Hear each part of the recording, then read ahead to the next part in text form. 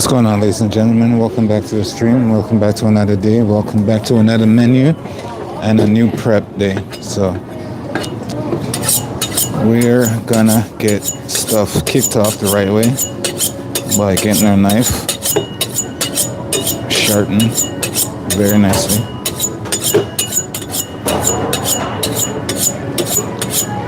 This is actually pretty painful. I got a little cut right here, so it is a little painful to do, but no excuses, right?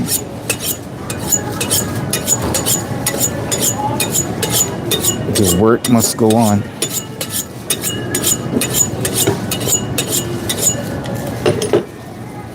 Alright, pretty sharp. So, pardon? What are you gonna make for your girlfriend's dinner? You know, the funny thing is her night to cook tonight. I don't believe you. It is though. Can you get a switch? I think we're gonna go out anyway, so it don't matter.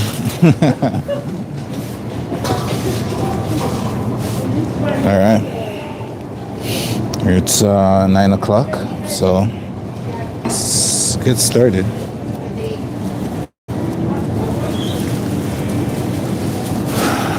So first thing we're gonna do is we're gonna get our pasta in the water because we have some water on the stove and our pasta is boiling. So let's go see that.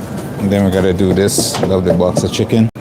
Our water is boiling, so I'm gonna put in our pasta right now. So give me a second. Once I put in my pasta, I'm gonna grab my utensils for the pasta, my spoons and stuff, and then I'll be back.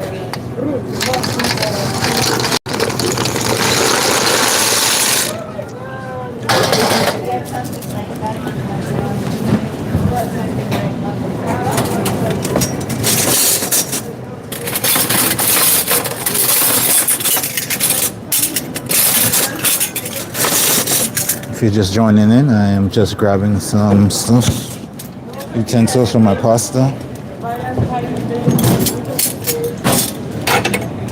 And good morning and welcome to the stream.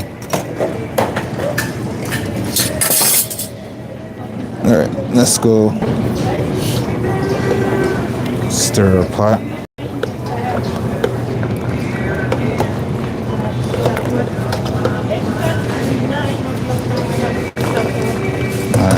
I'm doing this so it doesn't stick to the bottom of our pot. So now I'm going to cover it, let the water come back up to a boil, and then I am going to set our timer. So once it comes to a boil, I'll set our timer, but I'm going to cover it in the meantime.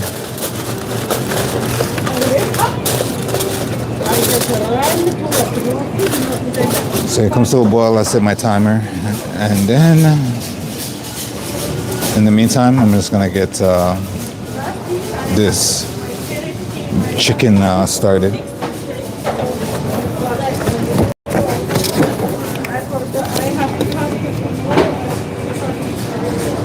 Because we have this big box of chicken that we have to get through. So we're gonna just cut those all up right now. Happy Valentine's Day to all, to everyone. And yeah, let's get started. It's a brand new day, brand new menu. So let's make the most of today and go home and enjoy the rest of our Valentine's Day, shall we? Let's make this quick. But I feel like nothing about this day is gonna be quick. I hope everybody's already got their chocolates, their flowers, their nice candlelit dinner planned.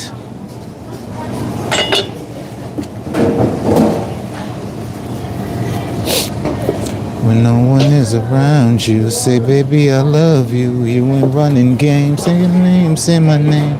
You acting kinda shady, ain't calling me baby. What's the sudden change? Say my name, say my name. No one's around you, say baby I love you, you ain't running games. Yeah, you acting kinda shady. Ain't calling me baby. What's the sudden change? Happy Valentine's Day to everyone in the stream. Hope everybody's having a great weekend. Hoping you don't have to be at work like I am right now. And hope y'all have a fabulous, fabulous start to your day. I'm here with you guys. The music's good, so hope everybody's having that kind of morning right now. So let me know down in the comment how everybody's celebrating their Valentine's Day. Do you got your flowers? Do you got your chocolate already? Or are you just, gonna have one of those relaxing?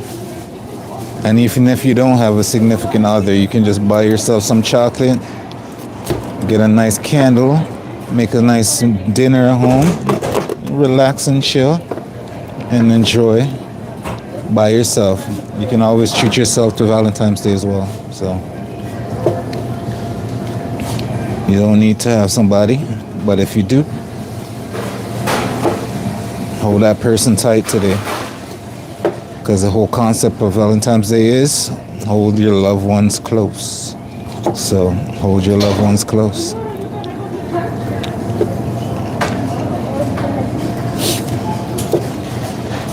I'm not saying you have to go out and spend $1,000 tonight. The whole concept of Valentine's Day is to show that loved one close to you, that you love them, hold them close.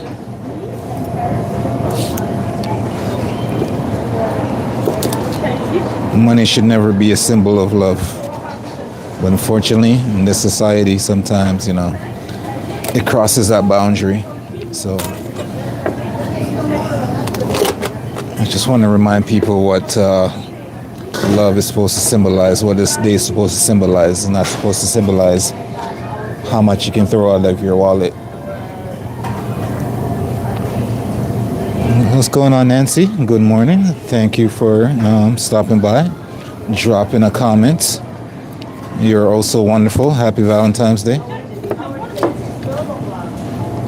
I hope you have a beautiful day.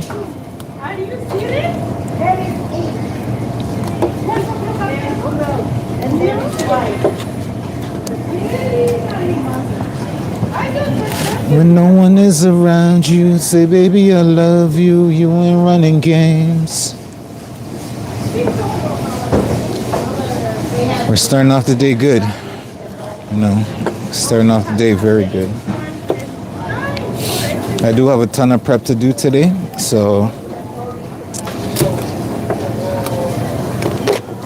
we're slowly getting at it. Our pasta is boiling. I'm just gonna stir my pasta, and I'll be back. I set my timer as well, and I got some stubborn pasta that wants to stick at the bottom, so I gotta mix those out.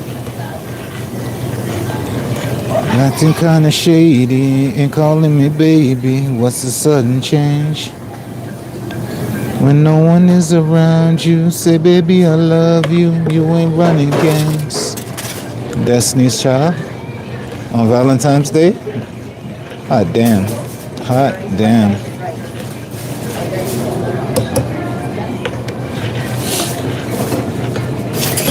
All right, stream. I need some ideas. What's everybody's favorite chocolate? I need some ideas about chocolate to buy for tonight.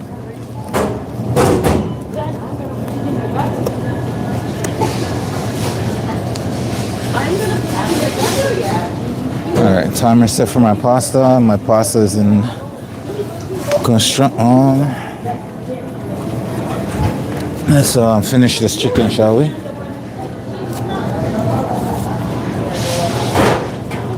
Here come the unstable.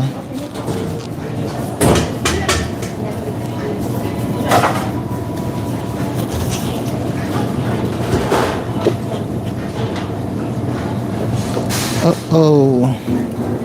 Here come the unstable murderer. Murderer. Like that. Here come the unstable.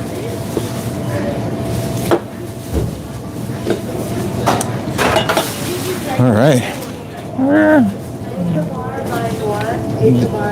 Getting there.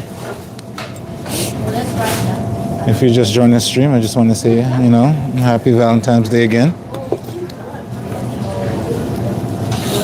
Even if you celebrate it or not, just want to say happy Valentine's Day. 'Cause today is the joy of love. That's all it is.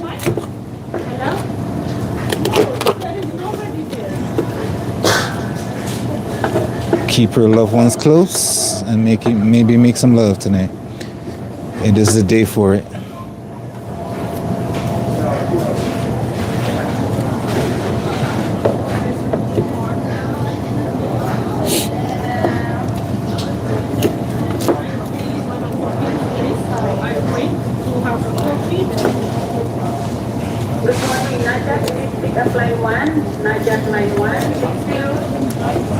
They come the unstable murderer.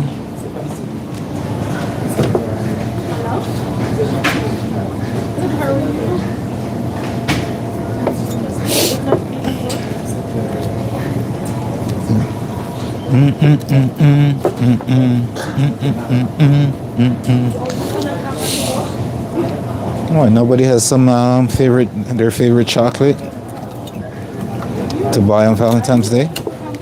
I need some ideas. Me personally, I'm a fan of dark chocolate, so I think if anything, I'm getting something that's dark tonight.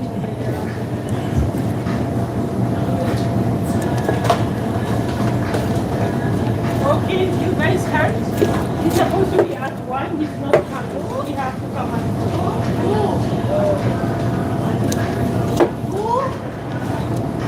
2. He's not coming. What time is supposed to be? 1. The beauty of work life. People calling in sick. You can't get past it. Yeah. You can't get past it. I feel like if we're ever gonna call in sick to work, this day would be one of those days that you call in sick. Like, I cannot come into work today because I'm feeling lovesick and I need to stay home, right? I feel like something I should have done this morning. Can't come into work, boss. I'm feeling lovesick. I can't come to work today.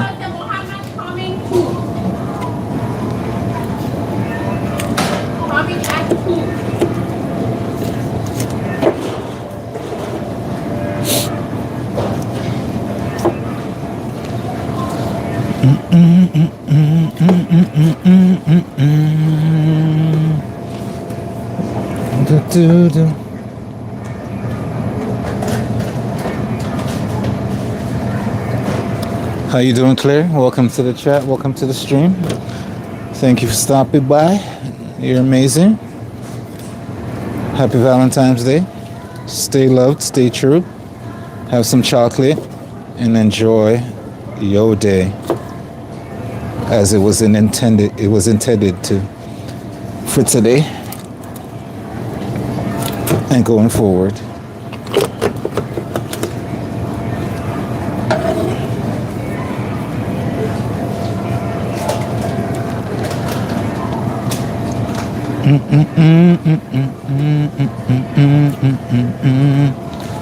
Da da da da da da da da.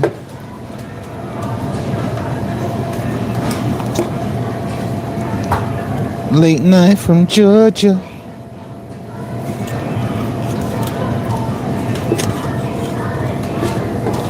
All right, we're almost done. Our first layer of chicken. Our pasta should be coming out soon, so we're gonna have to strain that in a second. We're cooking some rigatoni on the side over there somewhere. You can't see it right now, but I'll show you guys when you're done. What am I making with the chicken?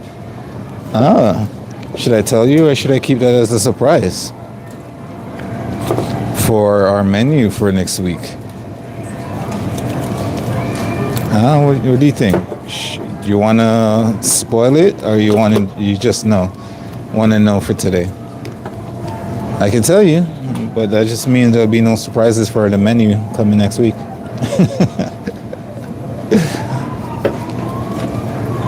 right, all right, all right. Dun, dun, dun, dun, dun, dun, dun, dun, dun.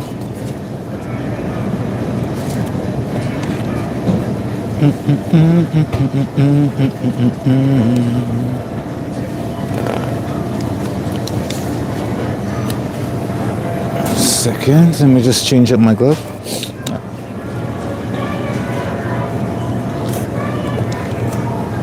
All right, so I'm making a nice roasted chicken with creamy mushroom Asiago sauce.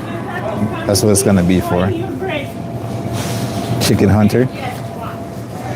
Yes, it's gonna be a spiced chicken roasted, and the sauce I'm gonna make for it is a creamy mushroom Asiago sauce.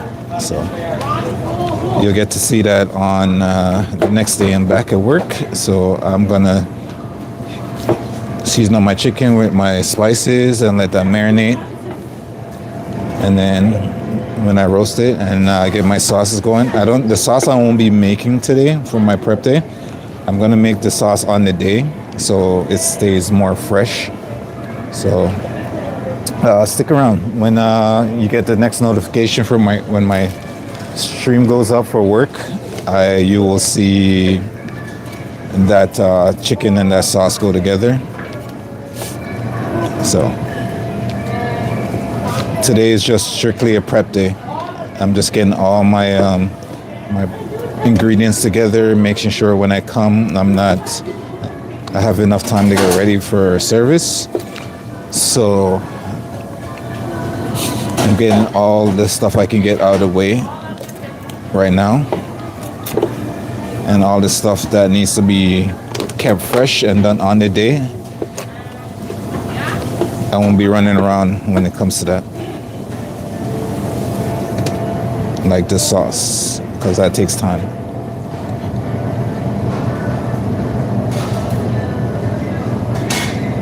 Yeah, usually that's what I do. So I cut up I debone the whole chicken. Take the parts I need, like the breast, the leg, the wings, and for the body, I save the body to do our chicken bone broth. So for the chicken bone broth, I usually use the body just to roast it, and then this part I roast it up so it's nice and crispy, and then I add my Mariqua along with a bunch of other stuff, and then I make a nice chicken bone broth out of that and use it for a soup area. Right, so that's one bowl of chicken done.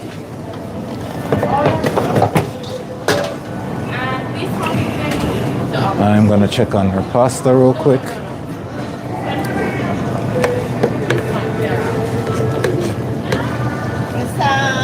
All right. I am going to leave you guys on. Let me go strain my, I'll take you guys over to see. I'm gonna strain my pasta. So this just finished. So I'm gonna strain it and cool it down in cold water to stop the cooking process, so I can have that for my prep. That's the rest of the chicken remaining. And I'll be back, so I'm gonna leave you guys here while I do that, because I only have two hands and I can't really carry you guys around everywhere with me unless I strap like one of those contraptions to my chest, and I'm at work, so that's not something I can truly do.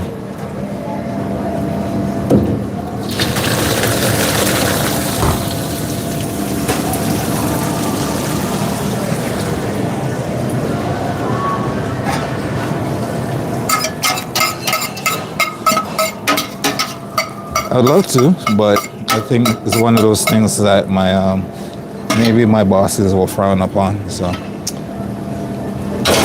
let's not push the envelope, shall we?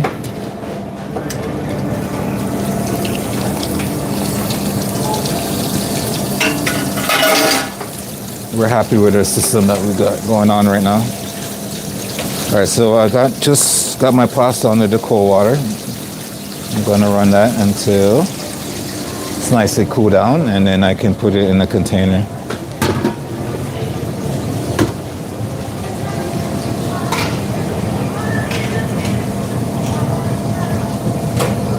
Yeah, I will be marinating the chicken pieces. But I only be using some olive oil and some of my spices. My spice blend that I've done. I usually do a spice blend that I use when I'm doing stuff like this, and I'm not relying on just the sauce to marinate. Like if I'm doing like a nice, like maybe an Asian marinade or something like that, then I add it to the chicken and let it marinate that way. But this one, I'm going to be making a cream sauce for it. And obviously I'm not going to be marinating my chicken in cream or anything like that. So I will be using some spices that I'm going to, spices, olive oil, and I'm going to be roasting it off with some smoked paprika as well. And then the sauce is going to be the added layer of flavor at the end of that dish. With the mushroom and the Asiago cheese should give you a nice beautiful chicken.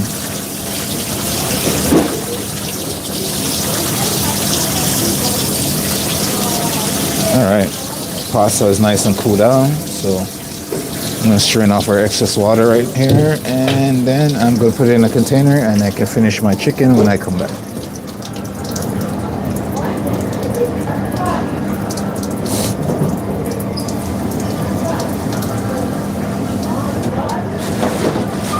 I'll show you guys the pasta when it's done, because I'm gonna hit it with some olive oil and give it a toss and put that on our prep card.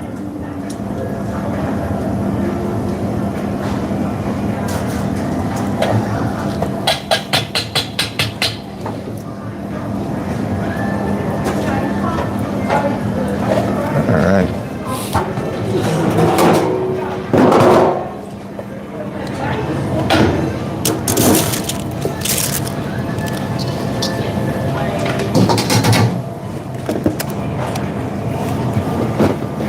I shot the sheriff, but I didn't shoot the deputy. All right, so this is our pasta. We just cooled it down with some cold water.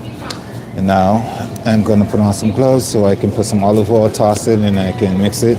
This is our lovely rickety prep cart that we're gonna put everything on when we're done and put that in the fridge for us for the following day.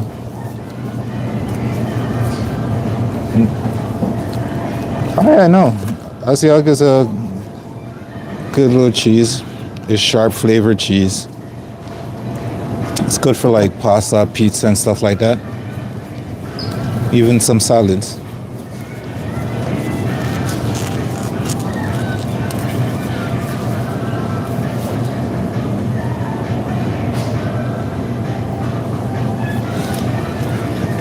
Here we go. This is what it is. That's what it looks like. Now this is more on the high brand of the Asiago cheese. Yeah, you can use it with a variety of things. You can use it with like your cheese board. You can use it over, like I said, grater on some pasta, some pizza, or even a salad. It's not bad. All right, let me grab me some olive oil and I'll be right back.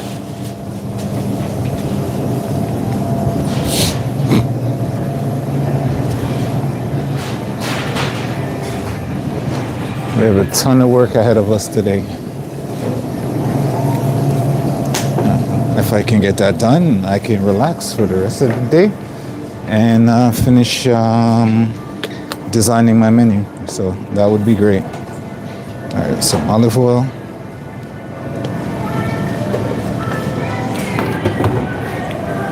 Just gonna make sure, and the reason I do this is so our lovely pasta, when we go to use it, it's not gonna stick everywhere. And then we got like a nice clump of pasta, and we're trying to avoid that. So this is why we oil it. cool it down to stop the cooking process because we don't want mushy baby food pasta when we go to use it. Other than that, that's what we got.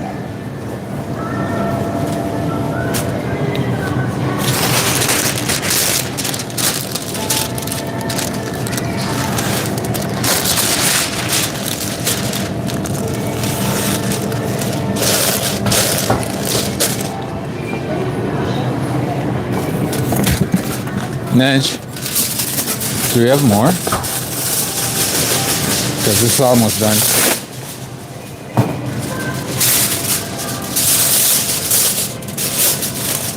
Alright, so this is one of our items of prep finisher today.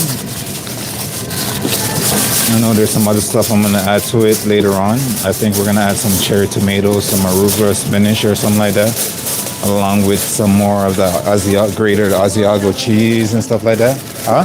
I don't know. It is, I put it underneath there. Yeah. So it's ready. We will label that later because unfortunately I do not have a pen on me right now. I left my pens at home by accident, so that sucks. Alright, let's bring you guys back over so we can finish this and clean up our area and get on to our next couple of items. No worries, Claire. Thank you for, sharing your time with me. That's all I can really say. Happy Valentine's Day again.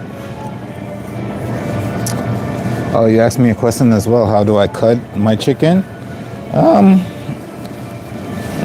I can give you a breakdown of what I go through.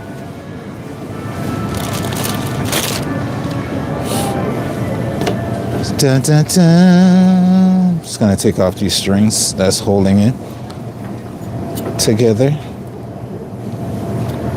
Those strings are just handy for when if you just want to roast the whole chicken by itself, you can do that without like the wings and the legs going all over the place. So hence what they're for. So for this lovely bird right here, I just I start with the wings usually. Cut up that wing, and if you really want to go deep into it, you can come onto here and take off that wing right here. Give you a little bit more that drummet to give you a little bit more pieces. But for what I'm using it for, I'm taking off both wings. It's going into the plate, the bowl. Then I grab both legs, put them together. Make sure the breast is above. Then I go between the legs and underneath the breast in the body. And that will expose the little bone right here, the backbone. And I'm gonna turn it on the side. You wanna kind of break the backbone by putting it together kind of. And so it's easier to cut through that backbone without problems. Then you're gonna press this down and you wanna kind of get right in the center right here. Kind of just press it until you hear that bone crack. Once that bone crack, then it's easier to take your knife and go through that other backbone right there. If your knife is a little bit sharp.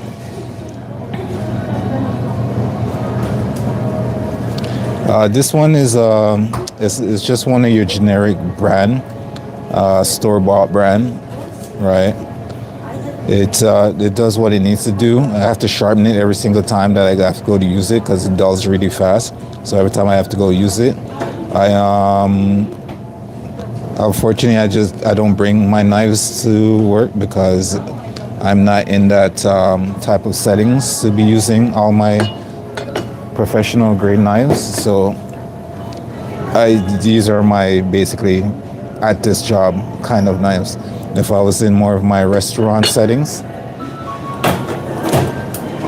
if I was more in my restaurant, like professional restaurant settings, I would have all my beautiful knives out. But right now it's just one of those generic store-bought cleavers. And now, if you want to, for more pieces, you can cut down into this, cut the joint, and you can get these two pieces. I'm gonna keep mine together because that's just the the way I'm prepping my chicken right now. But there's a joint right here that you can cut through, and you have 2 pieces of chicken. If you're doing a stew or something like that, you can use the cleaver to cut through this bone and cut through this bottom bone as well to give you more pieces. So that's that for the breast area now. I've shown this in a couple other videos, but since you asked, I just wanted to show you. And then there's a little bone right in the center that divides both sides of the breast. You can see it, both sides of the breast. So you just want to feel where that bone is, and then you just want to cut down on each side of the bone. You want to keep your knife as close to the bone as possible while coming down, right? And that will ensure that you get most of the meat off the bone. And you're gonna have the wishbone up here at the top right here in this little corner right here. You can see it. And you just want to glide your knife down that wishbone until you get to the nice knuckle or connective area right there. And you just cut through it. And then you have the wing, you have the breast together, right?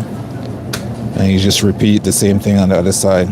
Cut down that middle, stay close to the bone as you possibly can. You're just basically, to make it easier, you're just sliding your knife along the bone. Yeah, I'll take one later. Thank you, Phil. No, oh, yeah. And then, yeah, you're just going through there. And that's your breast. So, it's pretty simple, not hard. Thank you, Phil. And then you're left with just the carcass, and this is not trash. You can use it to do stocks, sauces, broths, whatever you feel you can still use it for. So that's why I can't stress enough, if you're buying a whole chicken, that whole chicken might cost like $20-something, but you're getting a ton of pieces out of it, right? You're getting a ton of uses out of it, and you can always cut up what you need and put what you don't need in the freezer and something until you need it, right? Sometimes when you go to the grocery store, you can buy like 2 pieces of chicken like this, and that costs more than the whole chicken that you're gonna buy. So which would you buy, the whole chicken, or would you just buy a couple legs with basically the same price? I would say just buy the whole chicken, butcher it yourself, and then you have more value for your money, basically.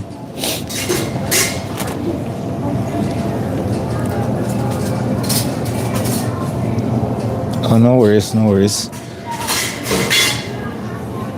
Now, I'll get back to trying to finish up the rest of these chickens.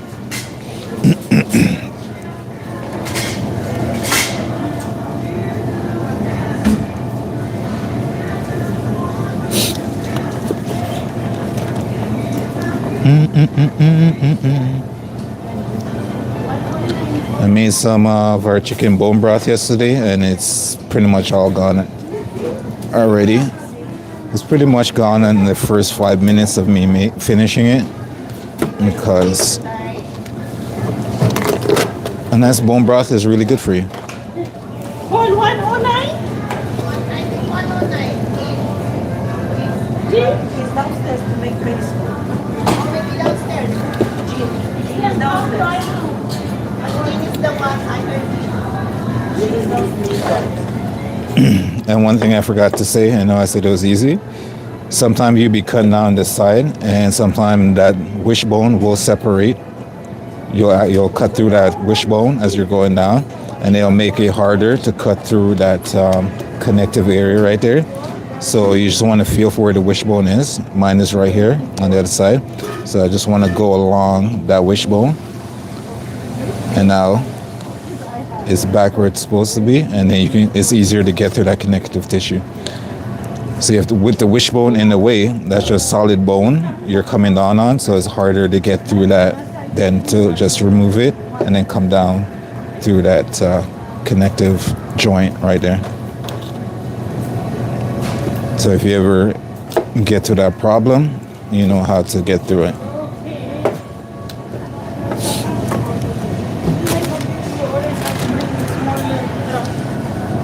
So the dynamic of my menu for a week is changed every single week. So every single week I try to bring you something different. something new. And sometimes we'll bring back the fan favorites for our customers. We'll cook some stuff the customers really like, so we'll repeat that some days. But I try to bring you guys different looks of different things. And I must have done chicken like 10 million ways. So that's one of the dynamics of what I have. My menu structure is I usually have one chicken, one fish. Now the fish can be anything that we have in stock. One pasta, two vegetables, and two salads. So each and every week, that's what you'll see me put together. Something chicken.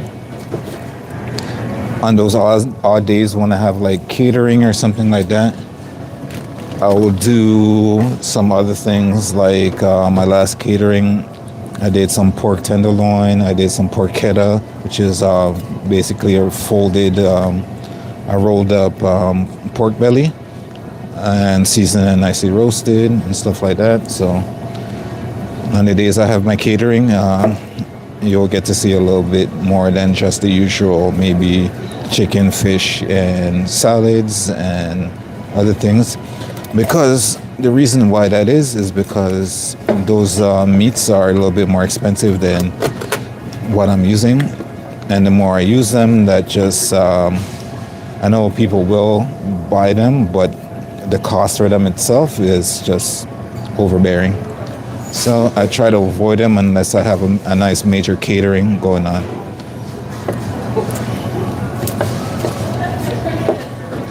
And our customer would like suggest what they want to eat, and I'll basically just prepare it and cook it up for them.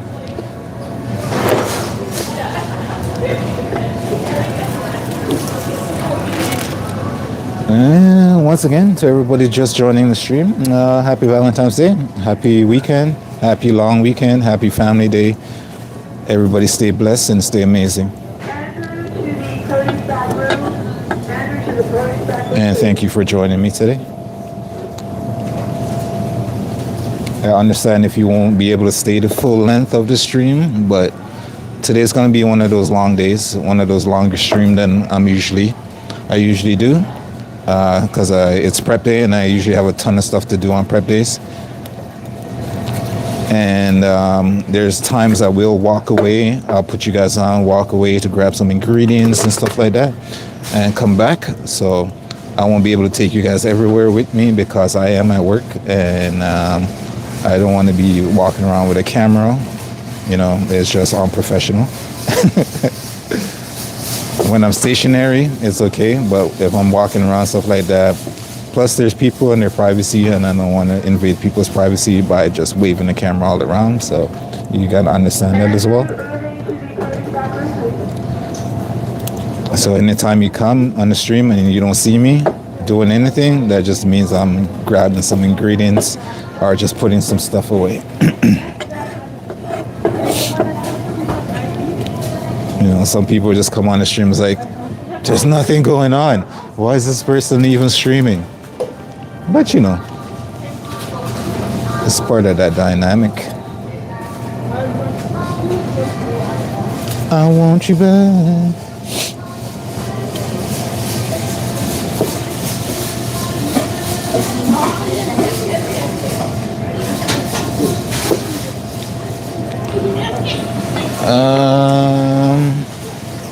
Nudge, do me a favor.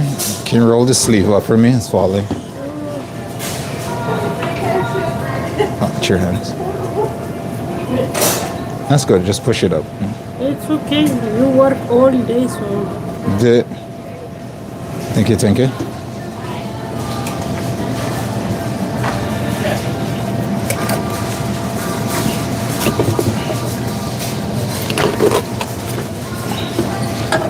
I want you back. I want you back.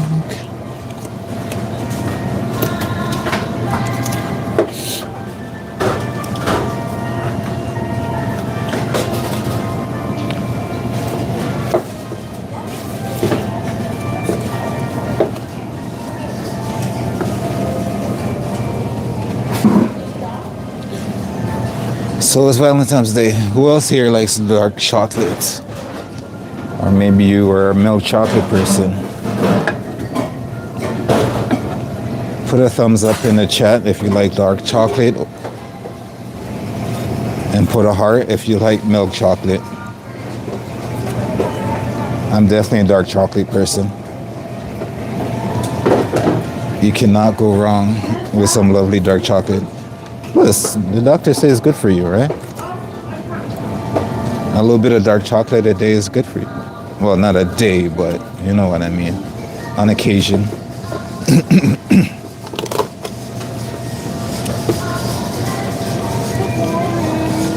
I want you back.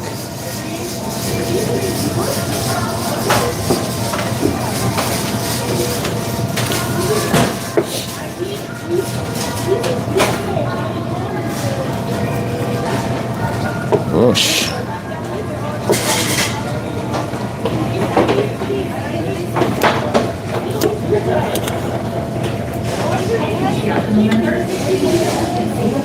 Oh, a few more chickens to go, and then we can start on our next, getting this marinating, and then we can start on our next project. I think we should start the salads after this, and then I can get on to the vegetables, amongst other things.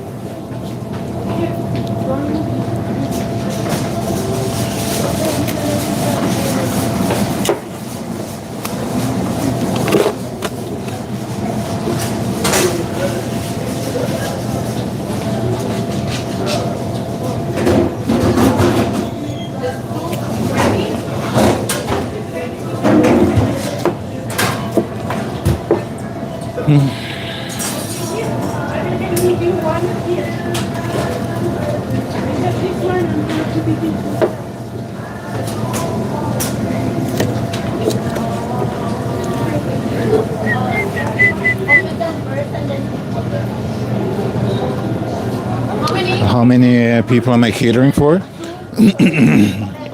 Well, I have no catering at the moment. I have no catering event at the moment. Usually, the bosses will come to me and let me know when there's a catering event happening. So it's all random for me. I kind of just come to work and I get a paper saying I have a catering event. But that being said, I work in a building where there's a lot of offices and stuff around. So they will ask us to cater for their office dinners and stuff like that.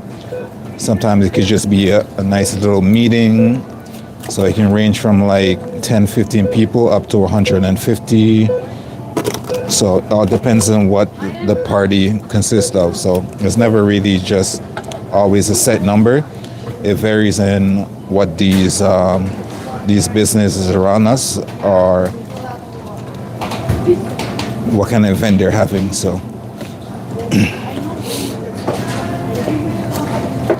the biggest one to date that I've done in this area was like 175, I believe it was. And the lowest has been like a nice breakfast catering for like 10 people. So it varies.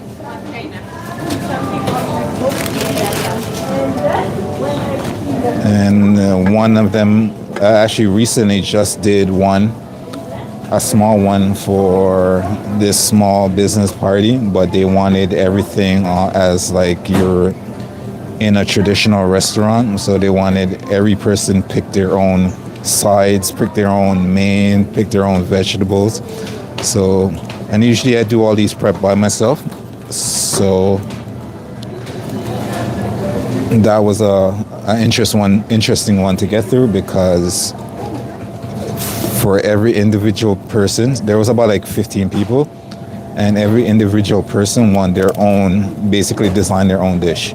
And I had to prep increments of little things for everyone. Like some people wanted salmon, some people wanted pork, some people wanted beef, somebody wanted chicken, somebody wanted pasta instead of veg. Somebody wanted like asparagus instead of Brussels sprouts. Somebody wanted this and that. And I was like, although it's a small number, it makes it more challenging when you have to break down every dish for every single guest. Some wanted rice and something else, and you know. So it was a fun one, but it was definitely a challenging one to get done.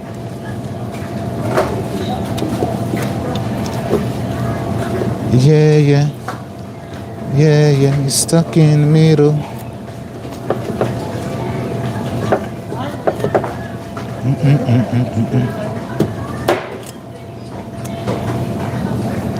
Someone always trying, stop my baby from crying. Somebody's on starting something, you got to be starting something. You wanna be starting something, you got to be starting something. Get high and get over, get low and get under. Stuck in the middle. Alright, that was our last chicken. So now we can get this marinated with some oil and spices.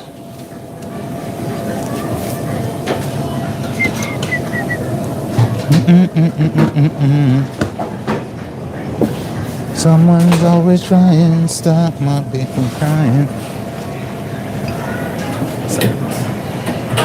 She wanna be starting something, you got to be starting something. All right, let me get some of these stuff out the way.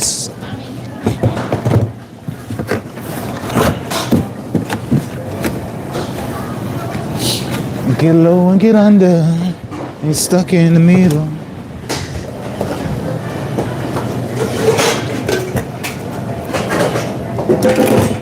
Sorry, I dropped everybody.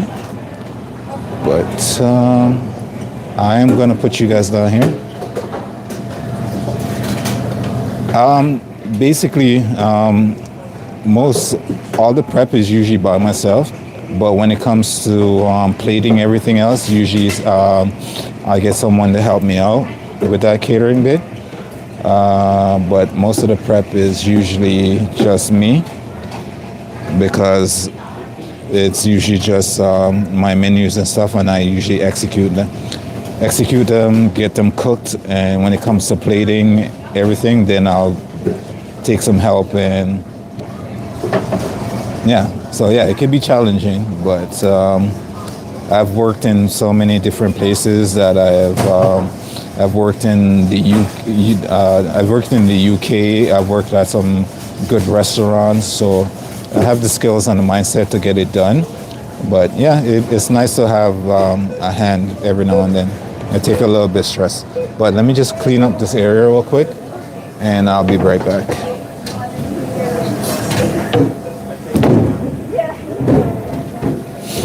Someone's always crying, stop my baby crying. So you want to be starting something? Where is this thing?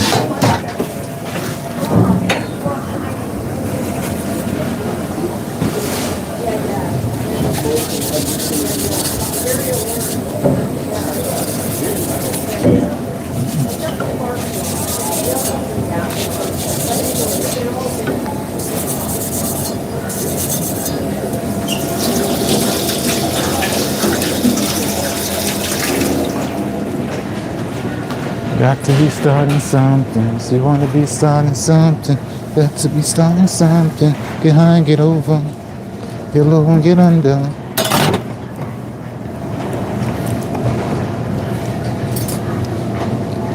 Get low and get under. Stuck in the middle. Alright, so now that's done. We can do this loveliness. If you guys get interrupted by any ads, I do apologize.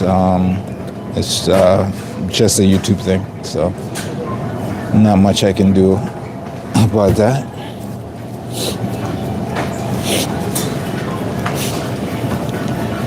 All right, so for our lovely, we have 2 bowls of chicken here. And what I'm gonna do is get some of our spice blend. Get our containers ready. We're gonna marinate this and make sure it sits for 24, 48 hours. It should be more than enough. So I add a ton of olive oil to this because it's all gonna get cooked off anyways when we get to that process.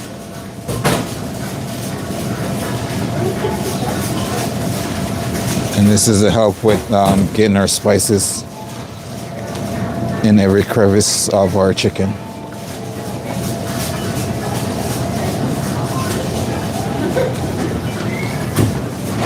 Alright, I'm gonna need a couple pairs of gloves for this one because some of these chickens will have a little bit of a sharp edges and they will try to puncture through the gloves.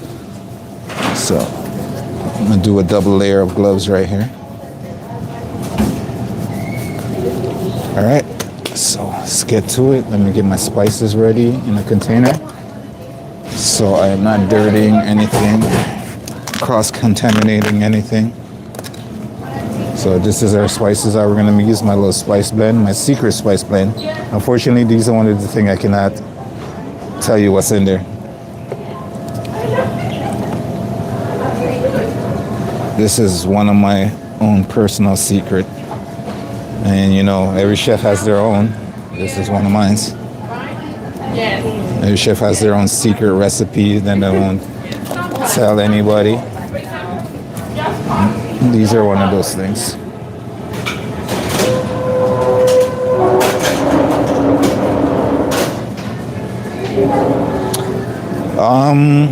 I do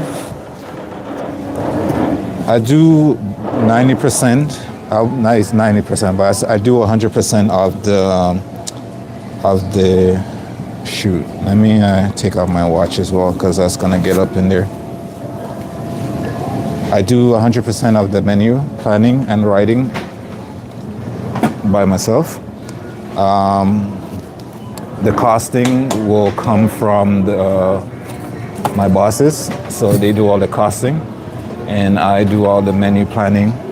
So I was basically hired on to do menu planning and menu execution. So that's basically what I do.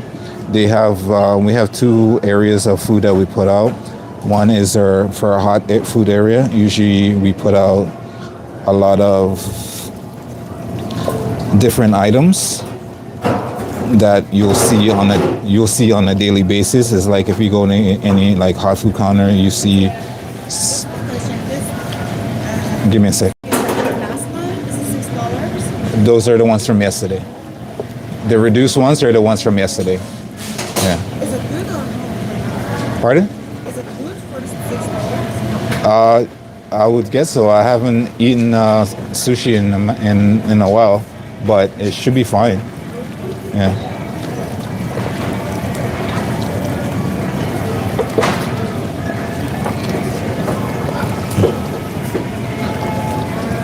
All right, sorry about that. Every now and then I will get sidetracked because I do have customers coming in and out. And if I do stop my stories to talk to the customers, that is what's going on. So if I get thrown off track, that's what's going on. So yeah, back to what I was saying. I do all the menu, 100% in the menu. My owners do all the costs, and that's basically what I was hired on for. Every now and then we'll come together, and depends on what I'm cooking, we'll come together and decide like a price on what the price is. We have hot food areas. There's stuff that's basically stay the same every single day. And where I come in is my menu is where you get different items switched up on a weekly basis. And it basically is just more in the professional side of things. So that's what it is.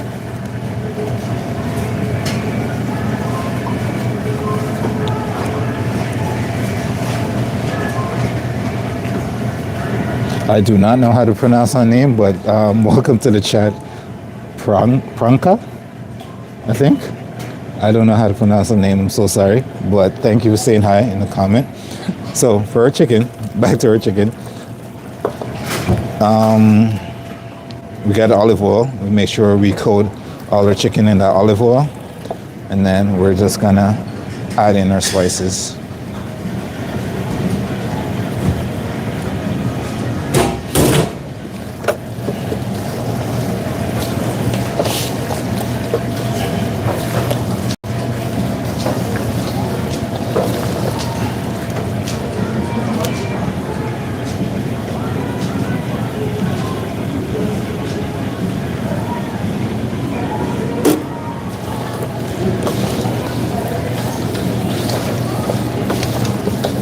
Just gonna add a little bit of time until everything gets nicely and seasoned and coated.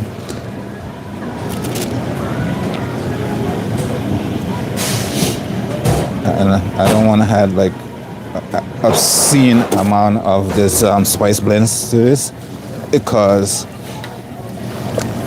it is nice and salt based. So you kind of want to use it as seasoning, but mostly as like also salt. So we just want the flavor from all the other spices that we put in there as well. So when we go to roast it, all we have to do, hit it with some lovely my go-to, which is like more of a smoked paprika and something like that.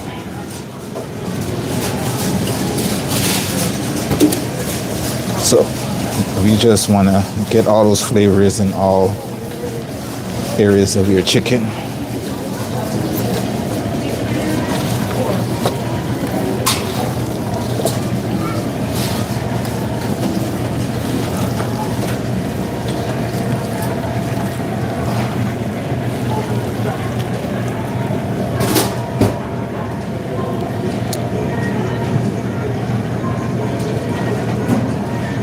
Which country this is? This is, I'll try to get to the comment as much as I can, but if I keep coming back and forth to the comments, it just slows my progress to get my prep done. This is, we're in Canada. I'd love to know where you're from. Are you sure you won't share? I would know. If I share this spice blend, two things are gonna happen. I'm gonna have to take out my entire chat. I will have to take you guys out, you know. And the second thing, you know, somebody will probably try to sue me. Like I said, I've worked in a lot of a fair amount of high-end places, so some of those people might come after me as well. So it's one of those things I can't share, unfortunately. But I did do a stream of me putting it together. I didn't tell you guys what was in it.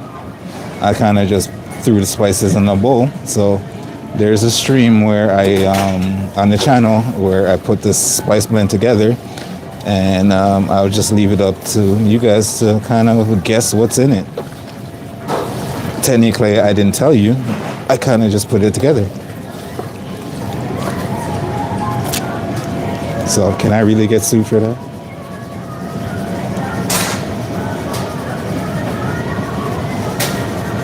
I don't think so.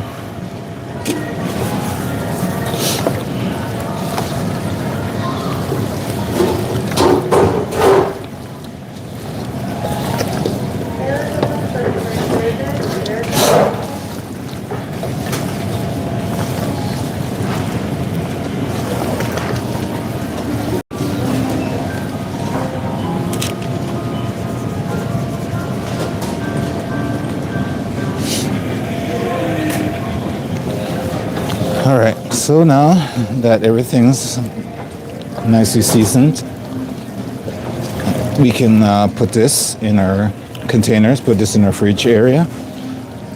And when the time comes, then we can roast it and add our sauce, our nice creamy Asiago mushroom sauce to it, which is gonna be delicious, by the way. It will be delicious.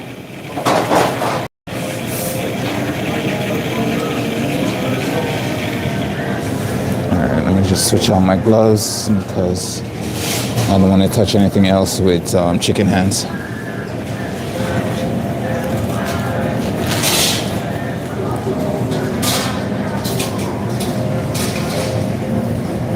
Oh, Claire, you're from the UK. Whereabouts? That's amazing.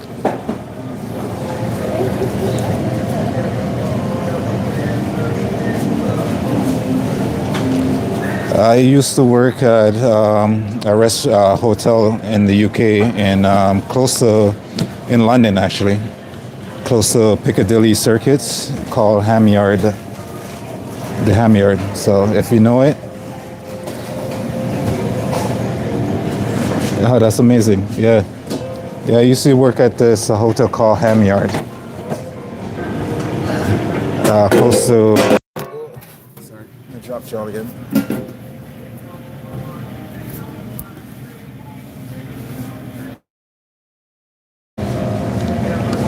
Yeah, sorry about that. Every now and then I will drop you guys. You guys get too close, I will drop. Yeah, I used to work Piccadilly. Yeah, basically. I worked there for like 2 years, and then for reasons out of my control, I could not renew my working visa, so I had to come back to Canada.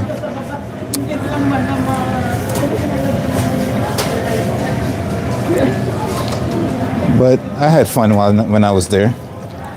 The work life is brutal in London. Like I feel like it's more of a cutthroat kind of thing. Like you have to be on top of your game at all times to survive in the working industry. But outside of work, I had so much fun in London. I cannot complain other than the work life.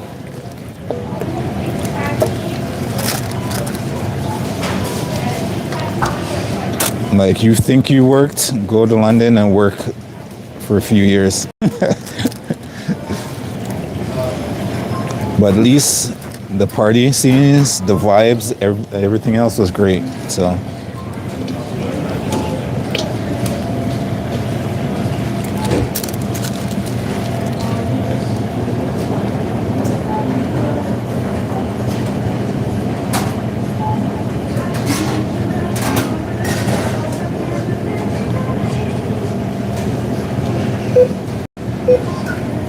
Bindushi, I think I said that correctly. I'm not sure, but welcome to the stream. Okay. Now, what zone is that, Claire? I think when I first moved to London, I was living. First of all, I lived in a hostel for a few months before I finally found my flat. And that was a story on its own to find a flat. Like one time I went to look for a flat, I'm pretty sure on the way to view that flat, I'm pretty sure I went through a graveyard. I had to go to a graveyard trying to find this flat. It was interesting because people were just like in this park or this graveyard like it was a park, and I was like, what is happening? I was like so culture shocked. But I have so much interesting stories from that place. Zone 1? Yeah, nice. I think I started in zone when I finally found my flat because I was living where was it? I can't remember the name right now. I think I was living in a hostel in zone 1 before I moved to zone 3 to around Turnpike Lane, I think it was. And then I moved to zone 2 for the remainder of my stay.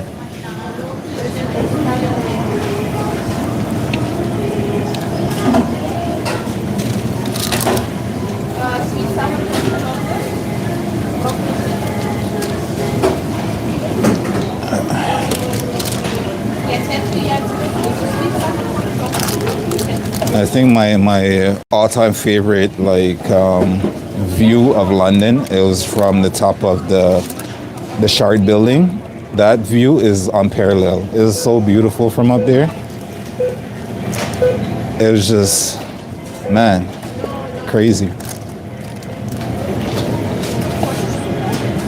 And the fact that at the top of the Shard building, you can be higher than a helicopter can fly.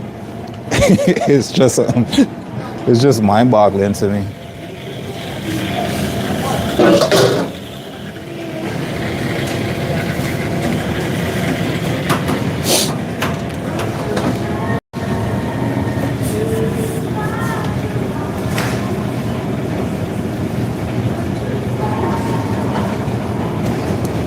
Yeah, it's near Wood Green.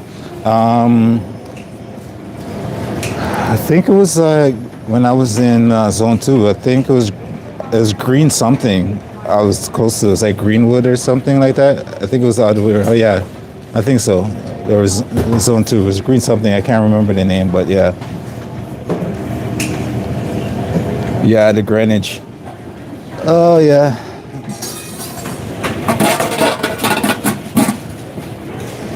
And that's what my some of my coworkers will call it.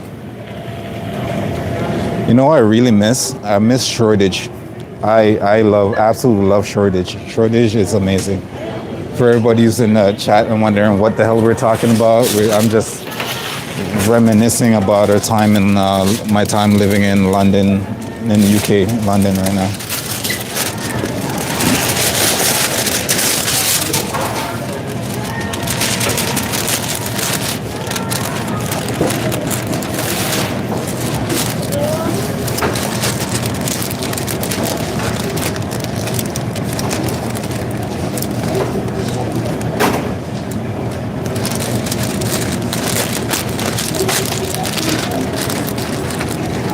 Palomere Green? No, I think it was called something else. But it was definitely green something. I just can't remember because I came back from London in 2017 because I moved there in 2015, came back 2017, and yeah, it's like 2025 right now, so I can't really remember. I would love to go back and visit. It's just, I don't know, they've made some poor decisions.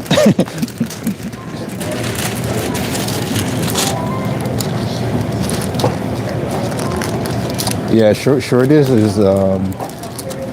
was very great. I really enjoy Shoreditch. The nightlife was pretty good. I'll tell you one of my London stories right now. There's one night I basically I left work with a bunch of my coworkers. And if you know anything about the kitchen, it's a very stressful environment. So after work, it's like sometimes customary just to go out with your coworkers, have a drink, talk about all the nonsense that's happened throughout the day, kind of de-stress, have a good laugh, relax, and then, go home and enjoy, and then do it again all the next day, all right? So there's that aspect of it. One evening, I should say, I left work with a bunch of my coworkers, and right outside of our work, the hotel, just at the corner, there is a nice pub that everybody likes to go to after work, just have a pint, talk a little, and go home, right? I think it was a weekend, but I definitely had to work the next morning, super early. And went to this pub. The idea was just to have a couple go home because I knew I had to work the next day. Ended up staying there throughout the entire night. And for some reason, when you drink in London at a pub, it's like these people don't like to sit down inside. They all like to be standing outside, having their smoke, having their cigarette and everything. And even cold, rain or shine, they're still out there. So I'm freezing my ass off, having a good time, having a drink with everybody, talking, speaking shit. And one of my other coworkers, we were supposed to meet up and go to like this dance, this night out, because it was somebody's birthday party. So we went out after that.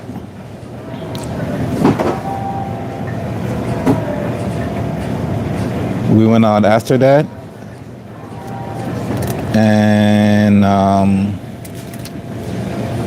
we end up just having a party, dancing the whole night and stuff like that, till basically 7 o'clock the next morning when I had to be at work. So I left work, never went home, went straight back to work. I didn't even have a chance to do anything. I was so hangover that night, that next morning. I would say hangover, but I'm pretty sure I was still pretty intoxicated when I went to work the next morning. But yeah, it's it gets crazy sometimes. I know one of my other coworker, she was in Kensal Green.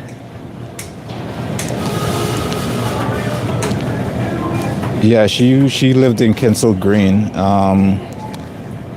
I can't, honestly, I cannot remember the name.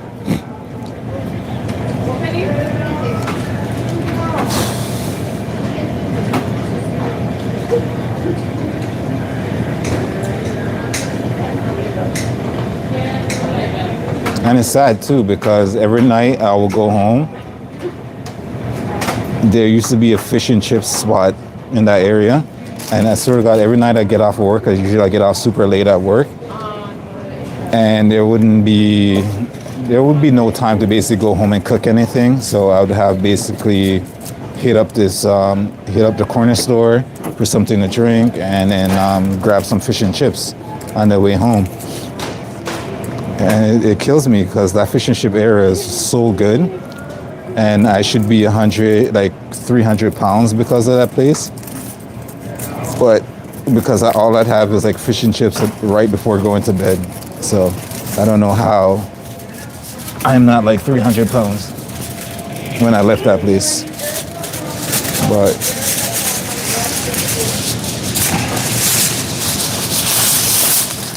that's one of my London story for you.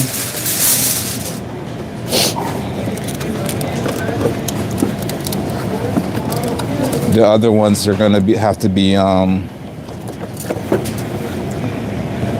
censored stream for that one.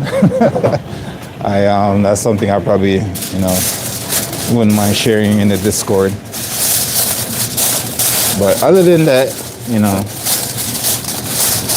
was a good time. How long have you lived in London for now?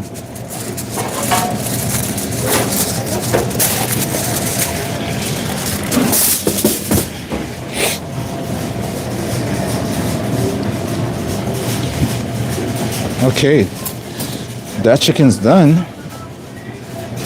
I'm gonna just switch over to my other stuff so I can get my other cutting boards. I can get stuff while I'm going.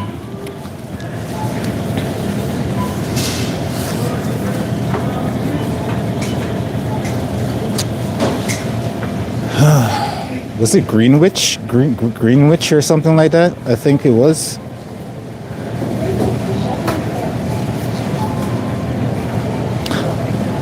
Cooking all the delicious chicken. Do I get to eat it? Oh yeah, no, I do. I do have to. I make it.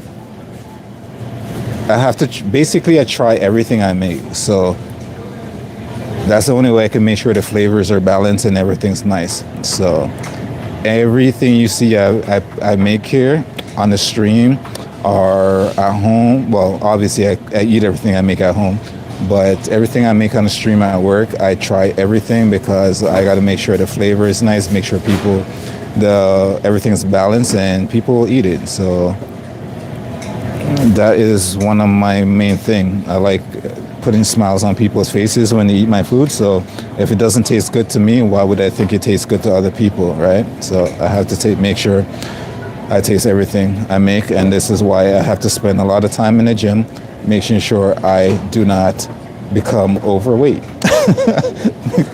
Like I am not it's not a knock on anybody's overweight. It's just I am on my feet a majority of the day, and if I'm walking around with too much weight on it's hard to stay on your feet for 14 hours a day and stuff like that. So I got to make sure, I'm at a certain. So that's it.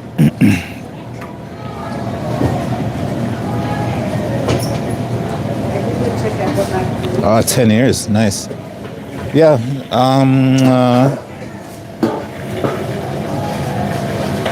Honestly, in my position right now, it's because I don't work right now. I do because of COVID and everything that happened. I do not work in your traditional restaurant or hotel style kitchen. Right now, it's more of just like work with like an independent grocery, and I develop menus for them and stuff like that. But it's one of the least stress I've had working in a food area since I've started working in the kitchen. So only for the fact that I don't have somebody like a head chef or a sous chef or something like that breathing over my shoulder 24/7 and tell me what to do, seeing if this is wrong, this is right. I can basically come in, design my menu, prep my menu, and execute that menu the way I see fit. Obviously stay professional with it, but yeah.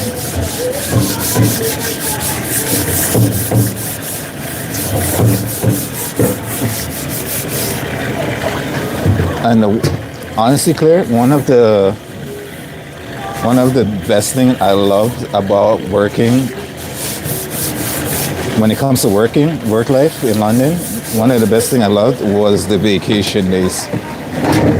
The vacation days and the fact that when I was there, the UK was still part of Brexit, and you can basically travel anywhere in Europe for dirt cheap.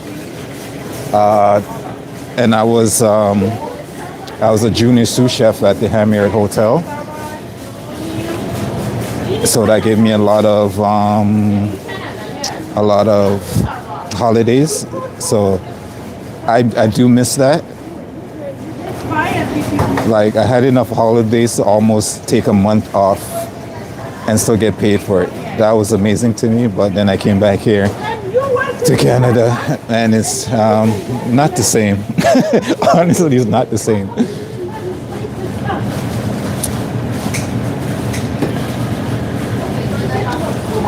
I try to be independent. Yeah, Greenwich.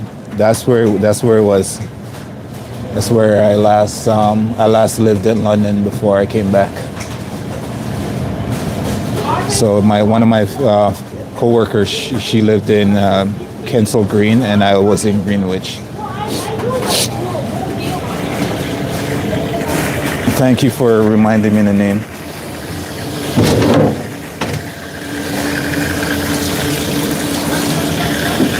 And to be honest with you, I think I still have money in my Lloyd Banks account. I do not remember like ever taking out my last paycheck from work before I came back from the UK.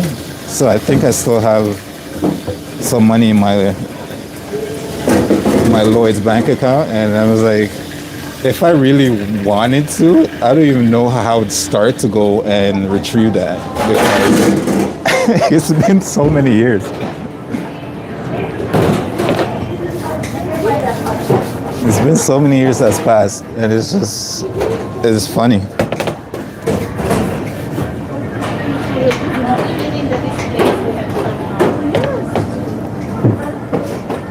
And I actually like Lloyd's Bank too, because their security is so freaking high.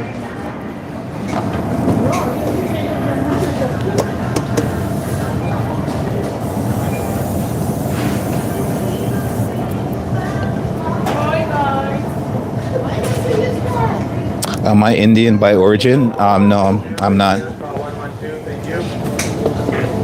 So this is our bone. Yeah, definitely less pressure. These are our bones from our chicken. We're gonna wrap these up, and the next time we're in work, we're gonna use it to make our bone broth. That is a stream we've already done as well, so there's some streams You can see I actually have the entire recipe filmed. I just need to edit it so I can get it up on the channel when I have time to do so. And if I do get it up, it's going to be a rough edit. So that's the only thing. So when I do get to that, I am going to put it up on the channel when I have a little bit more time.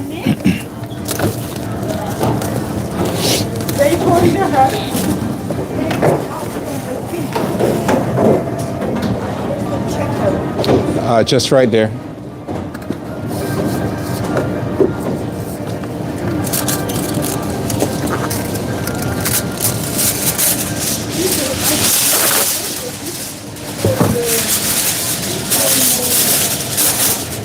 I'm so excited.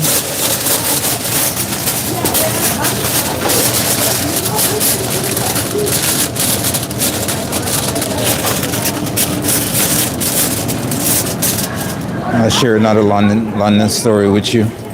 There's I think it was my first couple months. No, I'm lying. I think it was the first month that I was in London, and I was living out of the hostel. I went on our hostel was having a thing where they were doing a pub crawl, and because I didn't really know anybody over there, because at the time I was with at the time I moved to London solely by myself, because there was a plan between me and my ex at the time. She was doing law school in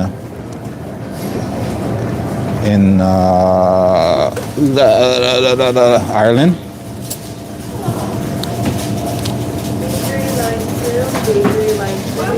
I think I remember correctly. And there's basically nothing over there for me. So we decided to do a split thing where she went over there. I went to London to work instead. And on the holidays, we'll just come together. So that was the main plan. So I had all the money I needed for when I landed in London to get my flat and everything. And I have so much stories for London. So when I first arrived there, I'm going to tell you this one first, and I'll tell you the pub crawl one. When I first got there, I had to go for my interview. So I had a bunch of suitcases. I had to leave them at find the hostel, leave them at the hostel, again, put on my suit and everything for my very first interview over there.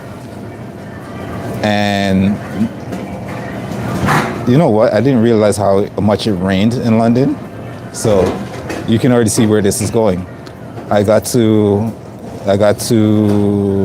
the job interview. The chef wanted me to cook up some stuff.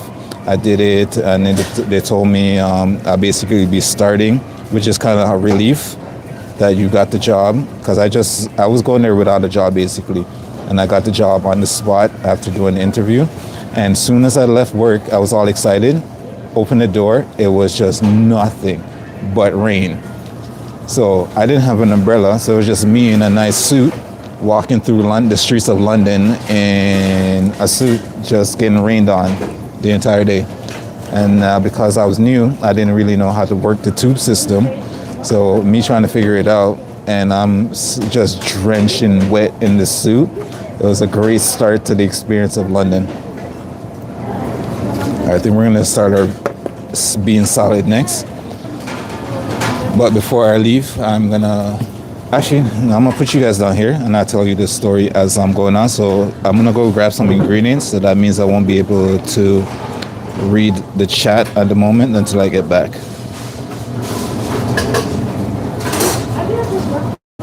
Oh, confit chicken? Yeah, that would be great too. I'm more of a duck person when it comes to that, but you can't go wrong with that either. All right, so let me go grab my prep for this. I need some kidney beans, black beans, chickpeas, cucumber, and some parsley.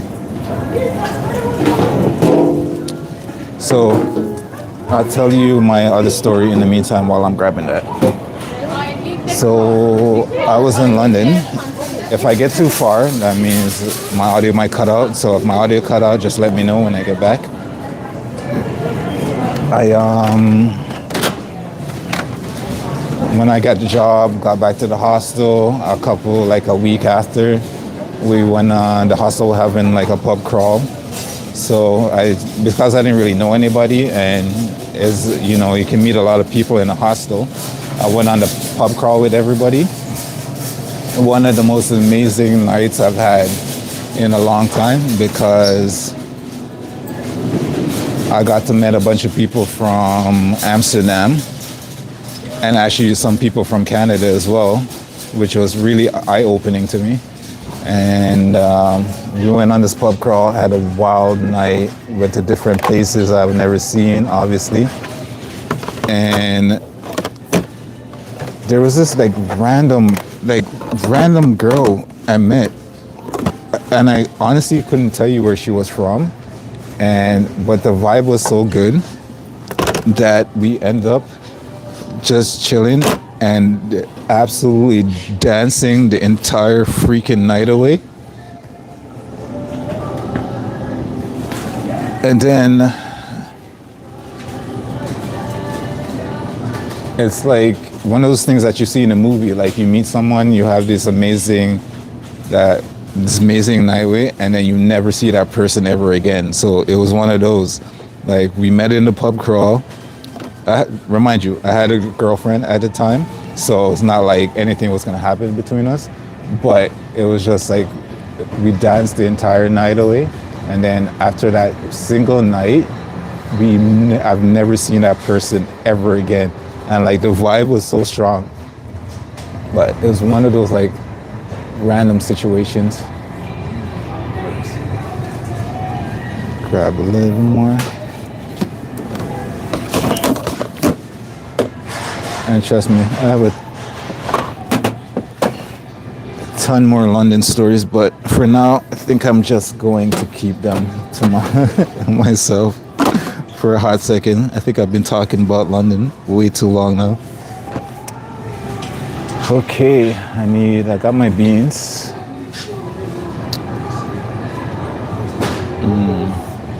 Got some chickpeas, got some kidney beans, got some black beans, got some garbanzo beans.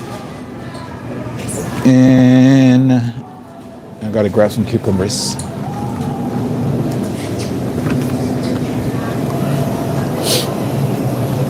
So hopefully you guys can still hear me, but I am on my way to grab some more ingredients. And if you're just joining us on chat or the stream, I just want to say happy Valentine's Day. Happy long weekend if you're in Canada. I don't know about you lots in the UK. I don't remember any of the holidays seasons. All I'm missing is cucumber and some green onions now. Green onions we're gonna leave for when we're on the day, but we can grab the cucumbers and we should be good to go. Let's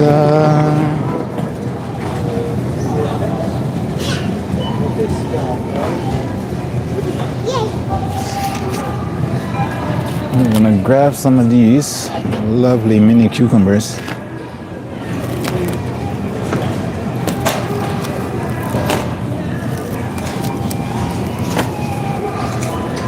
Should be more than enough.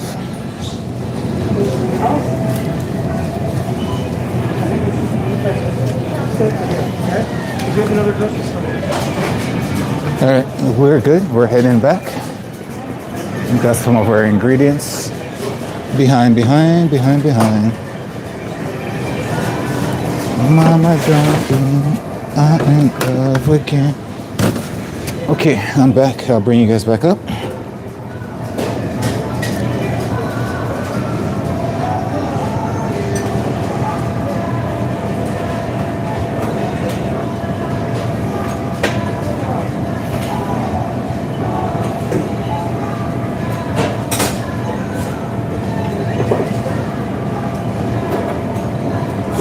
Oh, teaching, amazing.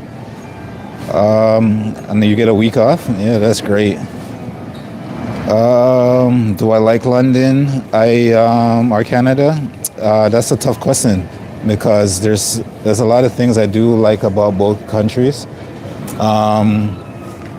I would prefer to work in Canada than the UK because the work balance can be a little bit more easier. I like the holiday system better in like not the holiday, yeah, the work holiday system in London better than I like it in Canada because you just get more time to yourself. Plus pay depends on if you're working in a good environment or like a high setting environment. So I like it better that way. The only thing is that that comes with a lot of stress on its own. So I like I like the fact there's a ton of things to do in London on any given day or night. You can always find something to do. Where I live right now, it's kind of like hit or miss. You can find stuff here, you can find stuff there. You can still have fun, but you don't have such a large variety that you can lose your mind, basically. So they both have their pros and cons, and if I weigh them together, I would probably say I would live in London but work in Canada, if that makes sense to you. But you know, it's just one of those things.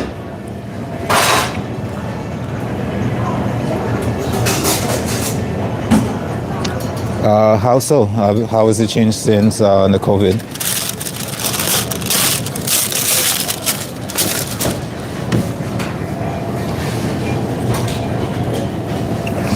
Because I know a lot of stuff in Canada changed as well since COVID, and I feel like more people have lost their minds since. And I'm not even joking. I know there's a lot of like mental health and stuff that happened over COVID, but it's like people are rediscovering themselves, and not all of it is necessarily good.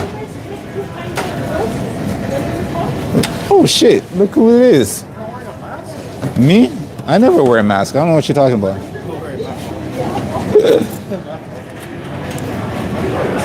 Alright, so we're gonna open all of our cans of lovely beans here, and then we're gonna drain them. And we're gonna make a cucumber bean salad. We're gonna drain them all in here.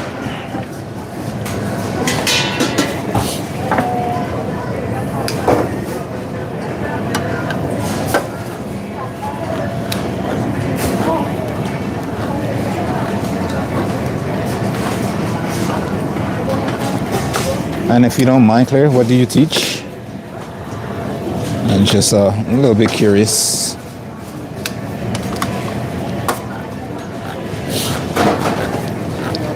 And to everyone else, happy, lovely weekend to y'all. Thank you for sharing your time with me, stopping by to see what's going on and enjoying a little discussion about my life and Claire's life.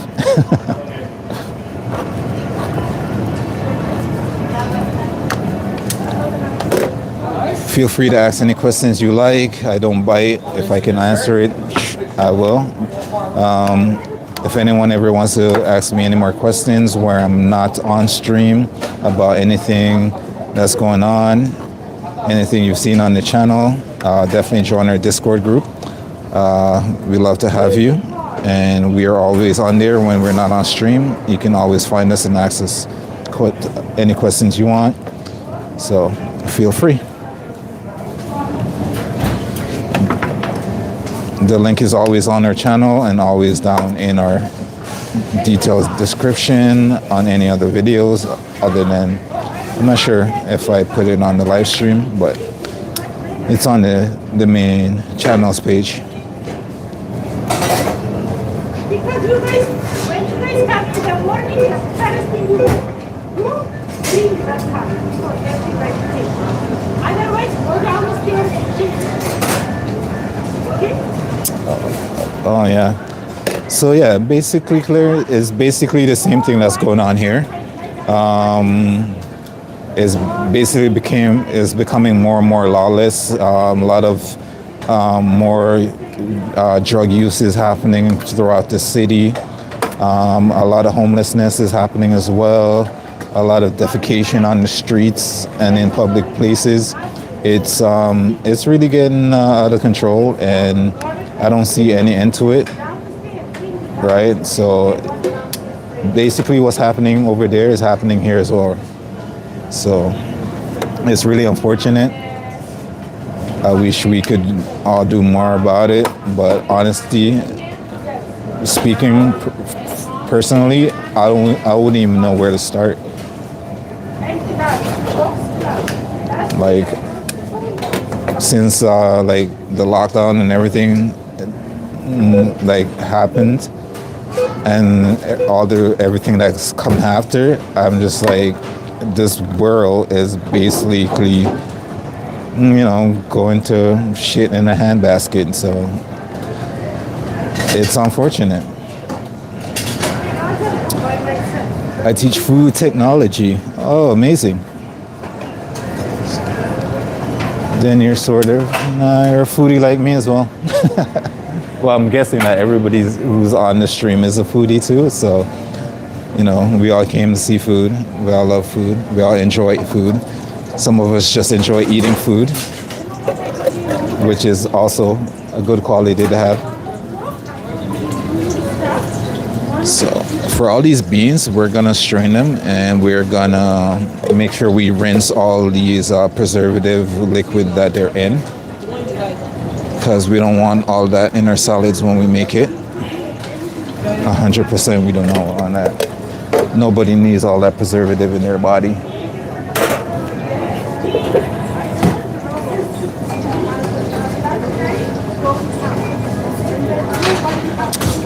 When I was in London, I started out as one of just the regular chefs.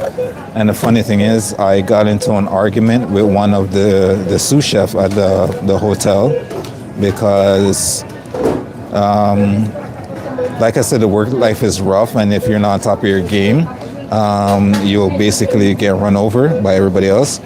So because I was new to the country, everybody kind of assumed that they could basically take advantage of me. So I end up getting into an argument with one of the chefs, and they're like, oh, somebody didn't finish their work, and apparently I was the one that was supposed to stay back and finish it. And I'm like, no, it's not happening. My shift is done and I'm going home, right? Because those work days are very long. You don't get like 9 to 5 work hours. You get like,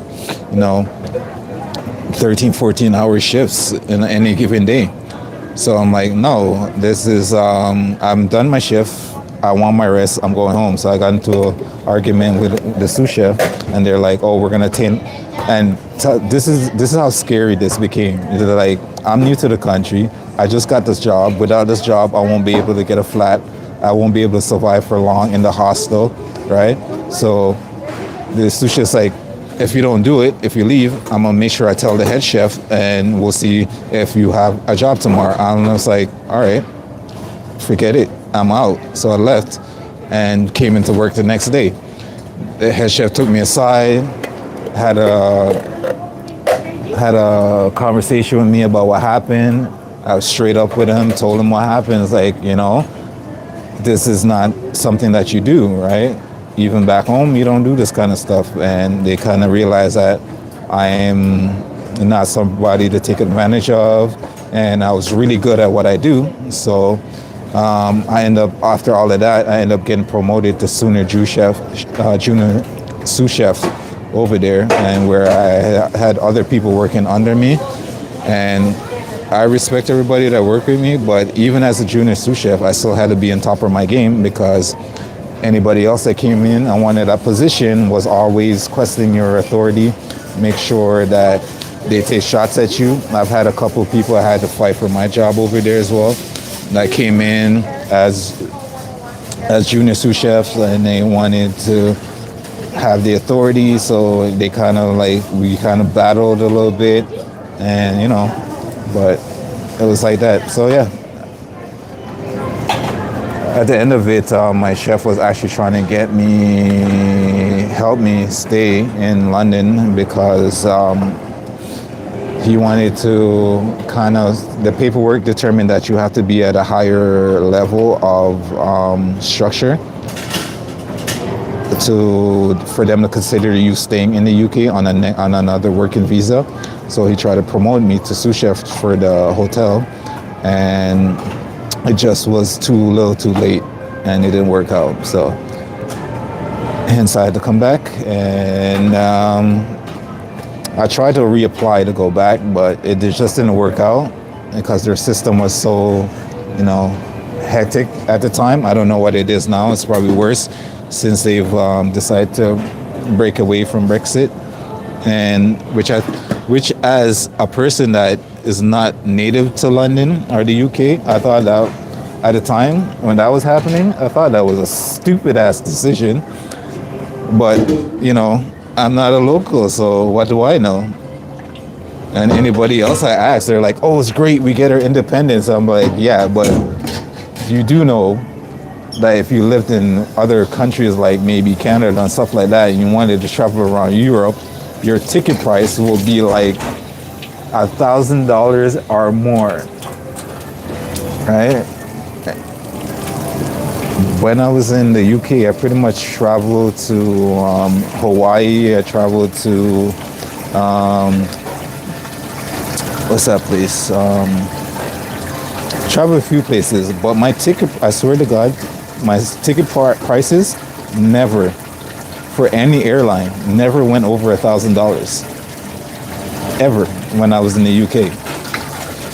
We came back home, just to go to the States is like $1,000 something, and they're neighbors to us, which is kind of crazy.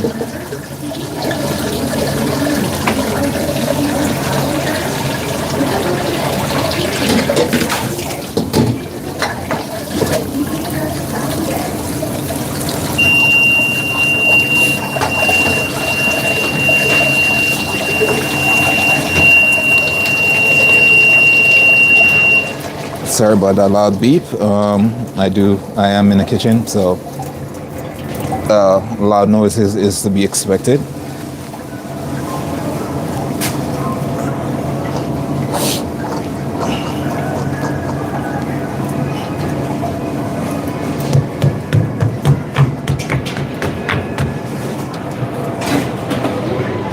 All right, so we have our beans nicely rinsed and washed.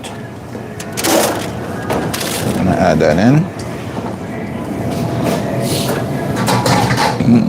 Excuse me.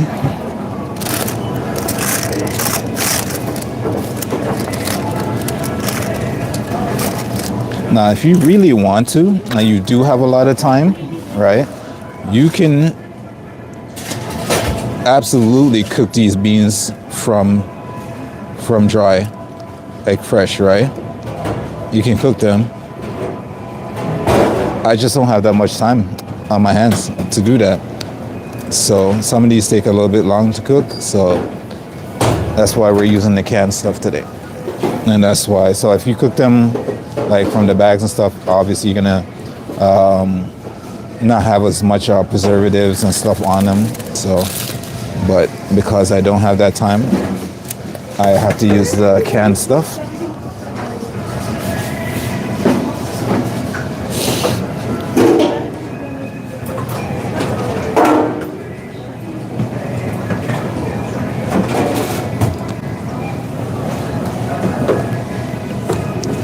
You have an aunt in Montreal? Oh, that's amazing. I feel like if you're gonna live in Canada, Montreal is one of those places. Especially when it comes to the food scenes, Montreal is a place to be. I love Montreal. It's just I don't speak French. I think I like it even more if I speak French. And you used to be a chef? Amazing.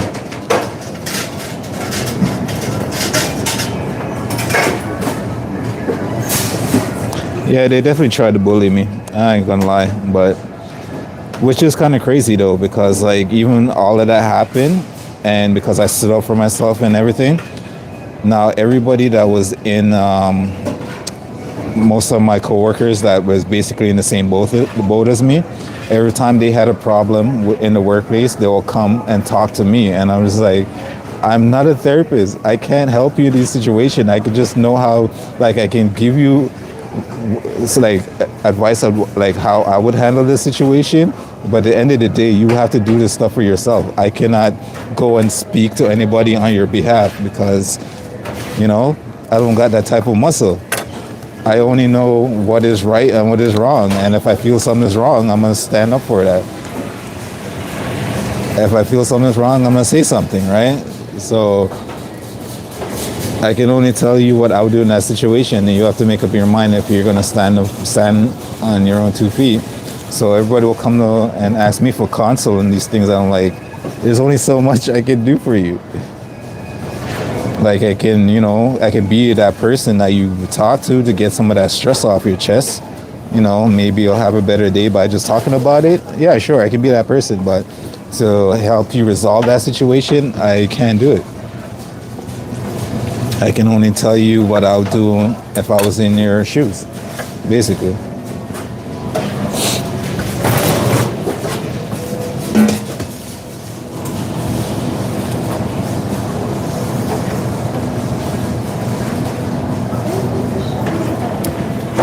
Honestly, for the Brexit thing, I didn't think it was going to work out either. I know I was not from London, so I didn't really know much, but I feel like them doing that was like just I just had a feeling in my heart that was going to be a bad decision for them. From the little information I had anyways, I just thought it would be a bad decision, but then again, I'm not a native, right? So what do I know, right? I've only been there for a few years.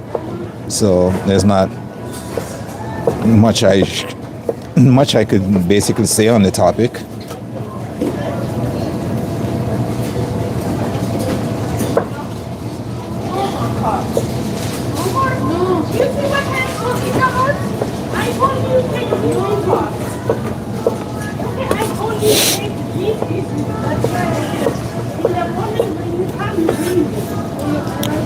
I mean, if like something like that to happen in Canada, 100%, I'm going on to vote against it. But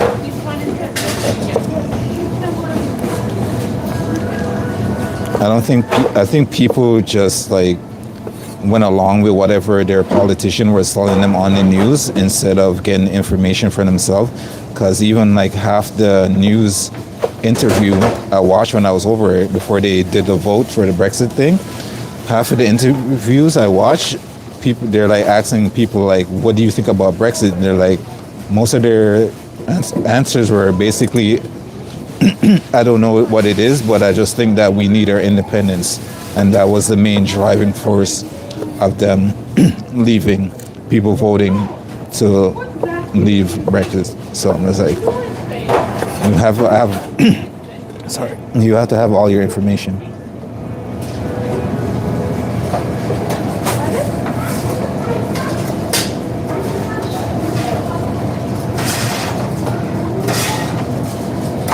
Oh, well, thank you. I appreciate that.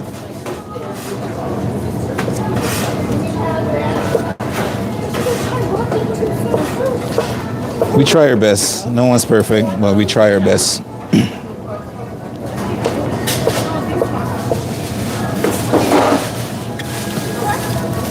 That's all we can ask for.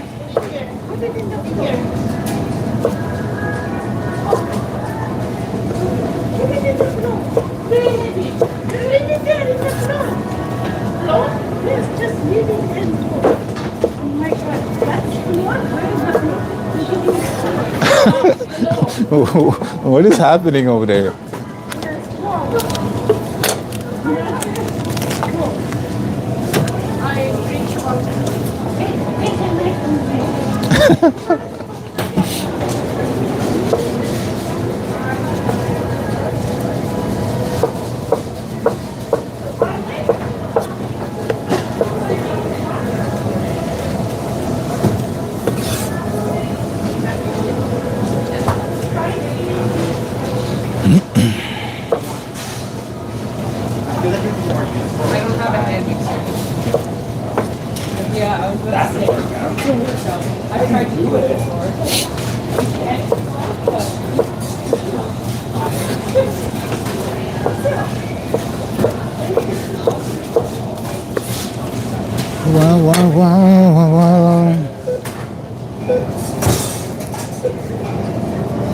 The dressing for the bean salad? Man, yeah, I guess I could. I guess I could do that right after this. It's a very simple one. It's more citrus based vinaigrette for this.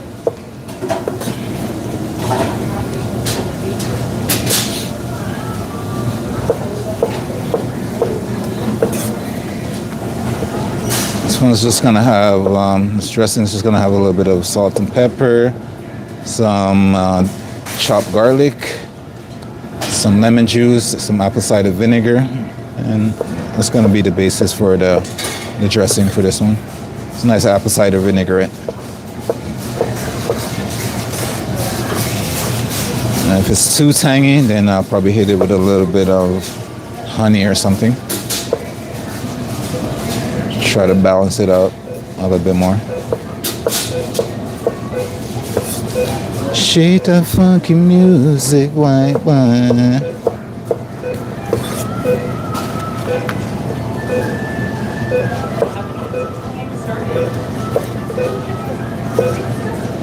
Is anyone watching the Olympics at all? I don't know if you guys are into that stuff. I know you guys are into food. I know you guys into the Olympics sports and what's going on.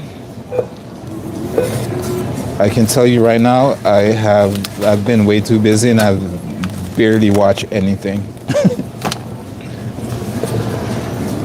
Which I was actually looking forward to seeing some of the stuff going on, but I haven't watched anything.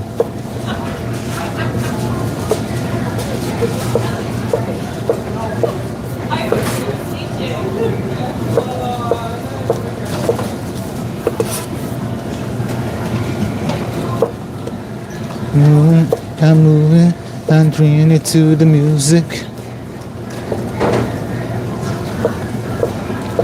Yeah, play the funky music, white boy. Play that funky music, white. Play that funky music, white boy.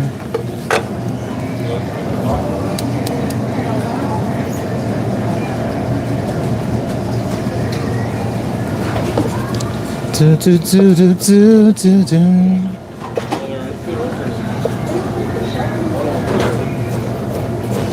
Shake that funky music. Shake that funky music. I do apologize if I do break out into song. It's just something good comes to my ears. And I know the lyrics. It's just gonna come out sometimes.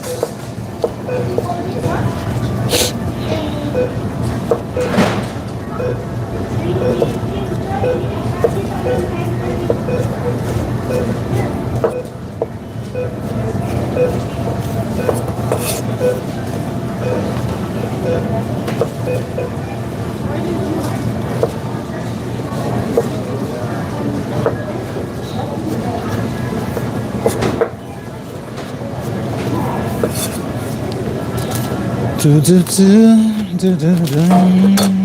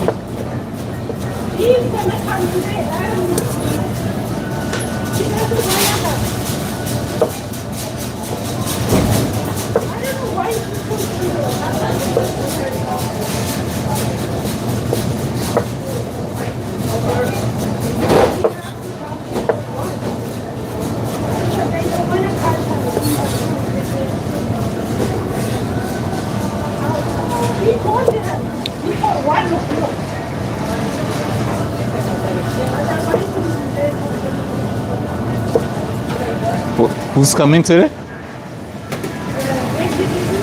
Oh.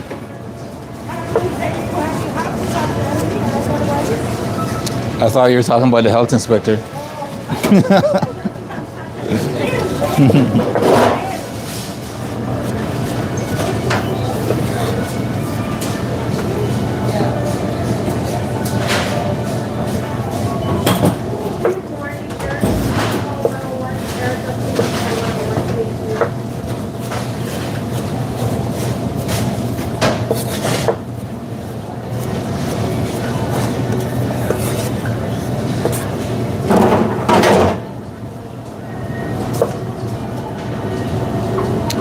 Alright, we're almost done this, and once we're done this, we can get onto the dressing, put that aside, and then we can start our next salad. And then we are slowly getting there. I did take off my watch. I don't know what time it is.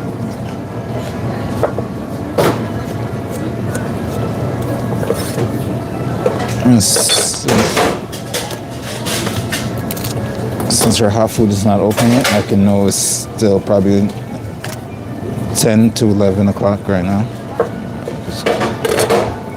Just gotta look at this. Alright, I just gotta make sure I'm managing my time properly to get everything done.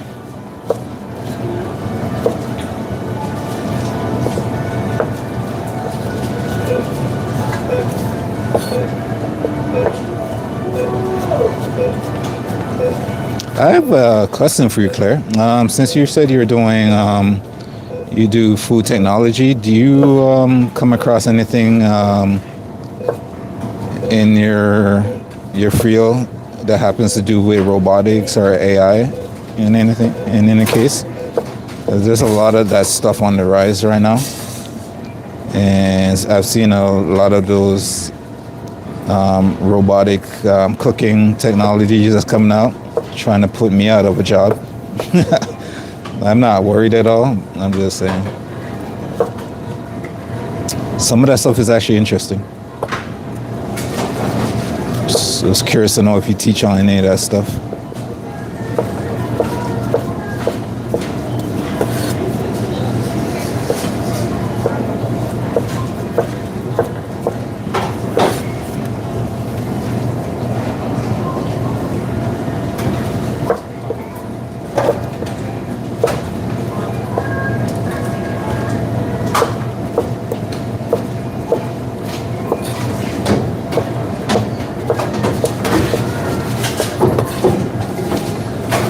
All right, I got a few more cucumbers and then we are good.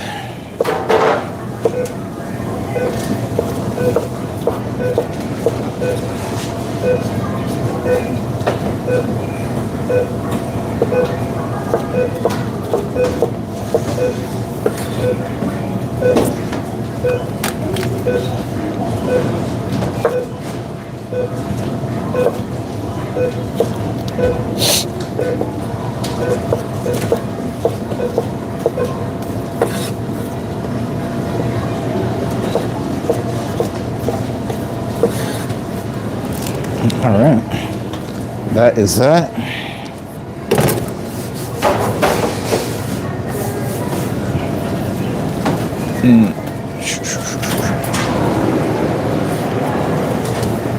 And that's all we're gonna add in here for our prep today. We just have our beans. We have our chickpeas, kidney beans, and black beans in here with our cucumber.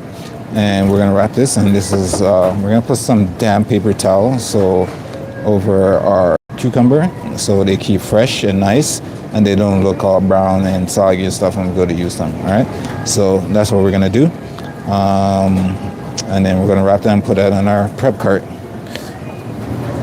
Ooh.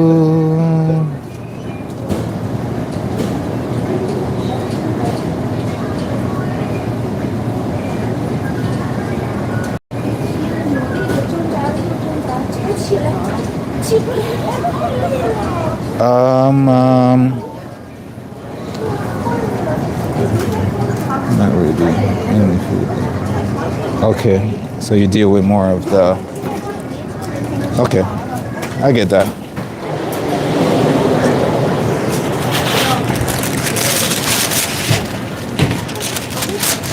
Thank you, Claire, for answering.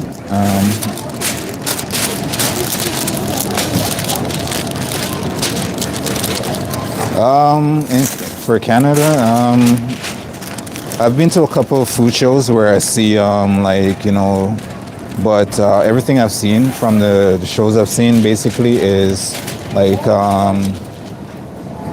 obviously there's like new smarter ovens, stuff like that will cook food to basically perfection. You can do multiple things like sous vide, roast and all that stuff in just one oven. You don't need multiple stuff. I've seen a lot of that stuff as well, which is good and handy. But then you see like the robotic arms and stuff that they're coming out in these fast food restaurants where they eliminate people altogether and they have robotic arms. It's just like cooking your french fries, cooking your burgers, and all you need is like one person there to put it in a bag kind of stuff. Like I went to a couple food shows and that's basically what I've seen so far. But that was like a year or two back. So I feel like there's probably more stuff out there now. And this is stuff I've seen, like food shows I've seen in Canada. So I can't say some businesses are not adopting that, because I know warehouses are definitely on board with stuff like that. If they can eliminate as much workers as they can and just automate their warehouse, they won't have to worry about their payroll so much. So that's one of those things that you got to be mindful about.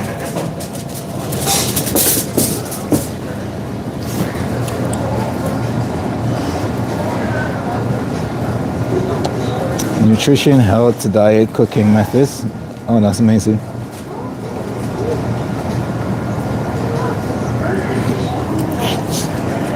Yeah, until the machine breaks down. That's the thing. But all you have to pay is the mechanic to come in and fix it, where eventually they're going to be getting paid really well.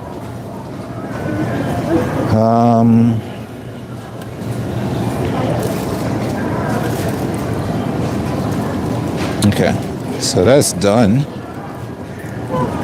Now on to the dressing. I've just got to grab a few ingredients for this. So while I go grab my ingredients, I will be right back. I'm gonna put you guys down here for a second.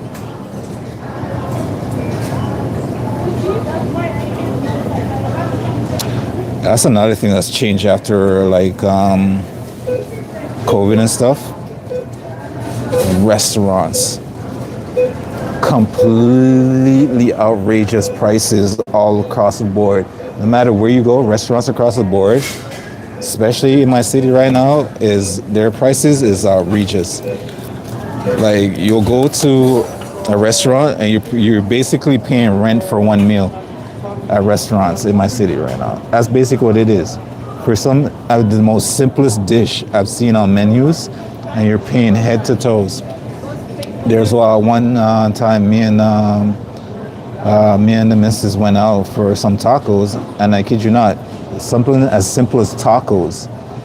And I came out of we shared a plate of tacos, and I had like one drink between us. And I came out of that restaurant paying almost $200 for our meal. So you can get a sense of how outrageous these. Why do you always bring me these ridiculous bottles I don't know how to open? I opened two. The third one I'm going to bring. But yeah, that's why I mainly do those at-home cooking streams now, to basically show that meals can be fun, simple, and easy and fast at home to do. So I do those, and how to basically redress your leftovers and make them into something new and without breaking the bank, right? So, because like I used to love going out, trying new food or different restaurants, seeing how the thing is. But if I have to prioritize, I put something above another, I'm gonna put my rent above going out and spending like almost $200-300 on a meal that I can basically just cook at home. So that's my stance on that. And if anything else, I'll just if our friends having a house party or something like that, and we all want to have like a potluck, that's even amazing. So everybody can just share together. But just going out, spending almost $1,000 just on a meal at a fancy restaurant, I'm good. Anyways, I'm gonna grab my ingredients and I'll be back. So I won't be able to read the comments for a second. I just need to grab some stuff.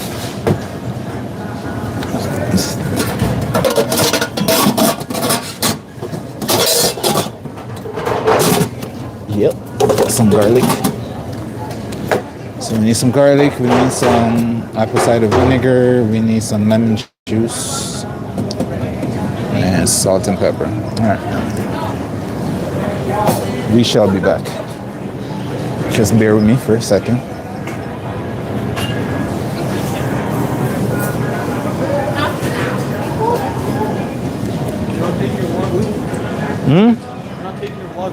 No, they can wait till I get back.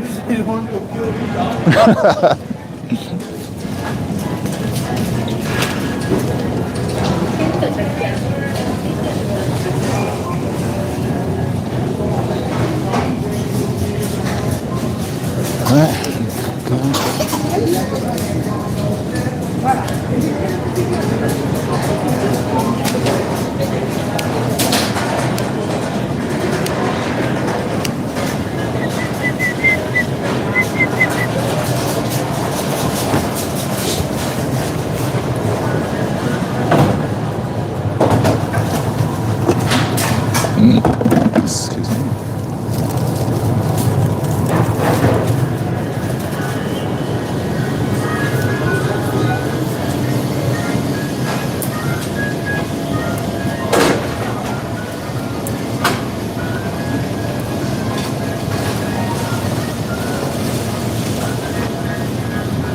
All right, we're back. I'm gonna grab some bowls. Let's see.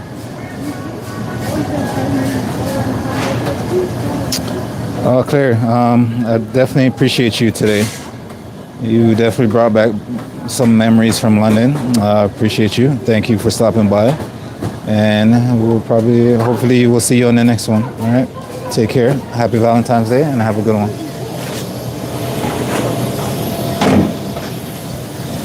Stella, sorry, behind you.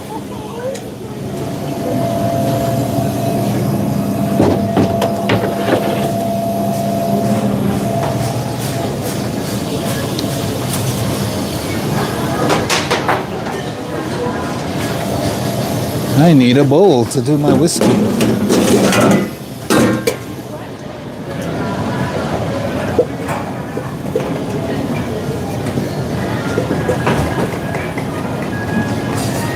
Okay, got a bowl. Let's get you guys in for a little bit of splash, because you know once I start mixing, I'm gonna splash everywhere anyways. So.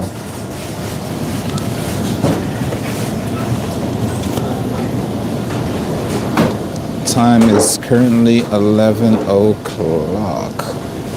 11:06 to be exact. So I got a few hours to get all our lovely prep done.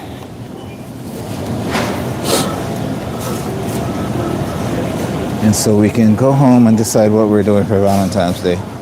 So for the dressing for our salad, we got a little bit of apple cider vinegar.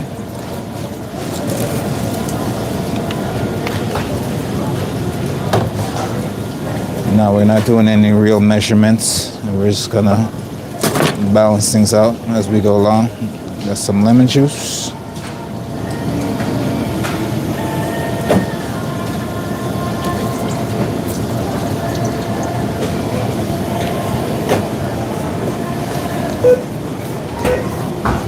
We're gonna chop some garlic real quick. Just a few cloves of garlic.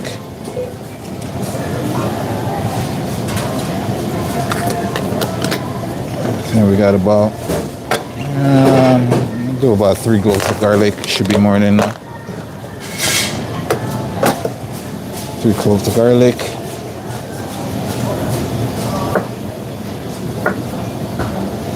And you're just gonna dice those small dice.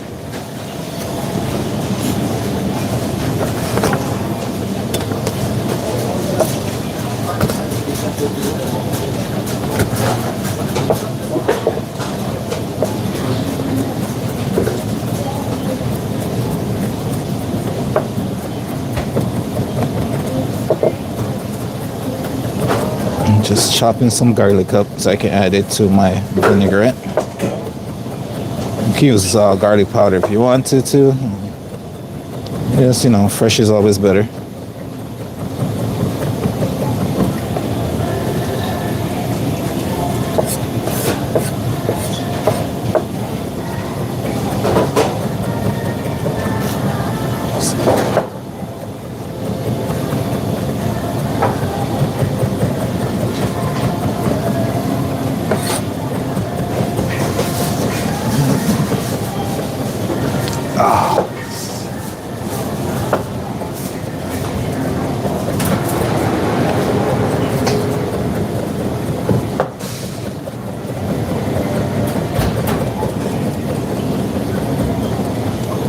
Okay. Just once more over and we should be good to go. Line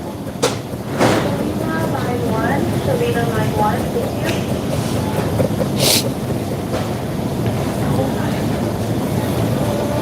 All right, so we got a garlic.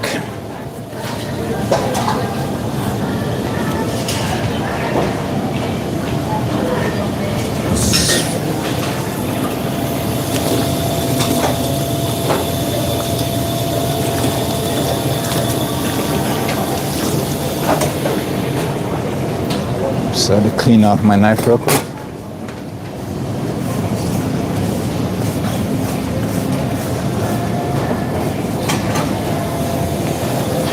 All right, so we got our lemon juice, we got our garlic, and we have, I'm gonna do a little bit of spice. You can do salt and pepper.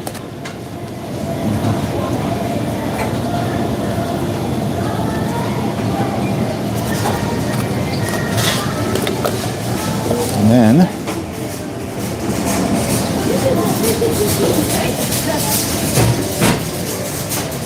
just gonna add just a little bit of honey.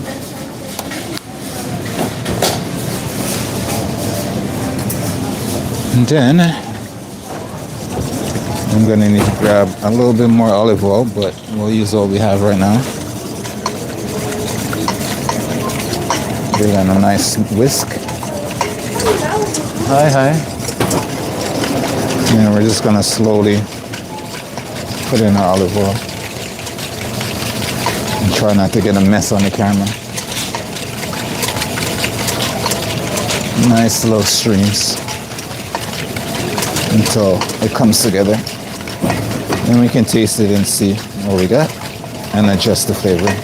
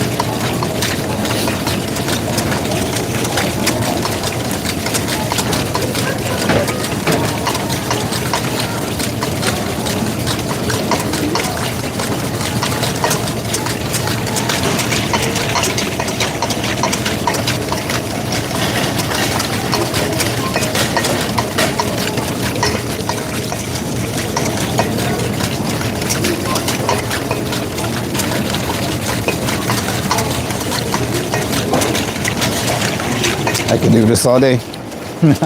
No, I can't. My hands are getting tired.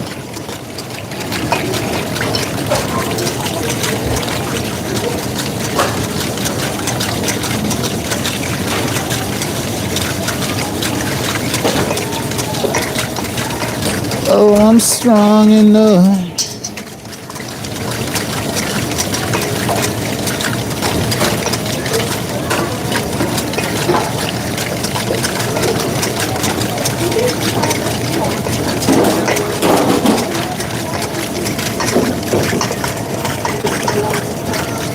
Alright, we are out of olive oil, so hopefully it's emulsified a little bit.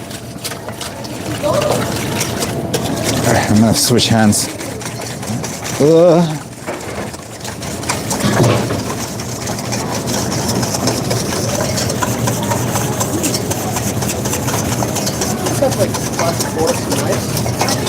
We only have the wooden ones that could be at the ends over there or on the other side of the cashier.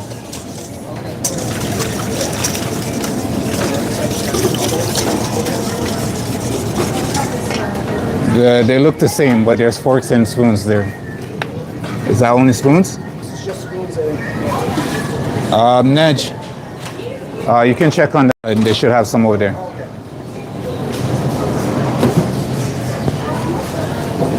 All right, let's give this a taste. I need to grab some spoons myself, actually.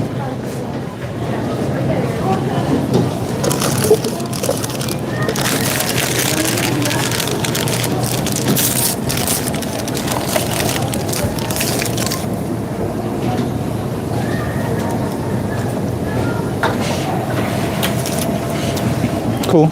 I like the flavors. We're gonna hit it. A little bit of the honey. A little bit more of that honey though.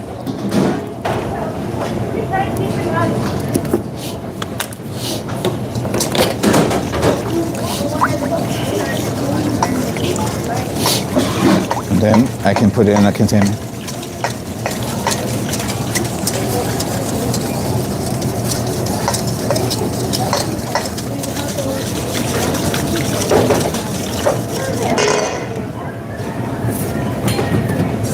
I'm talking about all the splashes everywhere. It's a miracle I didn't get any on the camera. All right, let me get a nice container to put this all in. And then we can have that for our bean salad later on.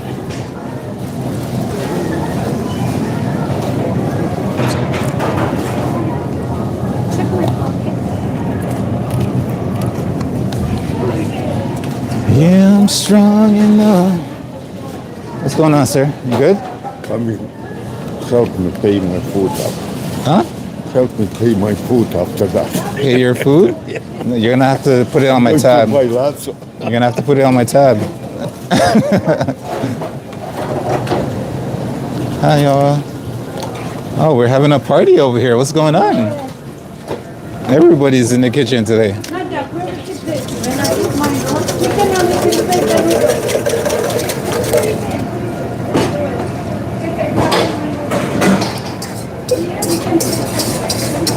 Only some are broken, but I can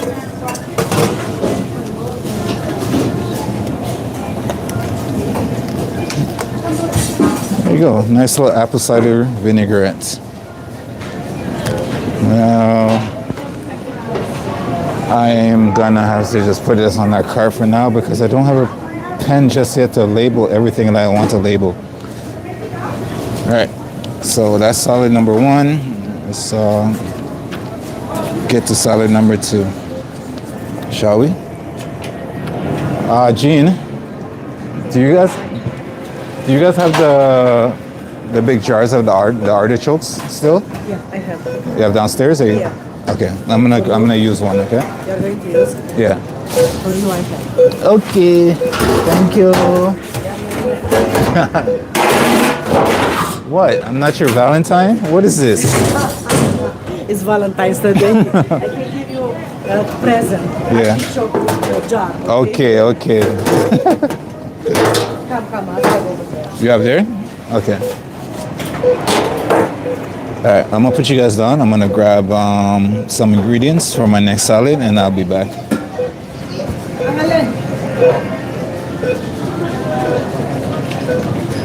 Yeah, I'm strong enough.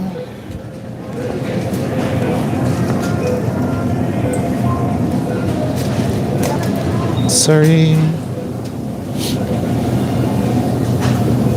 Hey, do some work. Yeah. You need one jar? Yeah, I'll take one jar.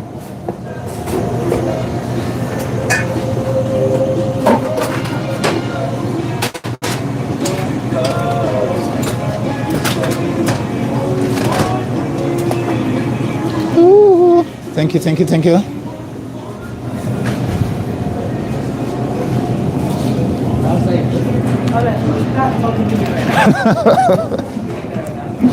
It wasn't me, man. It was the other me. Hello.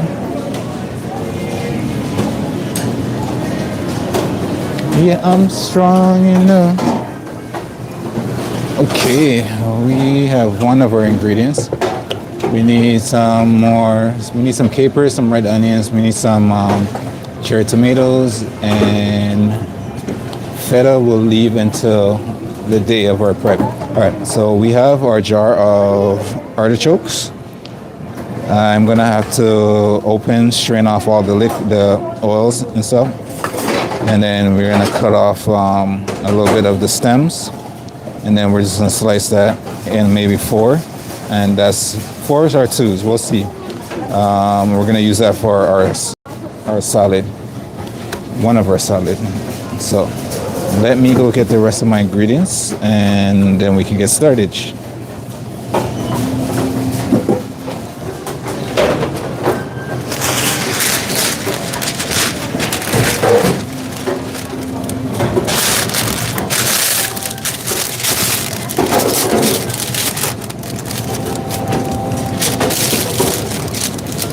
And there's gonna be a real like dressing for this salad per se. Is gonna be more of like a marinade kind of deal with a little bit of crumble feta. You're gonna have some feta, some olive oil, some salt and pepper, just some light seasoning on it with some olive oil. That's all it's gonna really be. Maybe I'll hit it with a bit of lime juice on the day, but other than that, nothing too crazy or out of pocket. Sorry.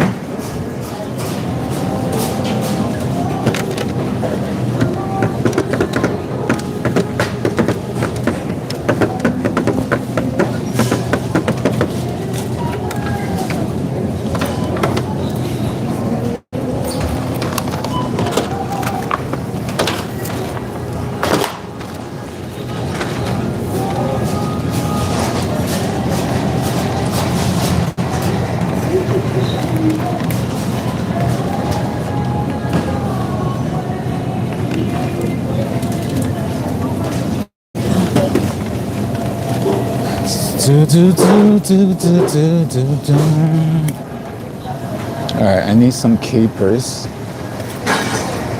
Ooh, you know what? I just might.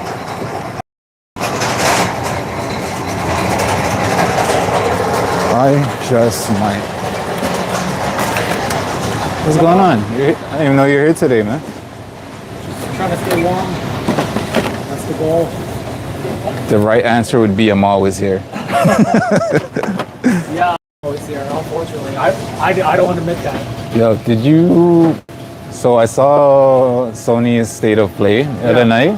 I saw that. Did you see the John Wick one? Yeah. That shit looks crazy. That looks great. Huh. I hope it's good.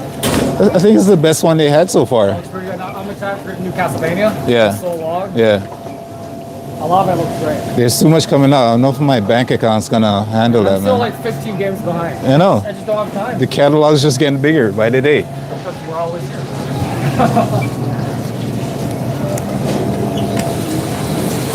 Sorry, behind you. All right, so we have, bring you guys back up. We have a ton of our ingredients right now, so see what we got. We have some cherry tomatoes, 4 packs of cherry tomatoes. And we have, what is this? What's your cauliflower haunting me? We have here is some lovely caper berries. So they're basically capers, just a little bit bigger. Oh yeah. And then just for shits and giggles, we have some actual tiny baby capers. So that is gonna be our salad. We got the artichoke, we got the cherry tomatoes, we have capers, we got feta, and all that lovely stuff that goes along with that. So let us get some stuff drained.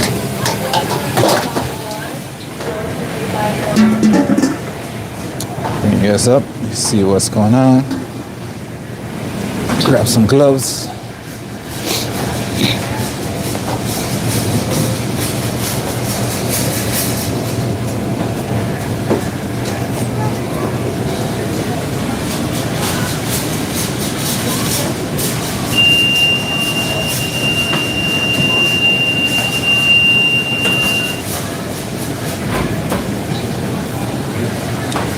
So we're gonna open and strain our caper berries.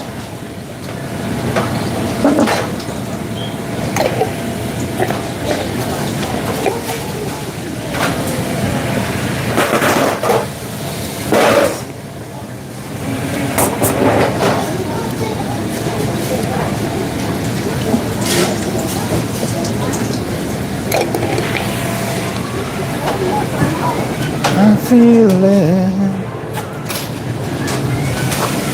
And just in case you've never seen what these look like, that's what they look like. Got these lovely stems, got a big bud at the bottom. I said but. And then you'll see the difference from those ones and these tiny beauties.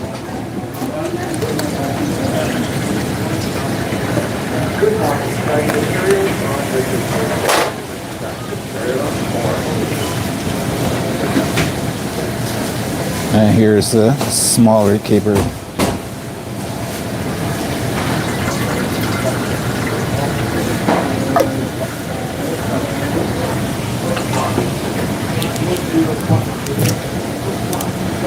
It's just draining off the salted water or preservative they have on these.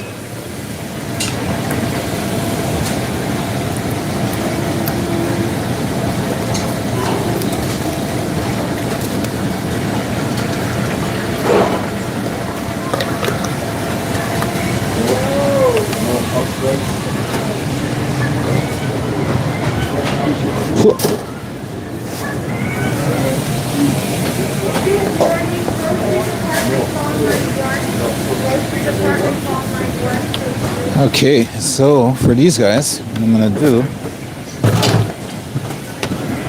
actually give me a second, I just wanna put something away real quick so I'm not bogged down by space.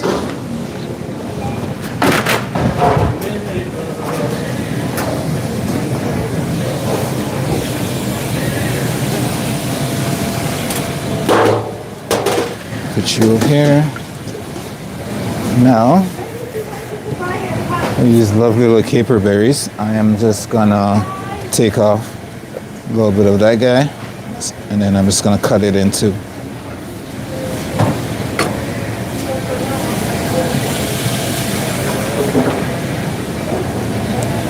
And that's what it looks like on the inside. It's just little tiny little seeds, and you can just eat it. These guys I'm gonna put in our salad.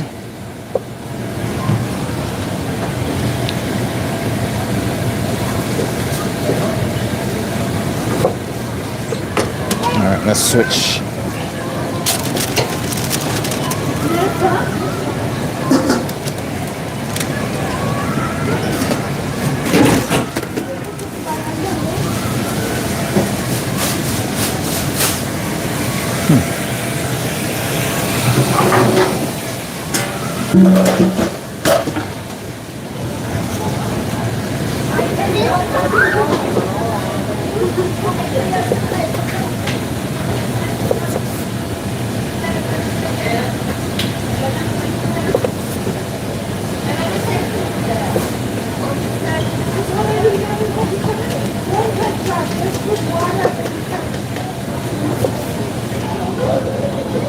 Oh, this one has a nice little color to it. Show you guys what's going on here. Look at that. That is nice little colors.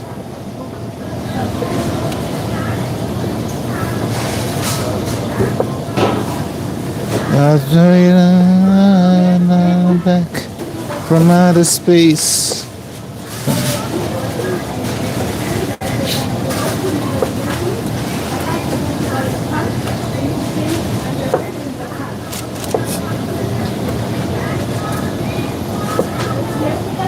Walked out the door around now, 'cause I don't know you anymore.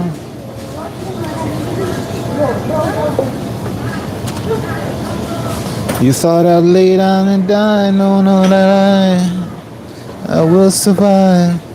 Oh, as long as I know how to love, I know I'll stay alive. I got all my love to give. Alright, so after we're finished cutting these, we are going to strain our artichokes, and then we're gonna put our artichokes in our container.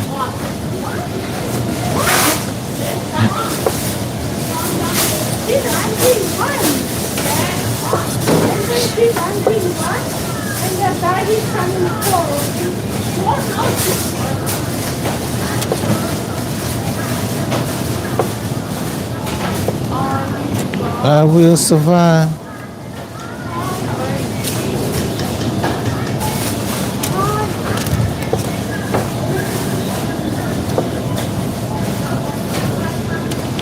Okay, so that one's done.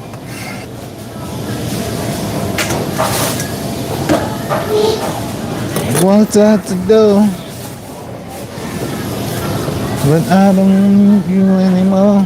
So we got our artichoke.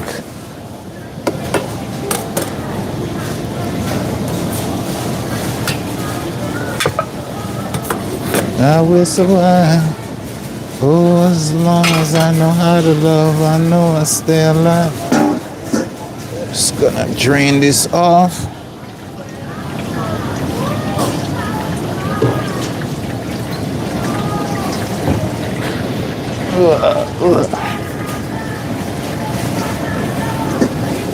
Turn around now.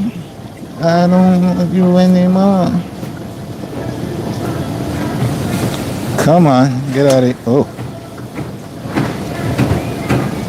Here we go, here we go. It's coming. Oh, as long as I know how to love, I know I'll stay alive. Yeah, that's it. You can do it.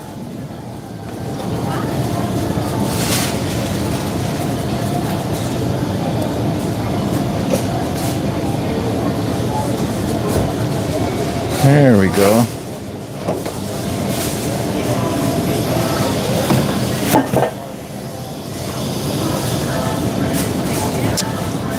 Whoa.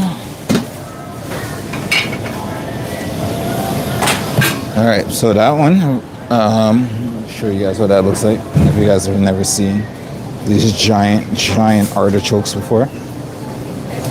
So we're gonna let that basically keep on draining. In the meantime, we're gonna cut up our cherry tomatoes, and we're gonna, let's see how much battery life. Ooh, all right, good thing I checked. I need to plug you guys in because my battery life is low. So let's bring you guys in, get you guys plugged in.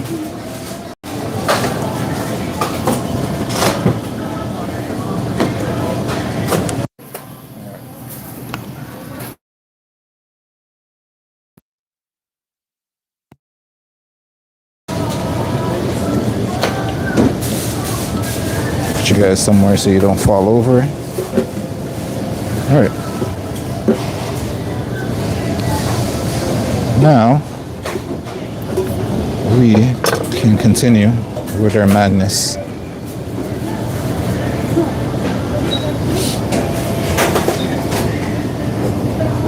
I think I was on 11% on battery life, so I caught it just in time. As the stream was just ending, you guys were like, "What happened?" So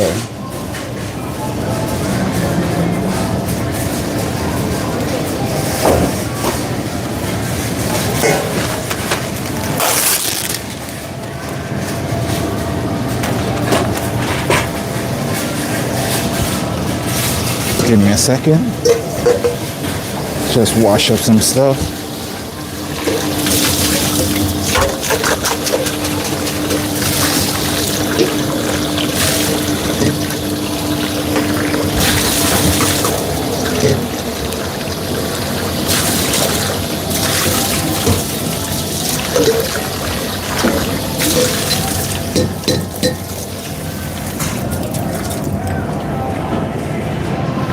All right, so that being said, now I can take all my tomatoes and put them in a container and get them washed.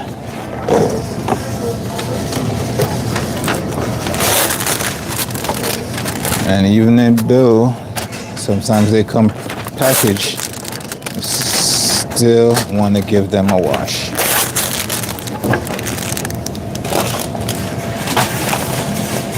All I'm saying is trust yourself. Be wary of some things, some other things.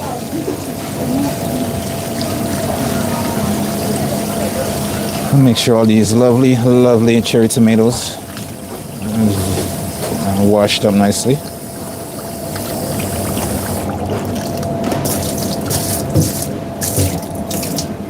Ish, ish.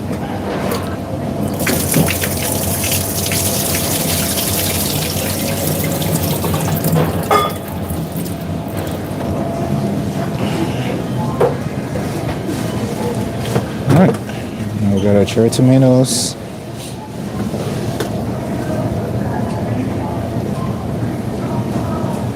Switch over here.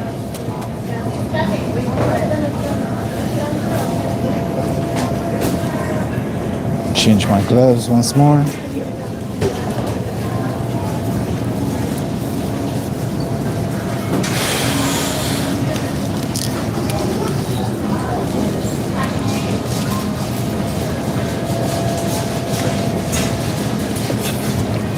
Now we're just gonna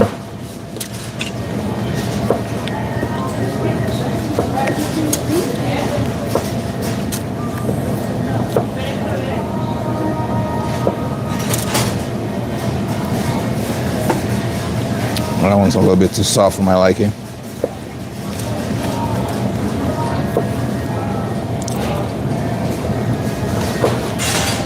Yeah, I just added it back to the bowl.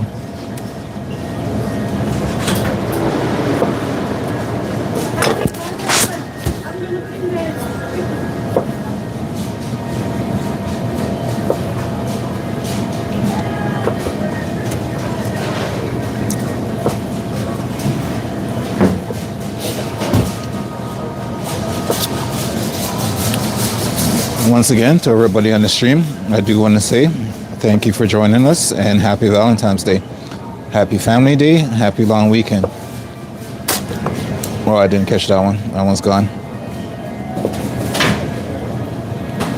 I had it, and then it bounced out my hand. I appreciate you guys sharing your time with me. Hanging out for a little bit, as long as you want.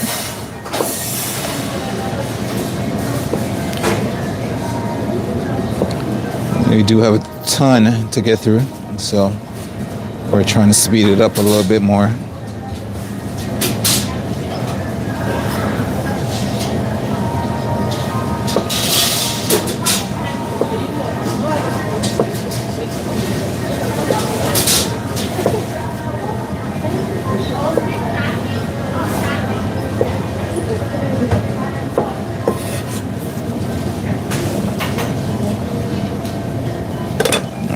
Back this bowl up. Let's get some more on the cutting board.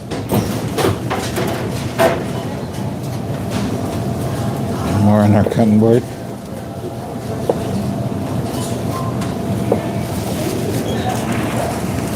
I'm pretty sure these lights over top of me just flickered a while ago. Maybe it's just me losing my mind. Who knows?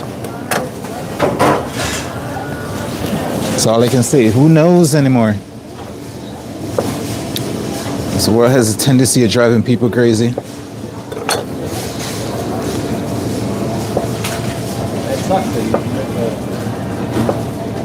No,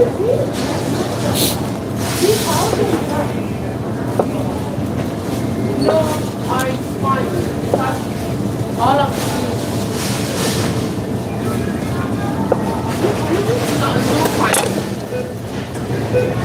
Susanna!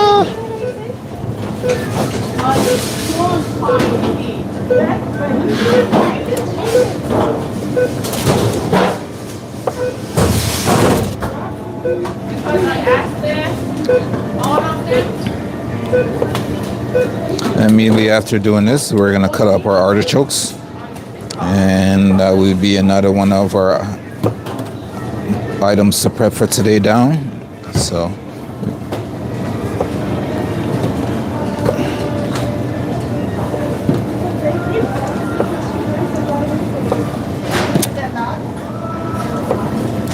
Then yes.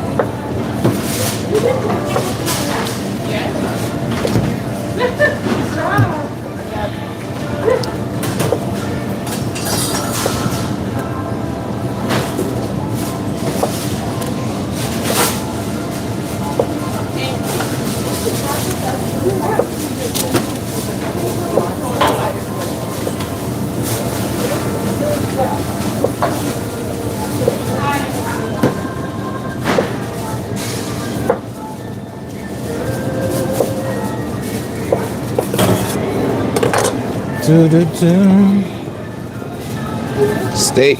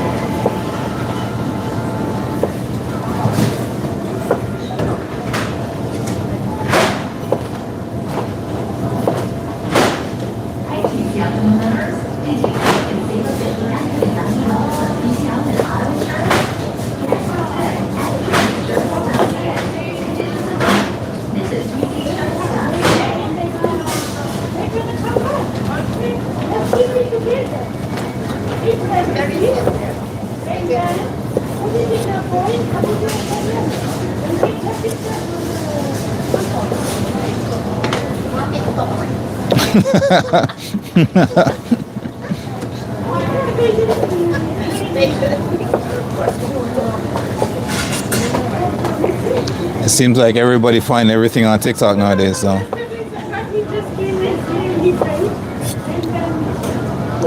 Sorry if you hear me just talking or talking to coworkers. So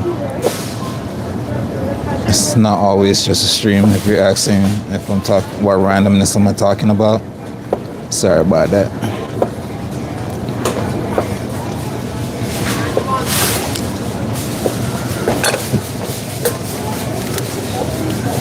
Yes, I am at work, so I do have other peoples around me doing their own thing while I'm doing my own thing. So should not be a surprise to hear other voices.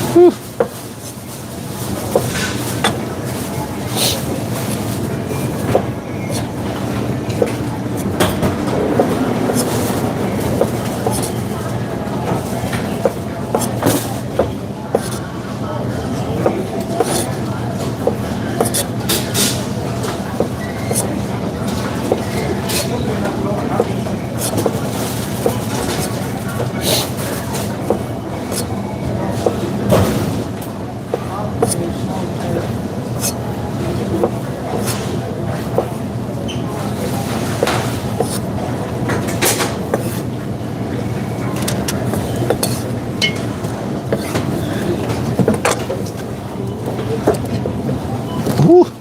Almost lost that one.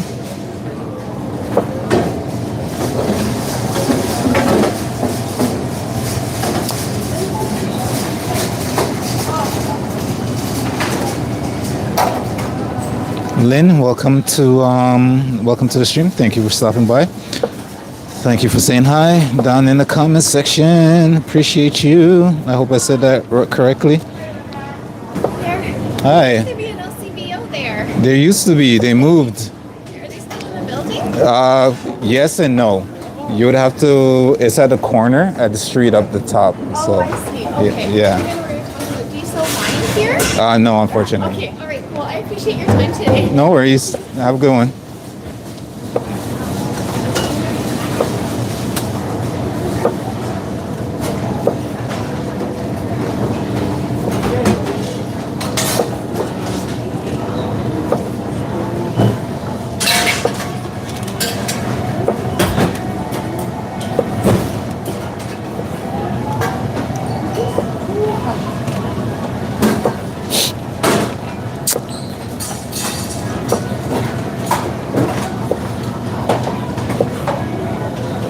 We're getting there. We just got a couple more cherry tomatoes to go.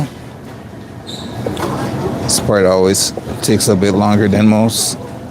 This is a tedious job when you're just constantly cutting, and it doesn't seem like anything's getting lower.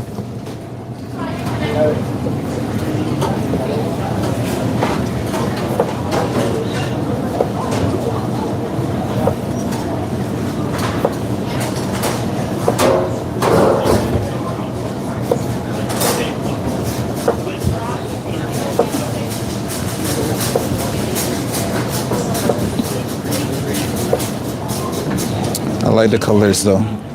For this salad, it's nice and vibrant. Because you got the green artichoke, well, you know, whitish green artichoke. You got the green capers, caper berries. And you got this vibrant color from the tomatoes, it's just making everything pop. It's giving me summer vibes, although we're still a little bit in the winter time, but you know, it is what it is.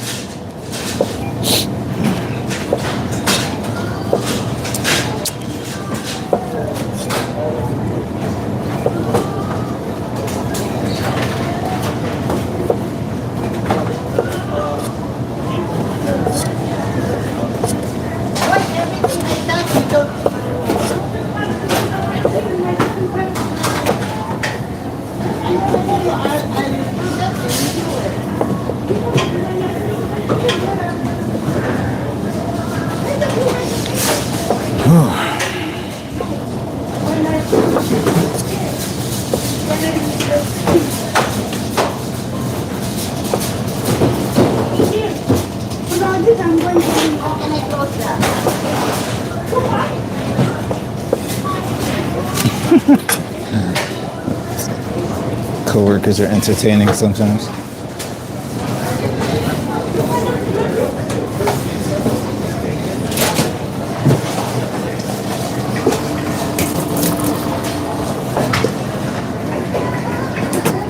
What's love got to do with it? What's love but second-hand devotion? What's love got to do with it? Who needs a heart when a heart can be broken?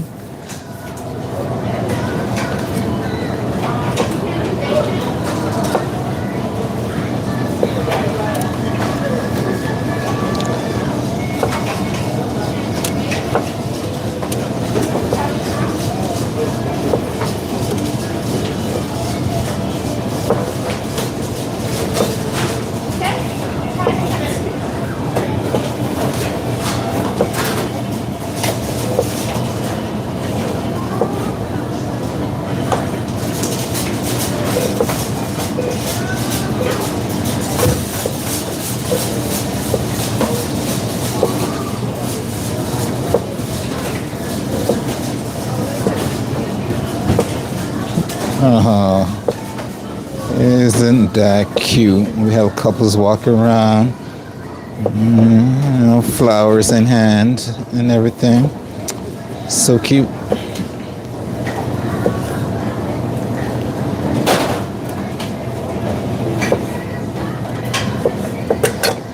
Will you be my Valentine?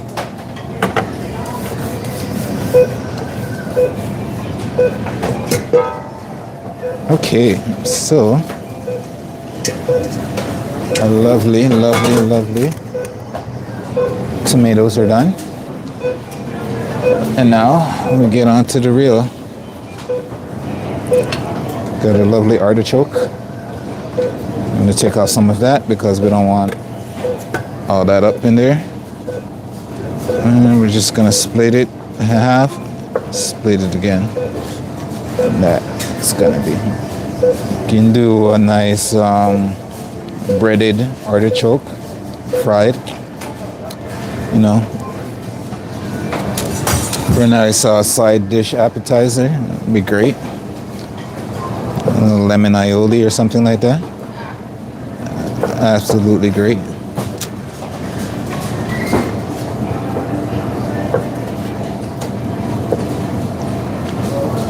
Anything artichoke and lemony is great. So lemony.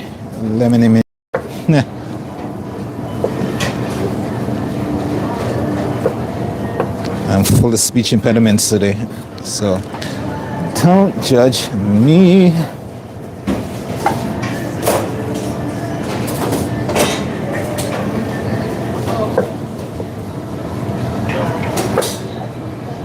If you have not seen, this is what it looks like on the inside. This is not how it comes fresh though. If you want it fresh, it looks more of a plant. Let's just say that.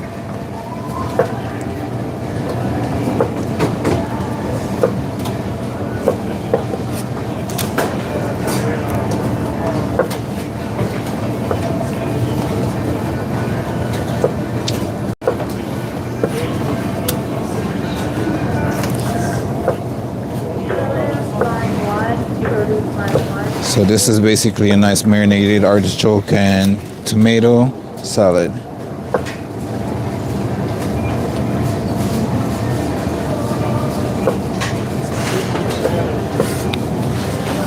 With the beauty of some capers and caperberry. I feel like if I wanted to, I can even add some more caperberries to this.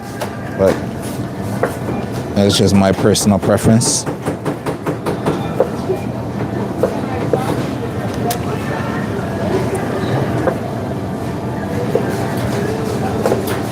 That one's small, so we'll.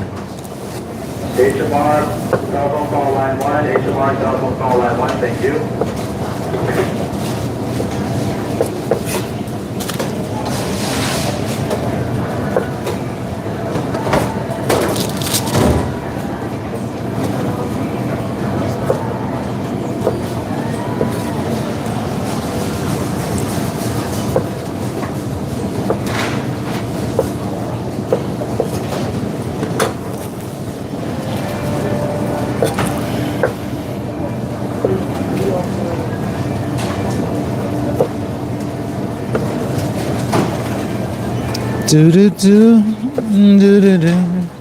We're almost done with this one.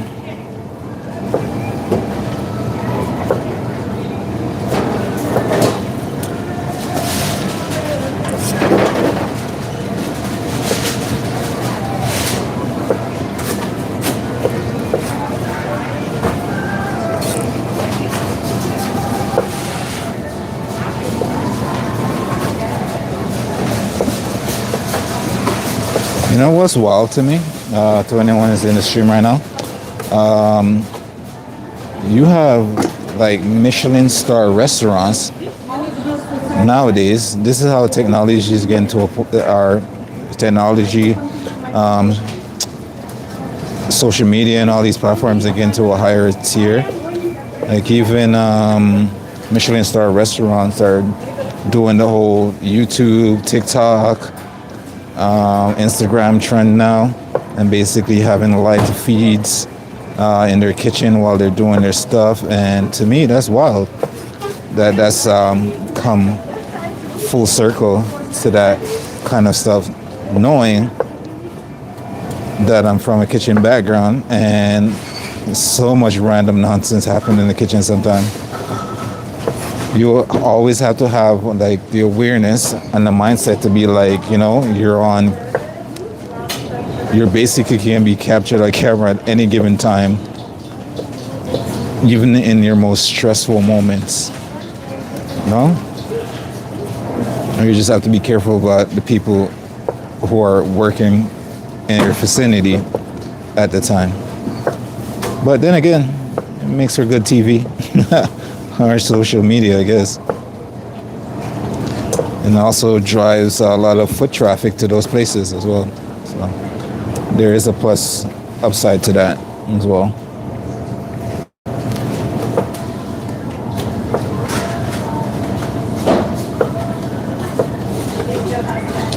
All right, so that is done. Let me do some cleanup. Oh, my Nedge, God. can you open that for me, please?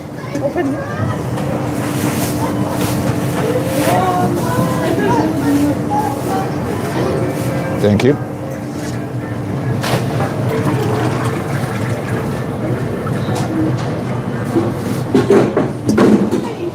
Oh, watch your back, watch your back. Okay.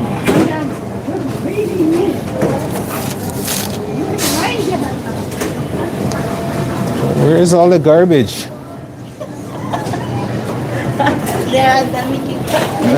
Apparently. That's why they moved out. All right, let me get this cleaned up real quick. I'll be right back.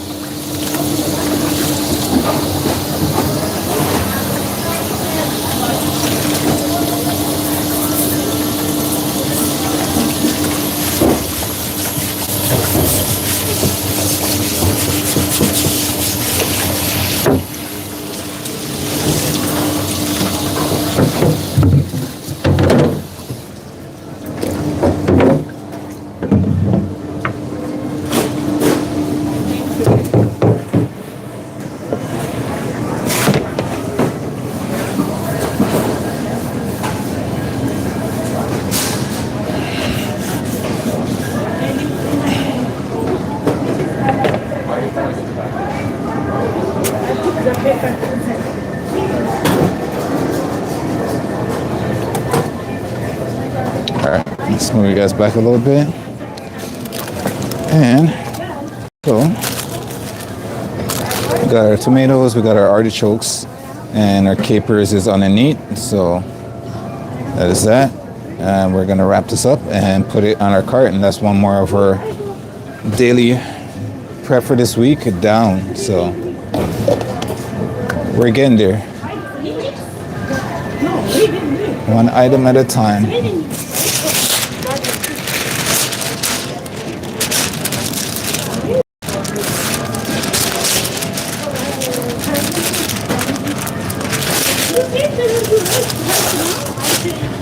I don't like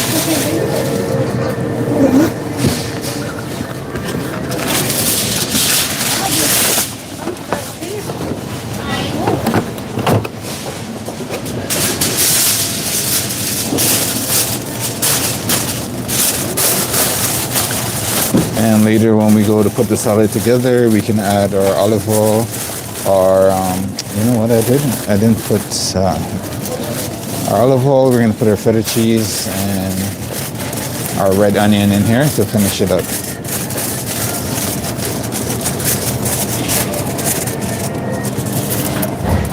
But that's for another time. Right now we're moving on to something else. See what else we got on the agenda. Our chicken's done. Our sauce for chicken is going to be done on the day.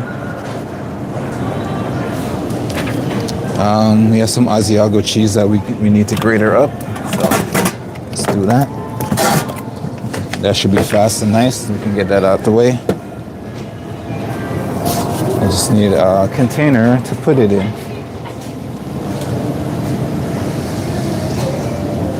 Okay, I guess we'll use you for the meantime.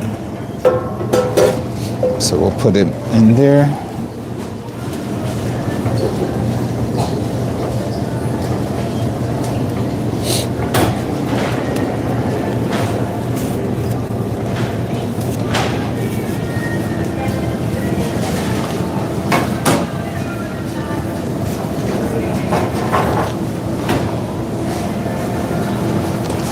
Get some of this lovely Asiago.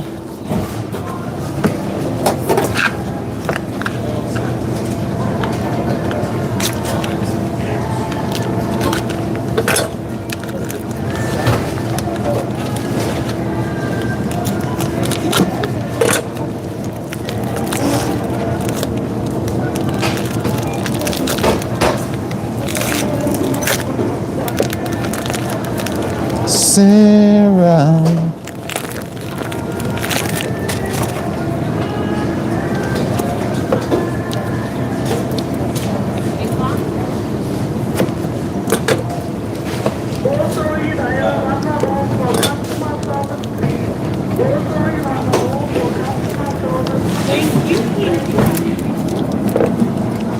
One of these packages is so hard to open. Come on. Thank you. Oh my God. It's like trying to break into prison. Yeah.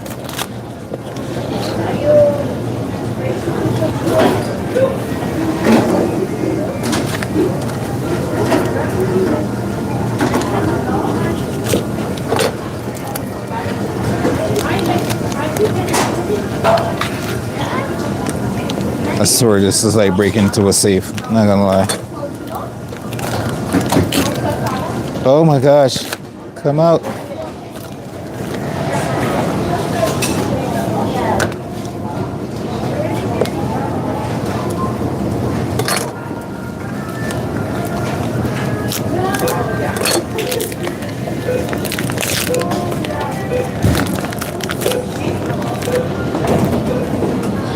All right, so for this guy, you definitely want to take off the rind. That is not edible. That's pretty much just wax. I'm gonna take that off. And then we're just gonna grate that. Grate our cheese, not the wax.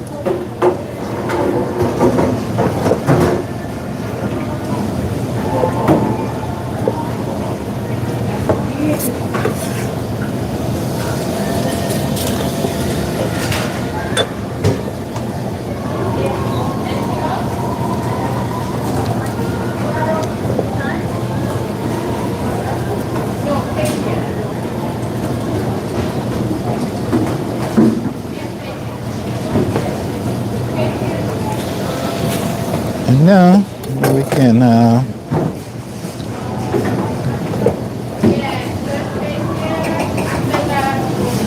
grate her down.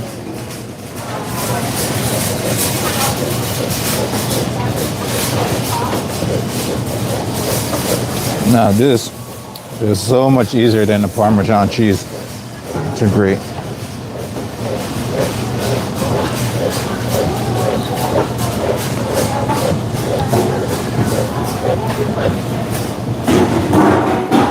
Now this cheese has a bit of I would say, a salty, buttery type texture to it. If you've never had it before, never had Asiago cheese before, you can essentially put this in some lovely pasta. You can put this on some lovely pizza. You can pair this on a cheese board, a nice glass of wine, amongst other things. It's just overall a nice medium salty cheese.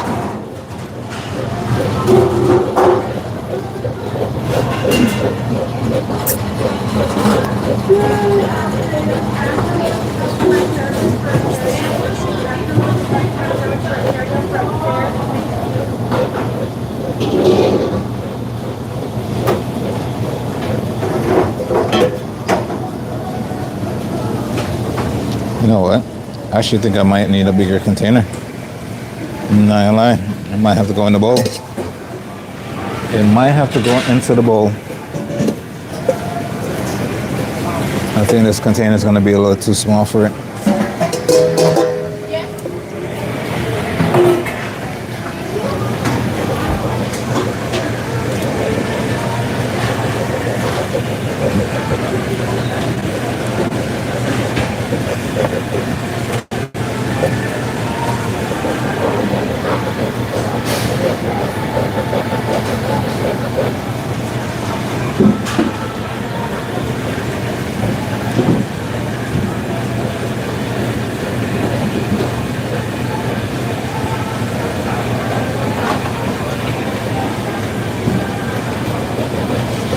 Getting down to the last bit of cheese is always the hardest. Yeah, it's when you gotta watch out for your fingers. That you're not gratering your fingers away.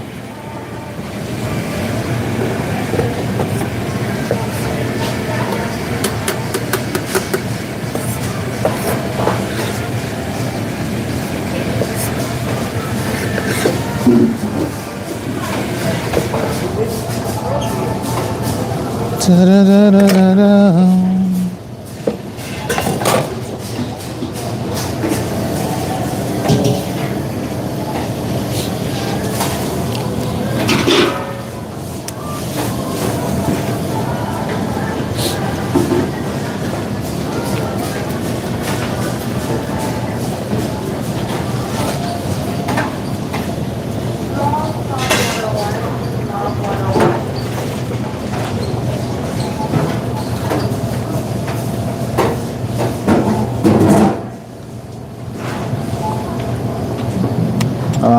What is that, cocoa? What am I cooking? First of all, happy weekend. Happy Valentine's Day. Happy Family Day. Coming up. All the above.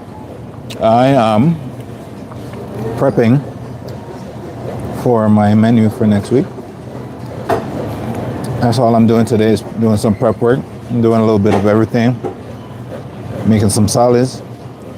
Or prepping some salads, marinating some chicken. I'm going to be making some sauces, hopefully. We'll see how it goes.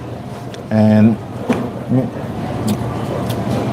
prepping some vegetable dishes. And yeah, just getting stuff prepped for our menu for tomorrow, for the week to come. Because we do a menu for every week. Our menu changes, so we do a new cycle of prep every Saturday. So today's my prep day, so I'm not really cooking a ton of food today. It's more just make sure and I have all my ingredients together in one place for when I'm ready to execute this menu. So that is what I'm doing today.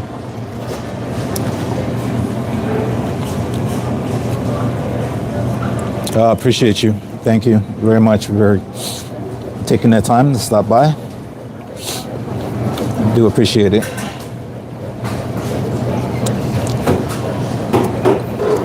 Right now I'm just grating some Asiago cheese. So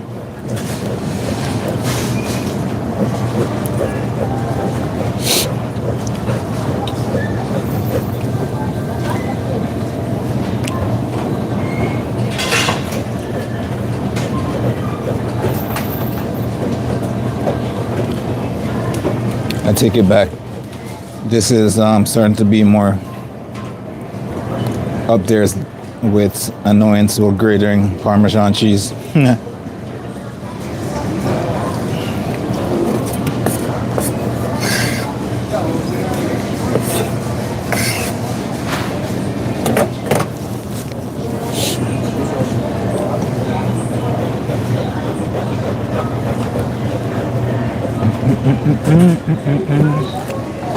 Susanna, what's going on? No, you can. Oh.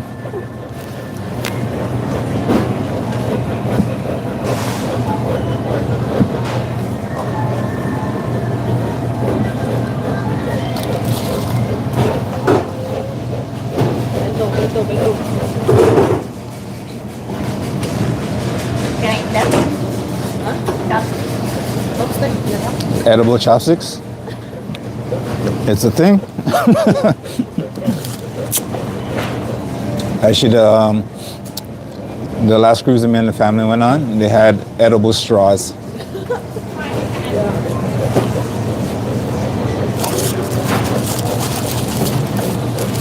It's like too cold. Yeah.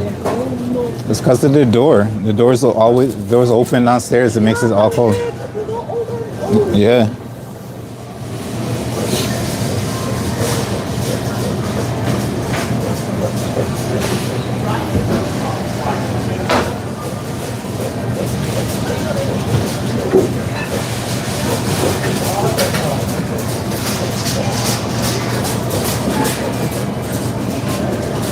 you doing? I'm a neater. Huh? I'm a neater. Oh, okay. Can't you tell when I lost just flowing hair and nice accent? I am not even gonna go down that road.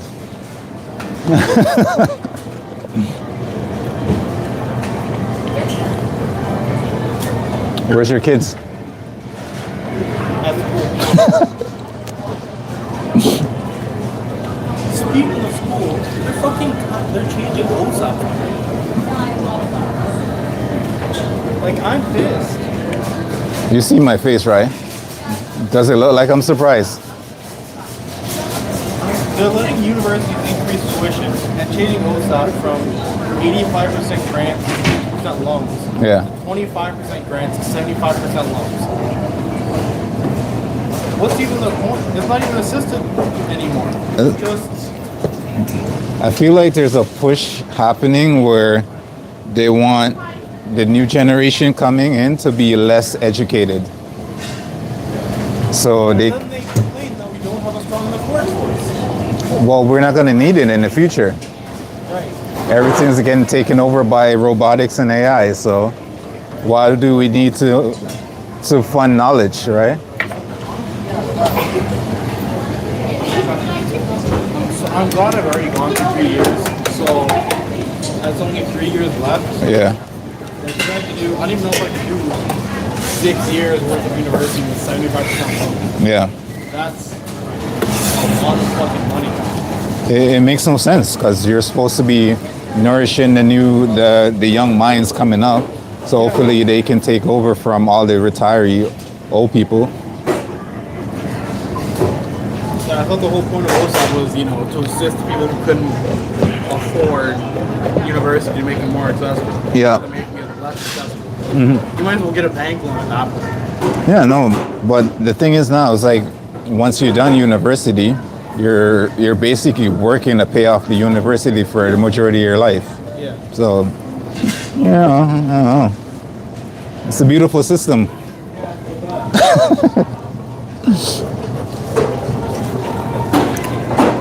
We are family.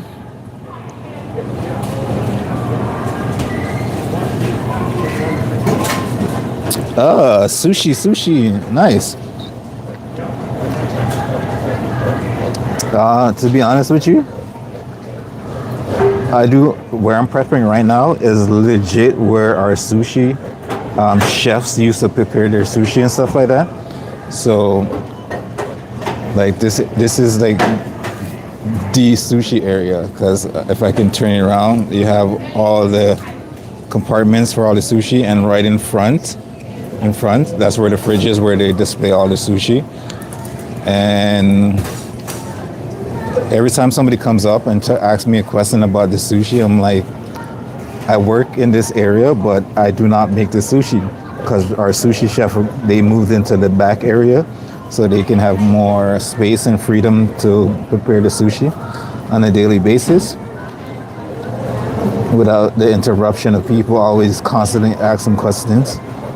And now it falls on me because everybody sees my jacket and my hat and everything, and they think I'm the one who makes the sushi because I'm working right in front of it.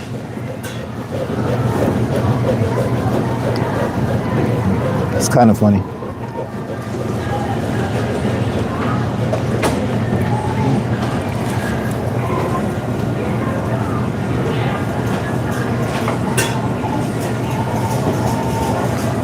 Oh, Deb says hi. Welcome to the chat. Appreciate you joining. Appreciate you stopping by and saying hi. Happy Valentine's Day. Definitely happy Valentine's Day to all those couples out here. And even if you don't have someone by your side, still happy Valentine's Day to you as well. You enjoy to indulge in some chocolate, cook yourself a lovely meal, go out on the town, whatever makes you feel happy. Just know that this day signifies love. All right? Love for oneself is also powerful, not just love for your significant other. Love for oneself is also powerful as well. So yeah, definitely enjoy the day. If you're on my side of the world, have a great long weekend. Family days on Monday, so everybody can relax, enjoy the long weekend. Some people's already skipped town, gone to the cottages and stuff like that. So amazing.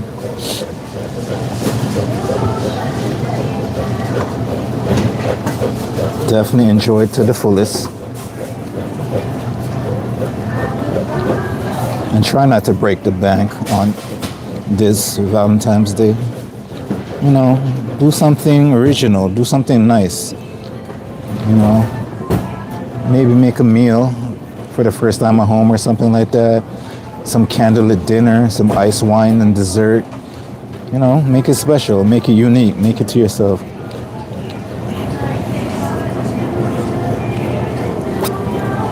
Watch a nice movie or something.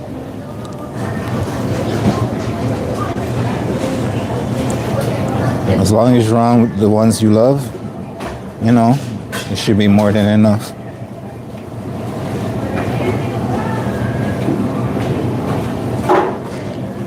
A little chocolate never hurts anyways too.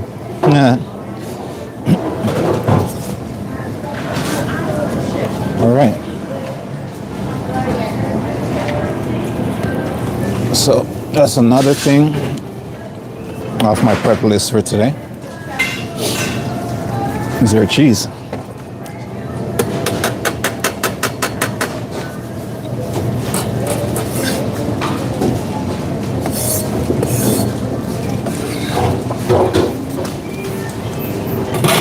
Let it be.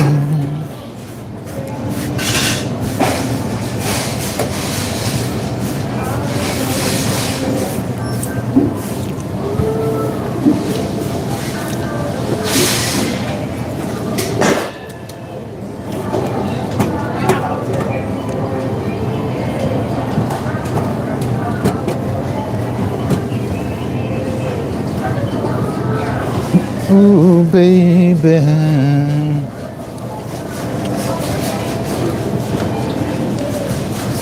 All I've been hearing on the radio so far is these nice little subtle slow jams. What's up, Sundance? Is the chicken spicy? The paprika? Not really, but I did use smoky paprika because it has a hint of a little. No. Yeah. The salmon's from these guys, so they shouldn't.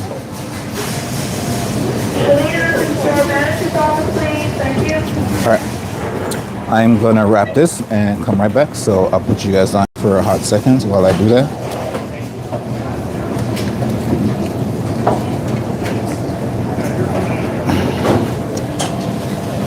Groovy baby. Da da da da da da.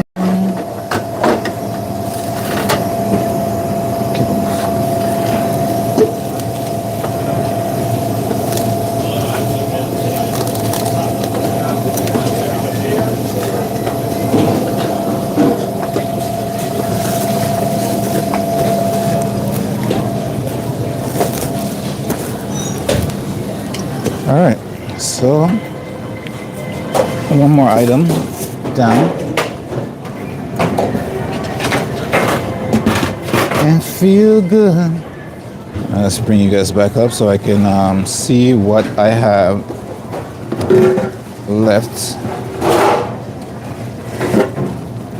Like I said, see what I have left, but I do have a ton of stuff left. All right. Okay. All right, I got a nice little meeting I have to attend for a second, so I'm gonna leave you guys. I've just been summoned, so I'll leave you guys here for a second. I'll be back. I just got to deal with some office stuff.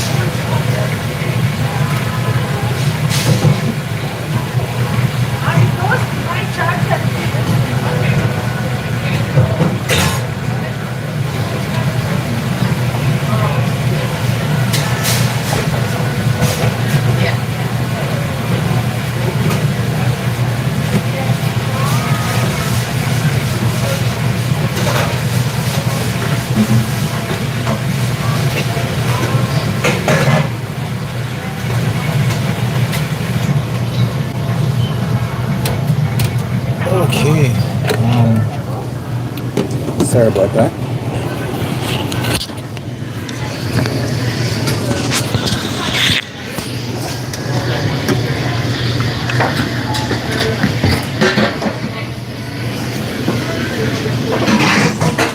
All right, we are coming back.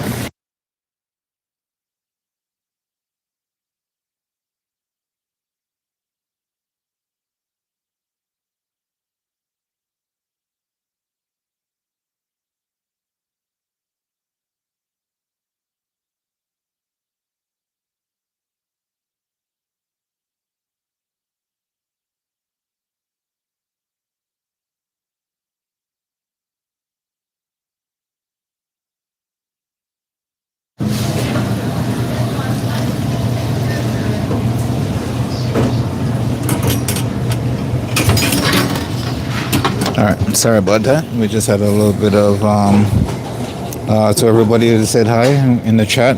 Cindy,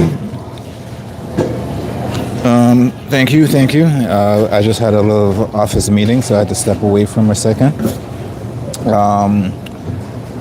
As you can see, we just picked up ourselves a nice catering for not next week, but the following week.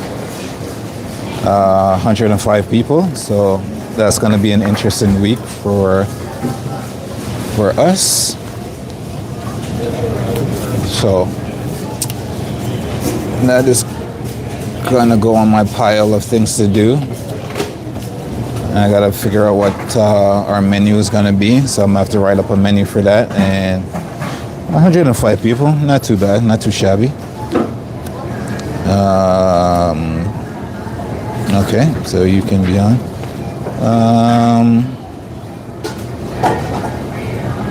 Okay, we're gonna make our nice, we're gonna get back into our prep. Let me just kind of skim through this and see what else I gotta do.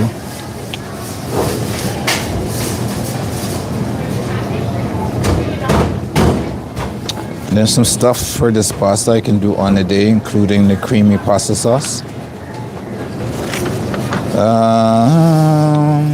We have some Hasselback sweet potato.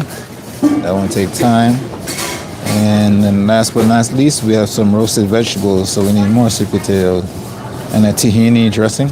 All right, so we're gonna make our chimichurri right now for our salmon. We're gonna have a Cajun salmon with chimichurri sauce. And so we're gonna make the chimichurri because we won't have time on the day to be blending stuff. So we're gonna make our chimichurri sauce and hopefully it'll keep until then. So.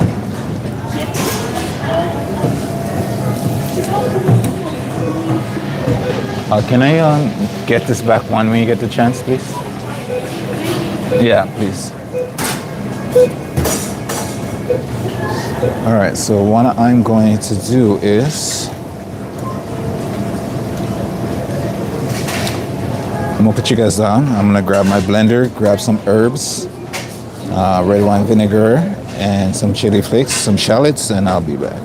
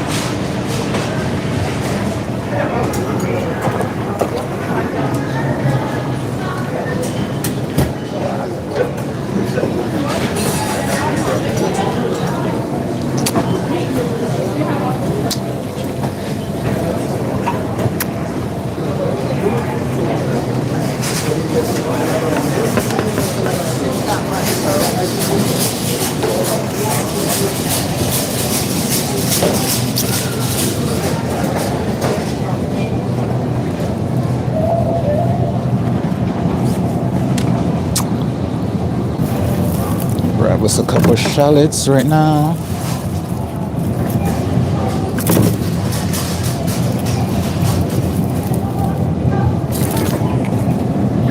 Couple bunches of cilantro. Couple bunches of parsley.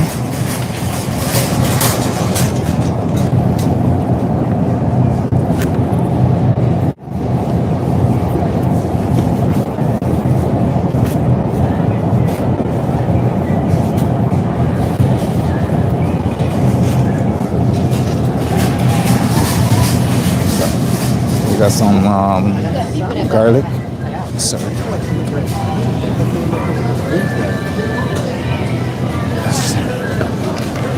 We are gonna grab some of our. Actually, gonna grab some red wine vinegar.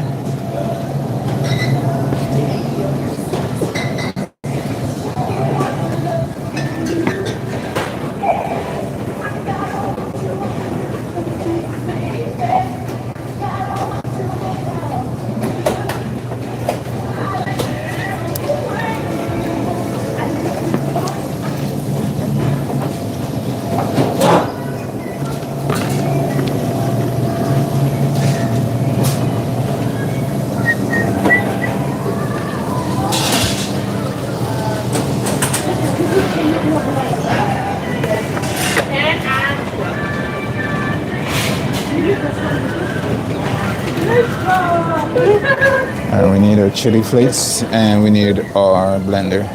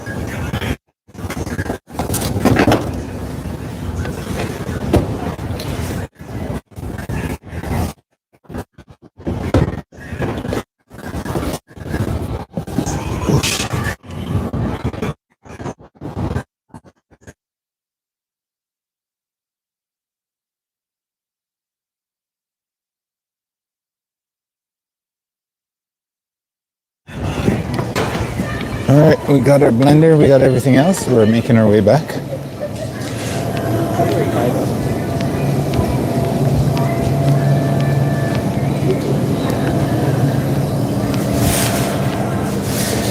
Sorry.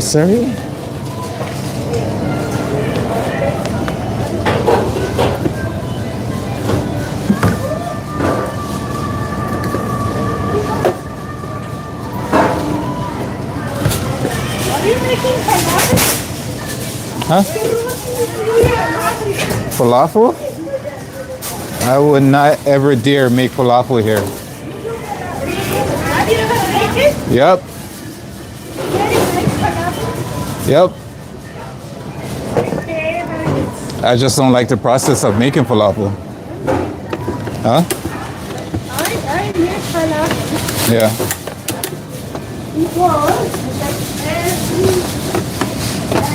Have you ever made it for a couple hundred people? I make a lot of falafel. Yeah. And then in Adrama we used to make falafel. We just soak falafel in the big, huge thing. And then when the next day we wash it, we put everything, we grind it, we put like a small, we freeze it. Yeah. The next day when we come, just pick one and just put it in and fry it. Yeah. And now,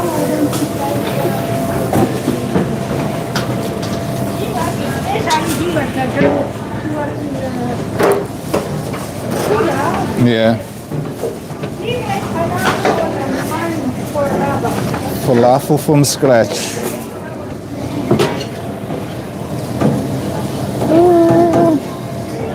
Thank you.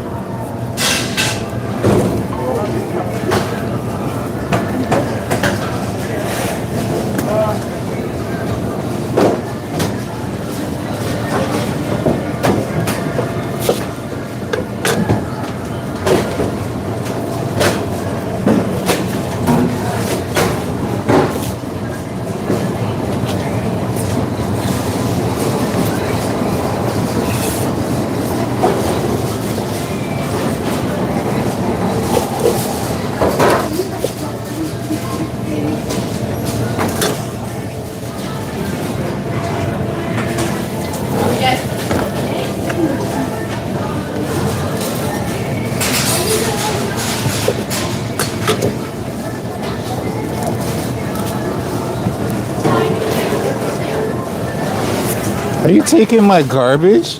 You use one of the ones. You have like 1, 2, and a third one over there. We have nothing over here.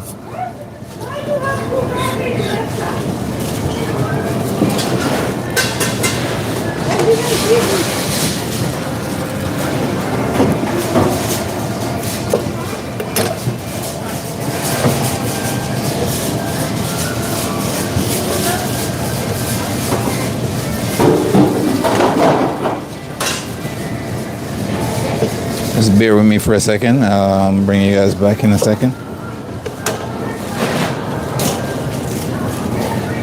Just getting some nuisance out the way real quick. It's gonna take me a bunch of time.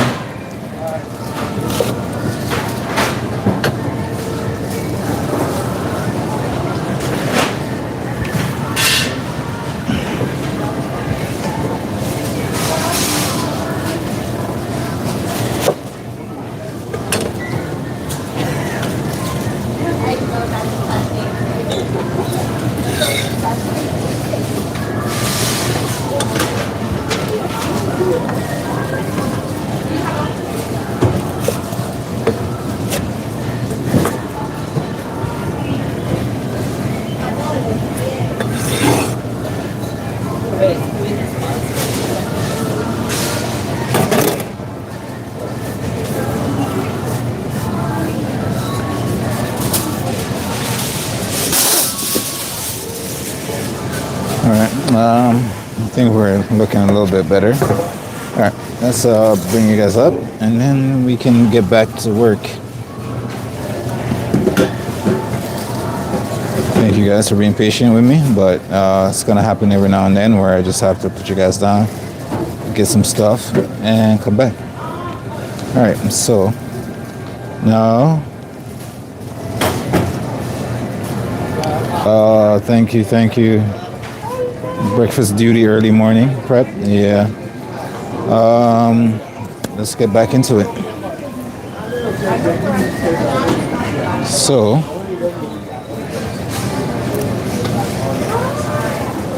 we have. How are you? I'm good. How are you? We have a bunch of shallots here. We're gonna have to peel up and prep.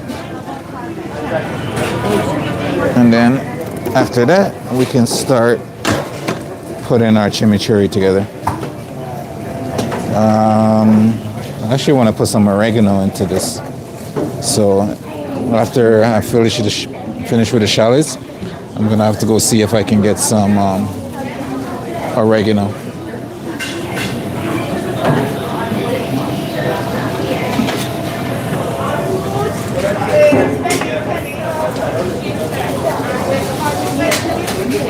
Yeah. All right. So, shallots. We have cilantro. We have parsley. You want to wash and chop off all the ends of your parsley. Like some of the stems, it doesn't matter, but a lot of stems you want to take off the majority of those. So that's going to be at the side. And everything else that we chop is just gonna go into the bowl with it.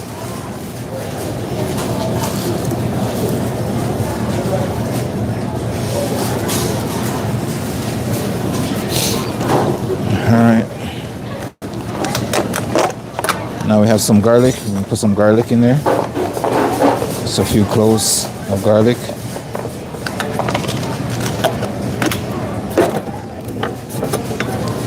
Garlic we don't have to, because everything's gonna get blended anyways, so just want to take off those end bits.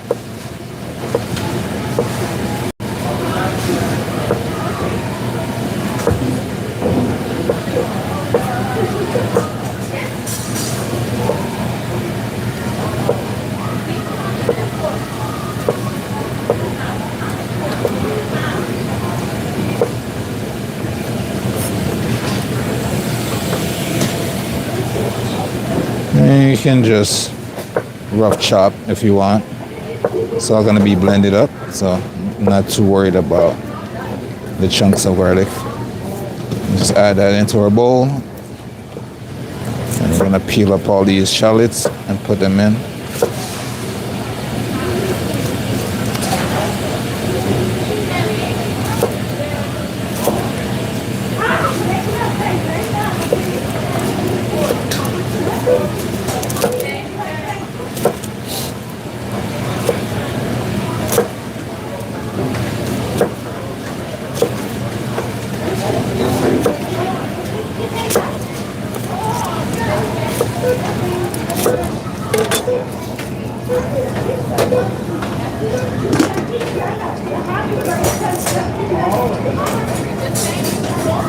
It's gonna get a little bit annoying to do when it comes to shallots. So just gonna cut them all in half. This one's okay to go. I'm gonna rough chop this. Throw it in our bowl.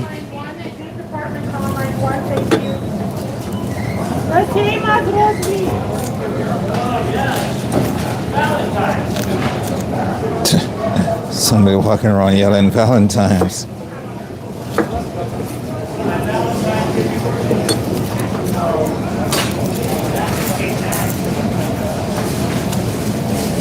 Oh. Well, that shallot was no good. Get rid of that one.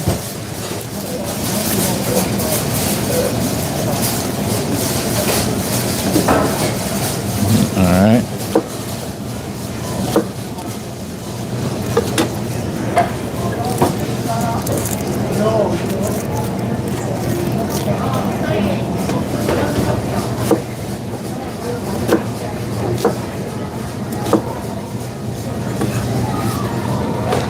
Whoa. These guys just gonna. It's the reason I cut them in half is just easier to peel for me.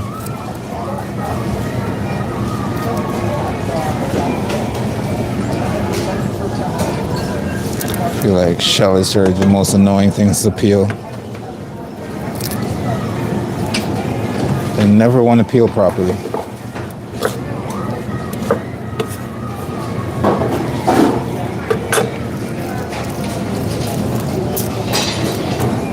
I find it more annoying to peel than if I was peeling garlic.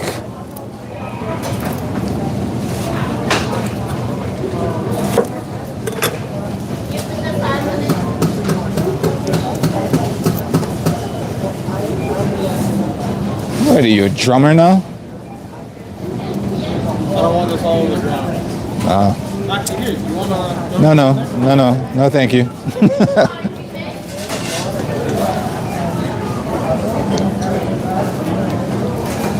I'm preoccupied. Yeah. How big is that catering order that you have? 105. 105 people. I mean, I guess not. Fucking tripod to work? Huh? Want a fucking tripod to work? Yeah, why not? So he says to fuck honestly.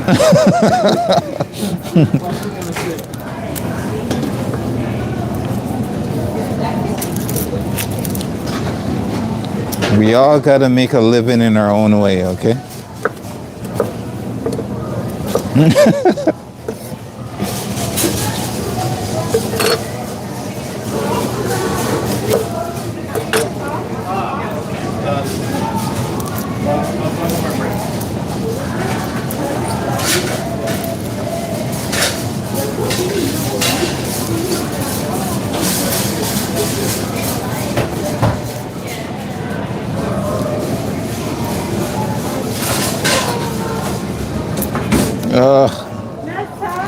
Honestly, I am so annoyed right now because of these shallots.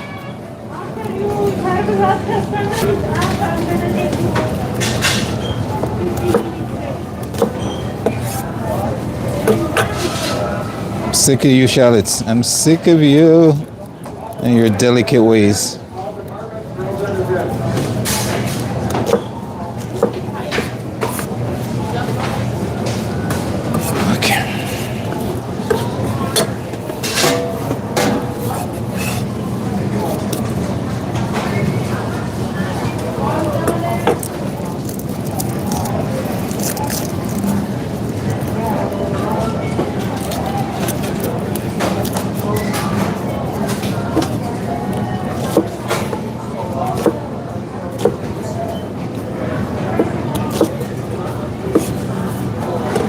Okay, that's done. We got our garlic, we got our shallots. Whoops. We got our chili flakes. Are you cooking penne?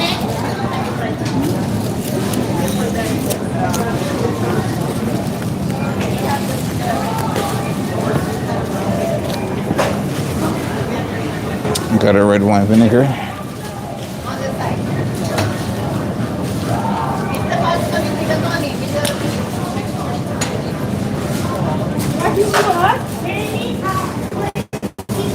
All right, so now we're gonna get some of our herbs to blend up.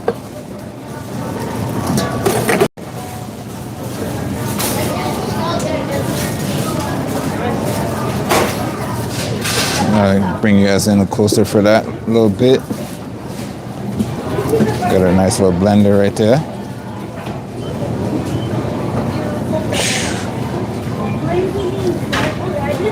Now,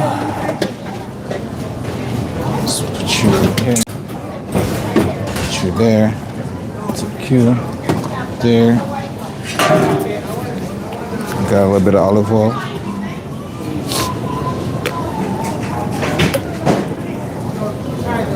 Just add a little bit of olive oil in the bottom.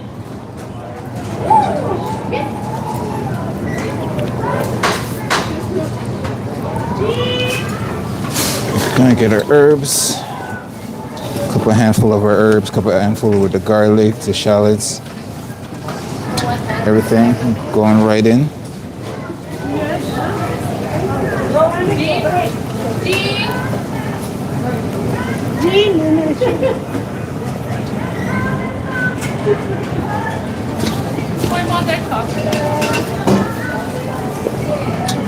We are family. We're gonna have fun blending this up and see if we can get everything to the bottom. Yeah. All right, so now a little bit of that red wine vinegar on top.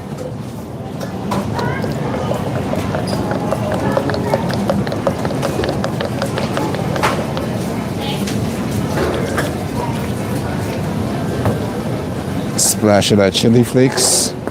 I just said we're gonna add some oregano to this, but I will wait until we get most of this blend up. So. All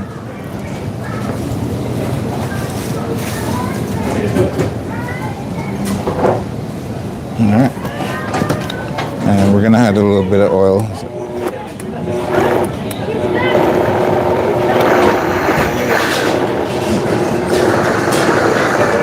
And add a little bit more liquid to get this going. A little bit more olive oil.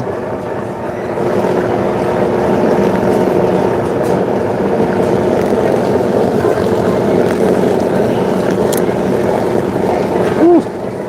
Oh my gosh, I'm making a mess.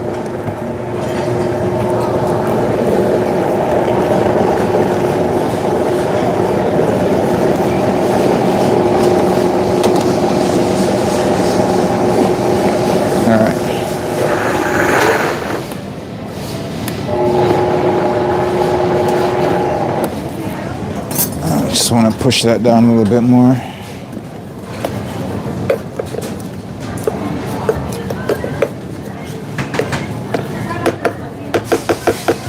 Really want to make this easier in your life, use a food processor. Just I'm using what I have right now.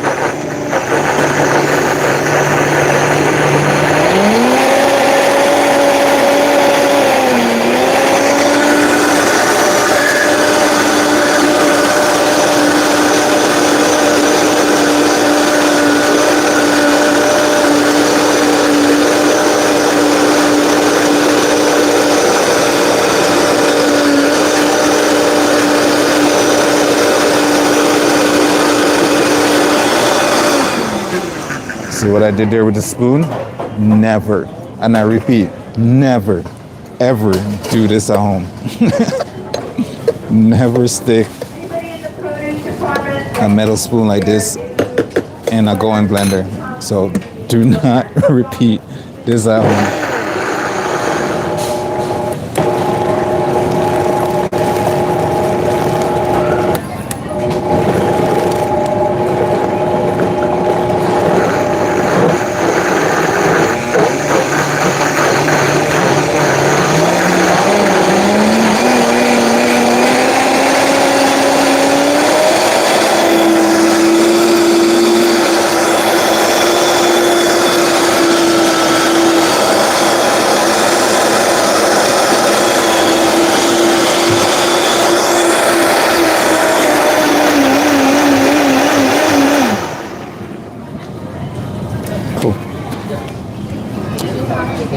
repeat after me. I will never put a metal spoon in a working blender ever. All right? Don't be me. All right? Be better than me. So we're gonna take that, and we're gonna take this lovely greenness and pour that in a container and get the rest of the stuff blended up. And I can't stress this enough.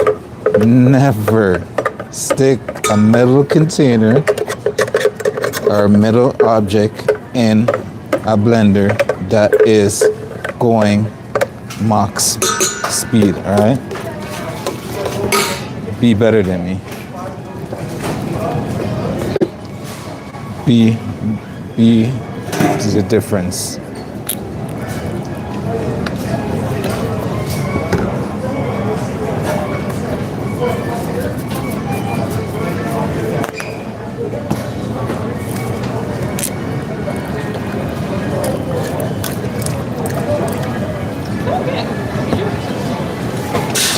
So we're getting down to the nitty gritty. Should probably just do a handful at a time. It makes it easier on my life.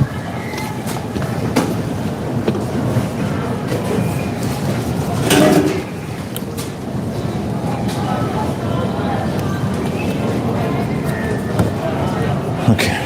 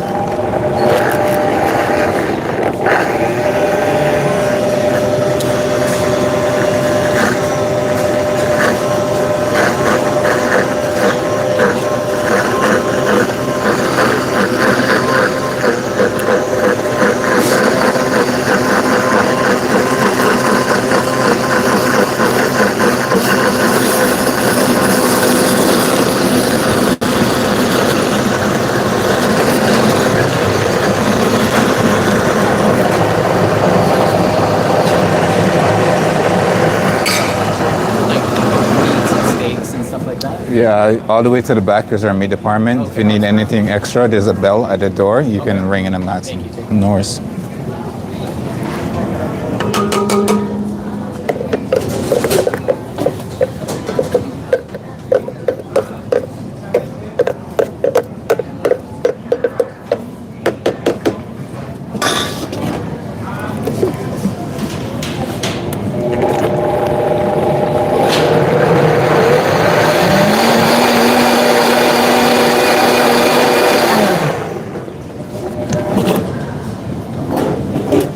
All right, one more to go.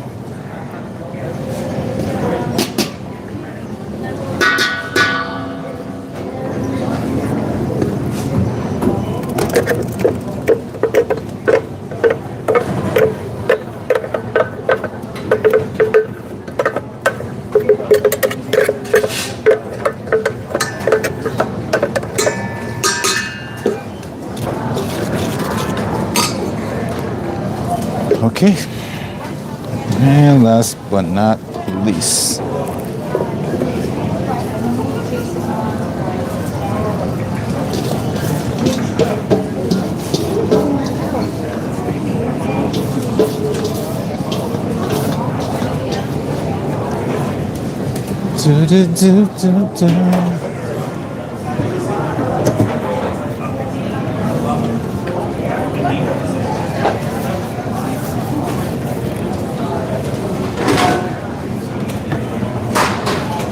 give a little wipe down of the area.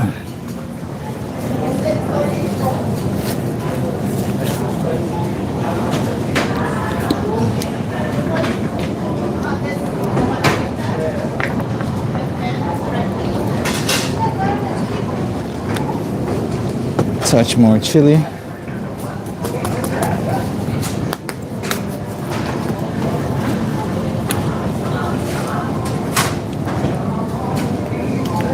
Now we can get into our blender.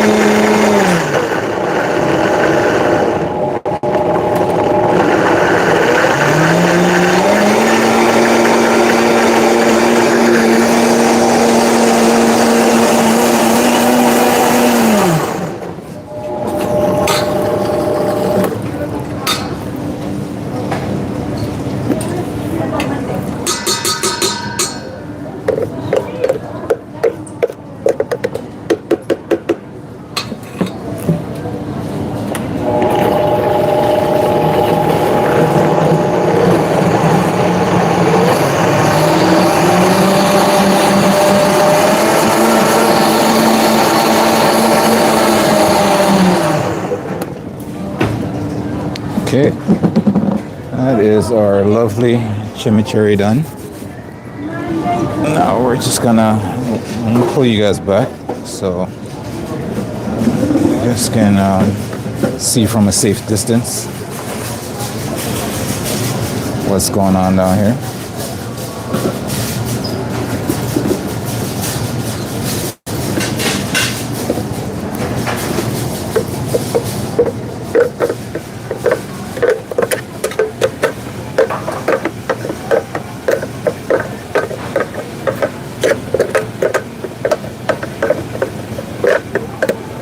So along with our Cajun salmon, this is gonna go with it for our menu. Just to clarify what I'm doing here.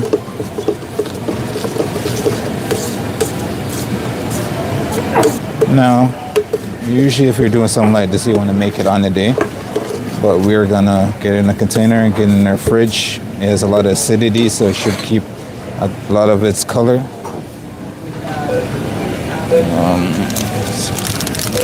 If you don't know what it's like to love somebody.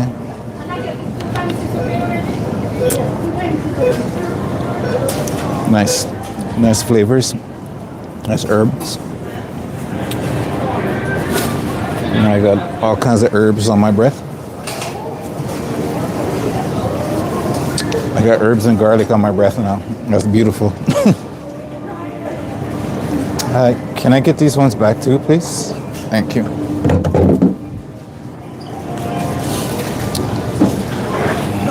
You don't know what it's like. The employees that are in the police department and fish department can either an manager's office or their newsletter. For their what? I don't hear nothing. I don't pay that much for that. All right. It's not gonna help me anyway. If I hear my name, yeah, the rest, sometimes I can't even hear my name. I got you.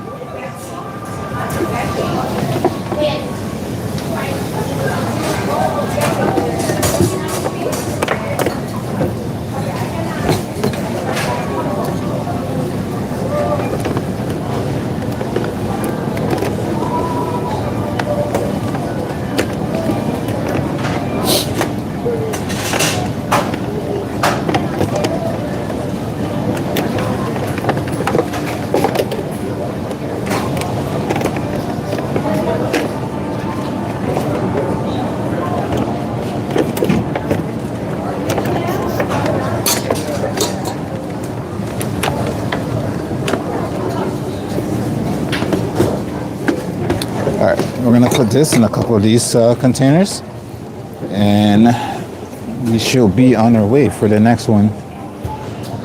Miss Cynthia, welcome. Welcome. Thank you for stopping by.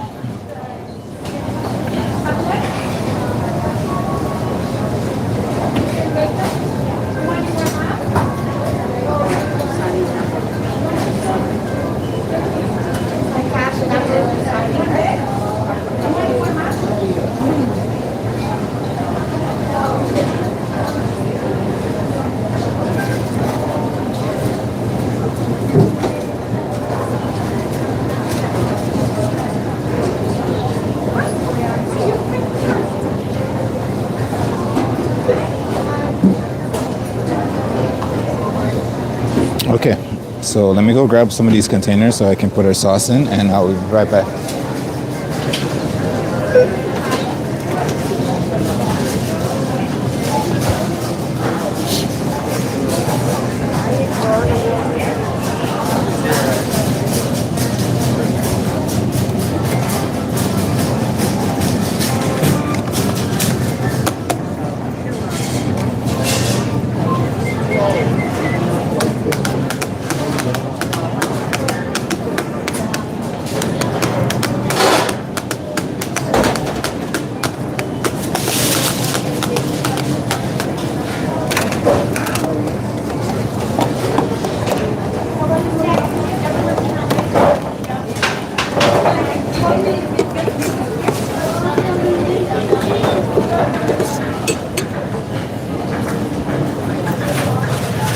Gonna hit a pinch of salt to this.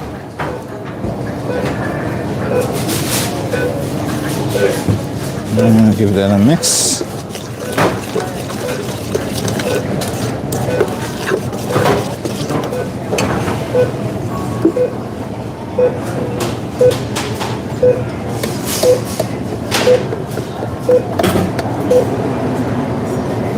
I know some people don't like the taste of cilantro, so this one is definitely not for you.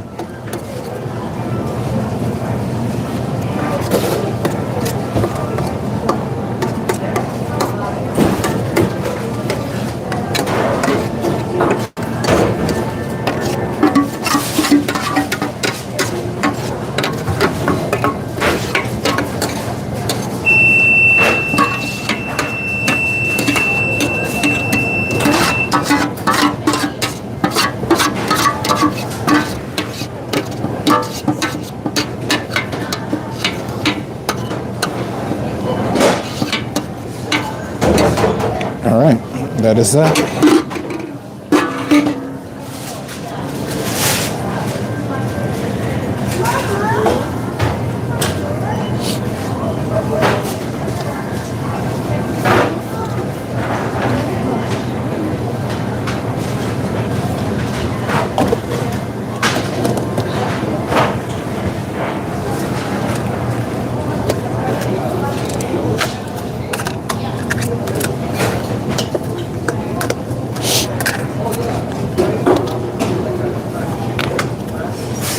Is there a nice chimichurri sauce? It's gonna go for our prep stuff.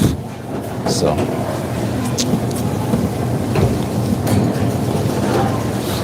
all right. Oh, I can already get some of that nice shallot in my eyeballs right now. All right. So, what is next for us? Let's just look over a game plan. We have the pasta cooked. We can cut up some cherry tomatoes and have that prep for the day of. And we did already cut up some cherry tomatoes for the salad. All right, well, since we're doing it, let's we're gonna just do it just to get it out the way. What's going on, sir? How are you? I am doing fabulous. I am doing fabulous. Trying to get through this day. All right, so we're gonna cut up some of our cherry tomatoes for our pasta dish going forward, so we don't have to do that on the day. So let me go grab that. I'm gonna put you guys down here for a second. Cynthia says, what am I cooking? I am making, today I'm not really cooking much. I'm just doing a bunch of prep, Cynthia. I am, the sauce you see me made was chimichurri sauce. And that's basically your acidity mixed with some herbs. So in that I have a little bit of parsley, cilantro, and if you get the chance, you can put some oregano as well. Add a ton of other aromas and flavors to that. So that's what I made. So that's that sauce for you. Sorry, it takes me a little bit to get back to the comment section sometimes, but I definitely try to get to it when I can. And if you miss that due to any, what I just said, due to any commercials or anything, the sauce we made is a chimichurri sauce that's mixed with a little bit of acidity and a little bit of chopped herbs and shallots, garlic. We have parsley, cilantro, and you can also add oregano. So that's what I have in there. I am gonna grab some more ingredients to start prepping, so I will be back in a second. Thank you.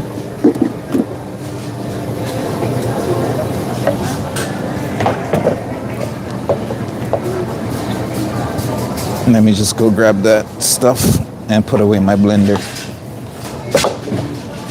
I need to preserve my space over here so it can work faster and more efficiently.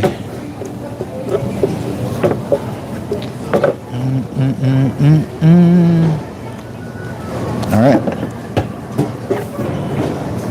Happy Valentine's Day, by the way, to everyone. Happy long weekend and happy Family Day coming up.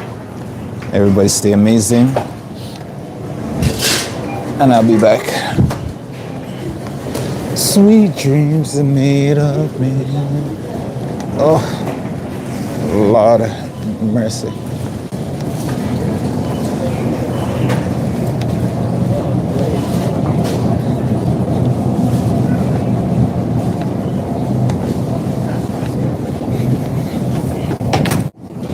Hello, madam. I'm good. How are you? Sorry. Hello, hello.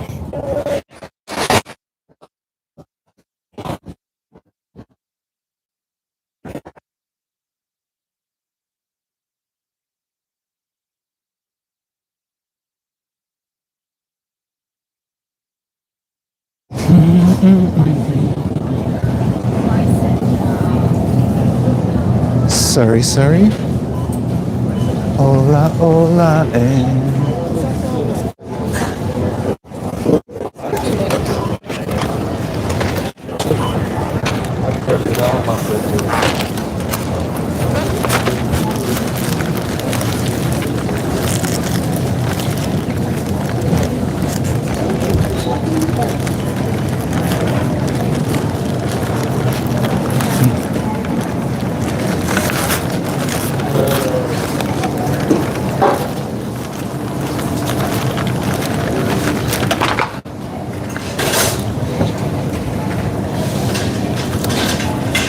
All right.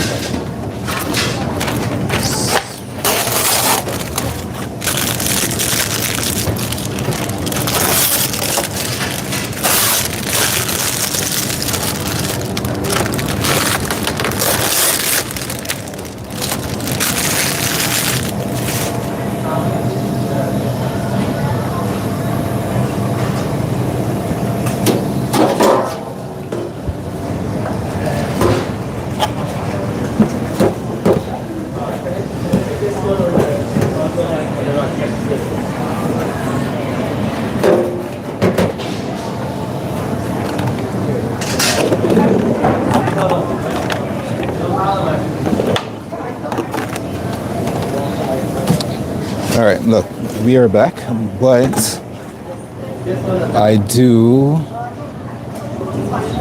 have to go and use the washroom, so I'll leave you guys here. I won't take my mic with me, so you guys have to be all up in that kind of nonsense. We'll leave my mic here. We'll be back in a second. So enjoy some tomatoes while you're at it. It's a nice field of vibrant and beautiful tomatoes. I'll be back.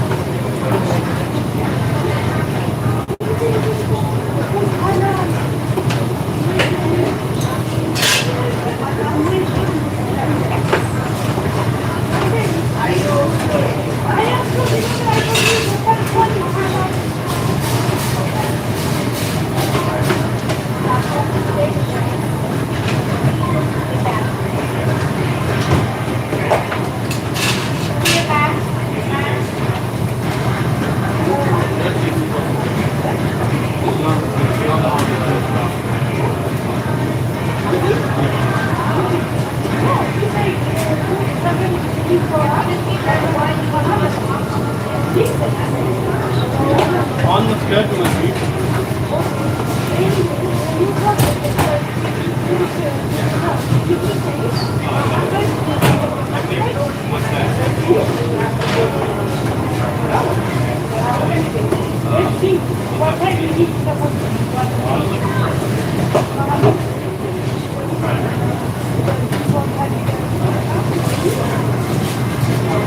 You want me here or you want me to do it?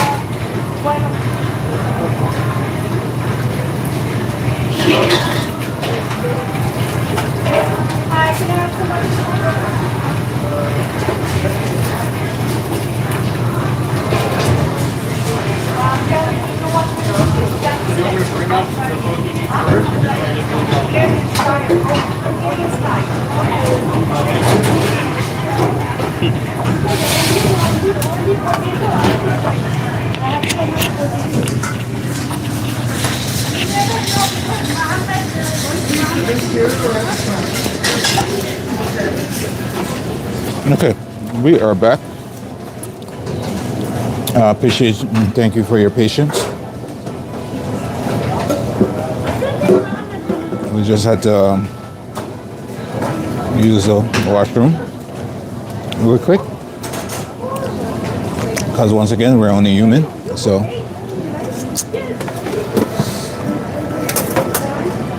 we have our tomatoes, and we have to prep and cut up more tomato for our pasta. So this is what this is for.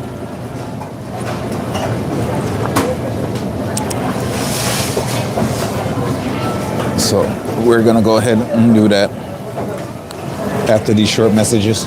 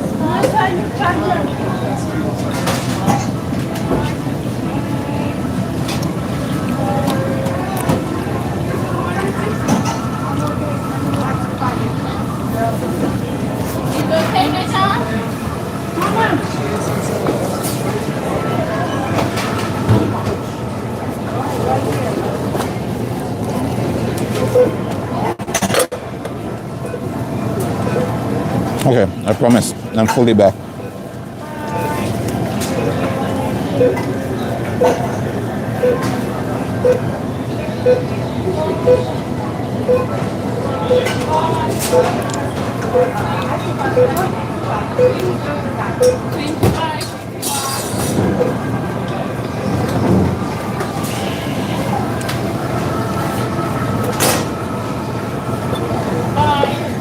Bye.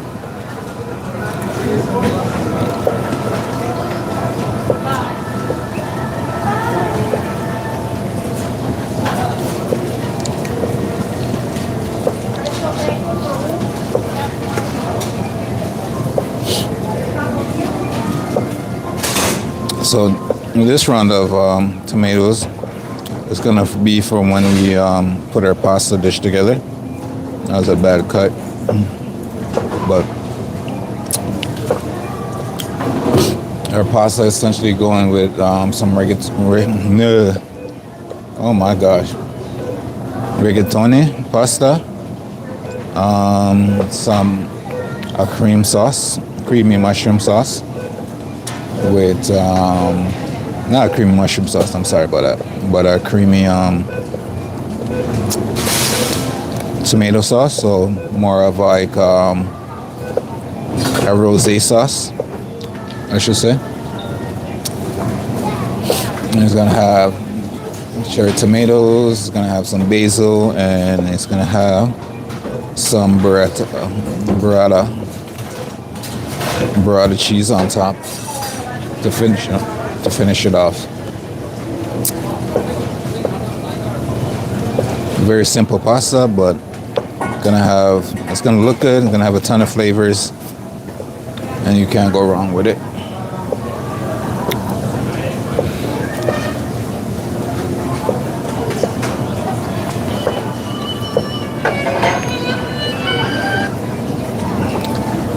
Show this, bro.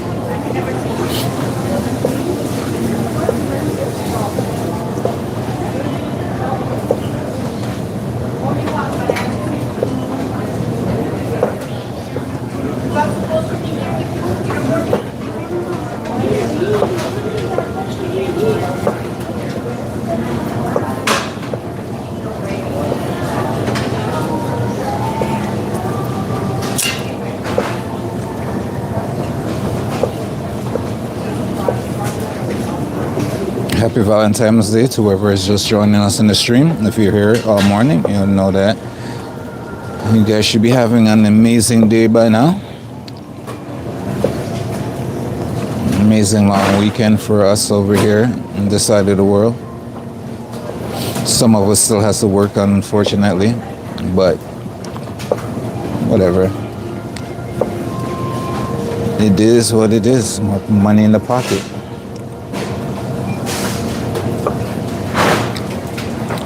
I call that vacation money.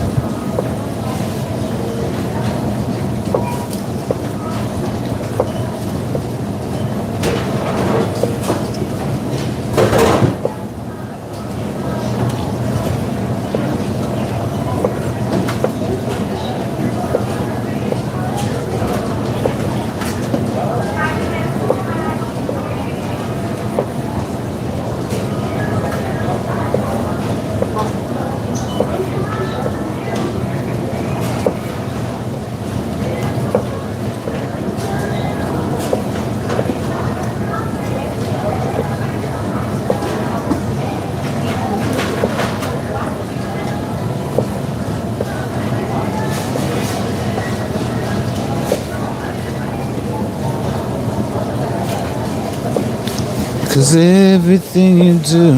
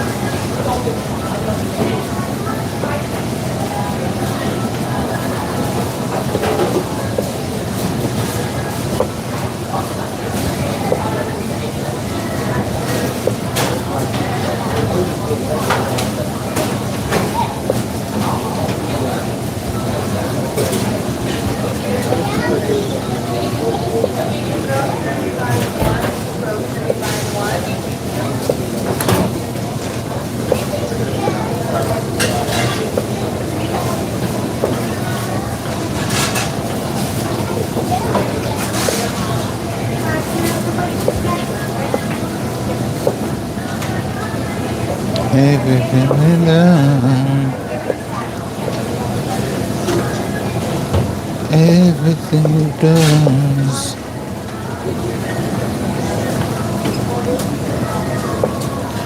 We're slowly getting there. We're slowly getting through our cherry tomatoes.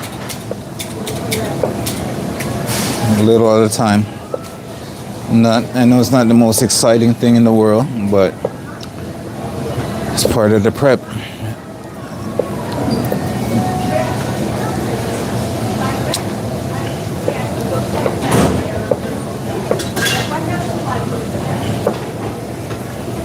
It just has to get done. If you don't do it, who else is going to do it? It's not like I can hire people to do this.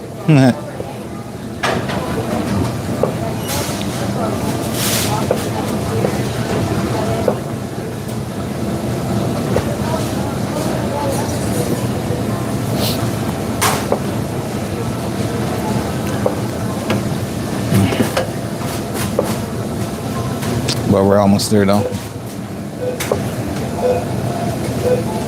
We are almost there.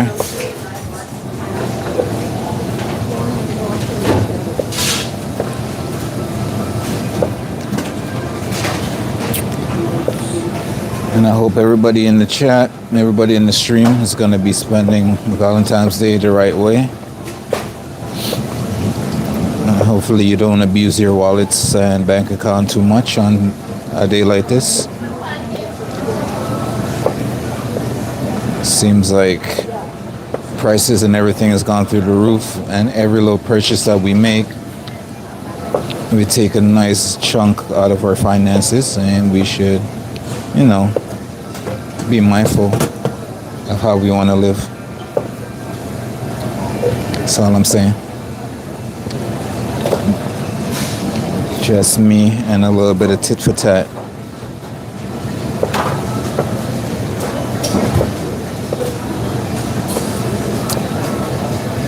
Food for thought.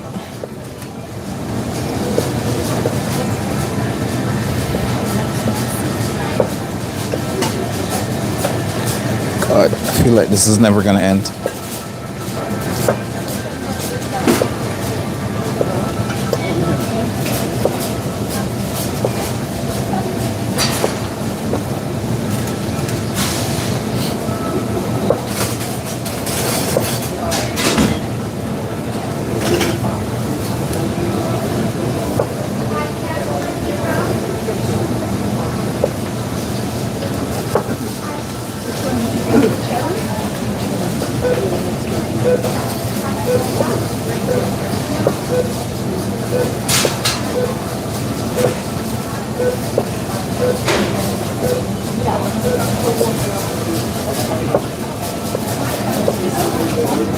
Whew.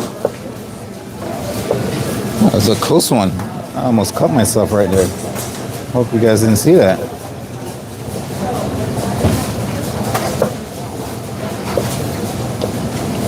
Once again, if I try to get to the comment section when I can, so if I don't get to see your comment, Nedge, the soup lids.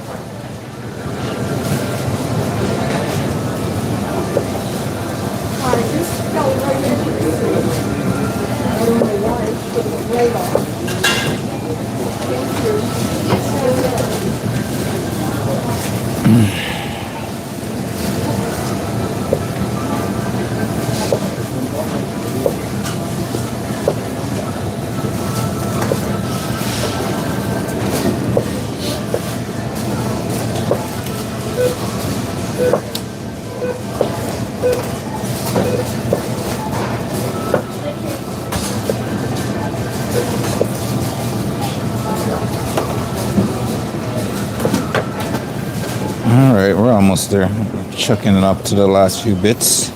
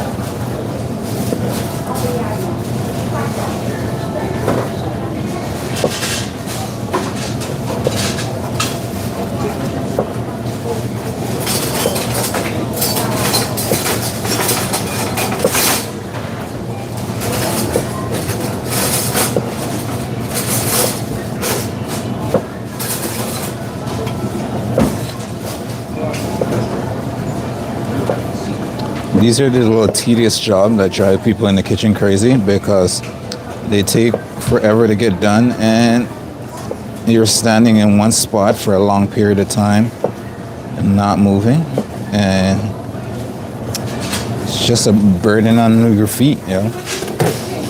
Just saying, you're on your feet non-stop, standing one position, it can starting to get fatigued. All right, so that's done. We're gonna wrap that up and make that, use that for our pasta dish. Daddy, are Yeah. you working just like this? Okay. No.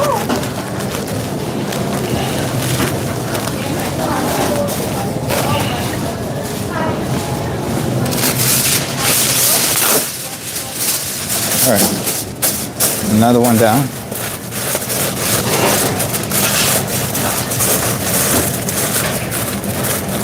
More to go. All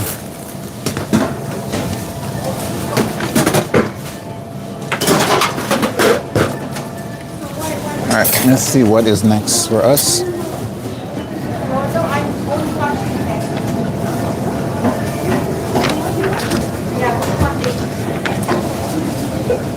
All right, we got our sweet potato, and we have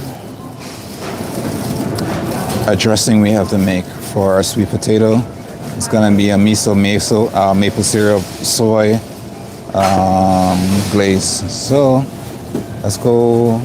I'm gonna put you guys down while I go grab the sweet potato, and I'll be back. Rebecca, appreciate you. Thank you for stopping by and say hi in the chat. I will be back. I'm just gonna grab some more ingredients, and then we can come back and continue our prep saga for today. All right, I'll be back.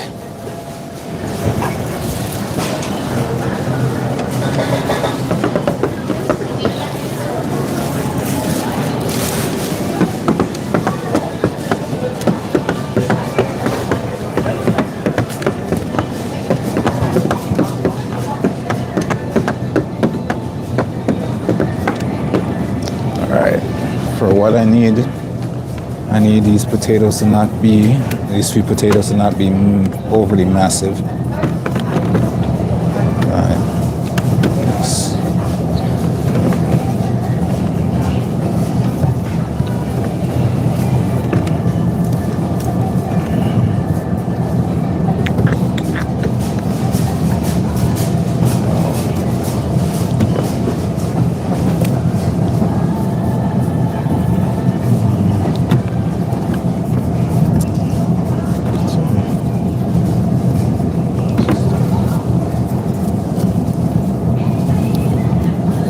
That's a little bit big.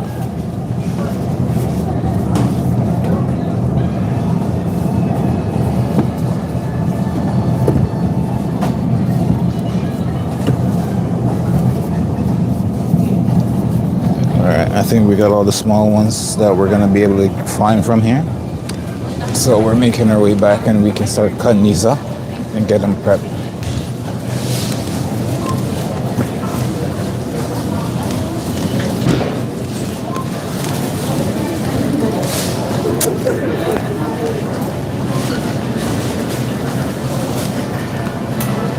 Okay, we are back. So first thing, I'm gonna bring you guys back up so I can explain to you what is going on this prep. So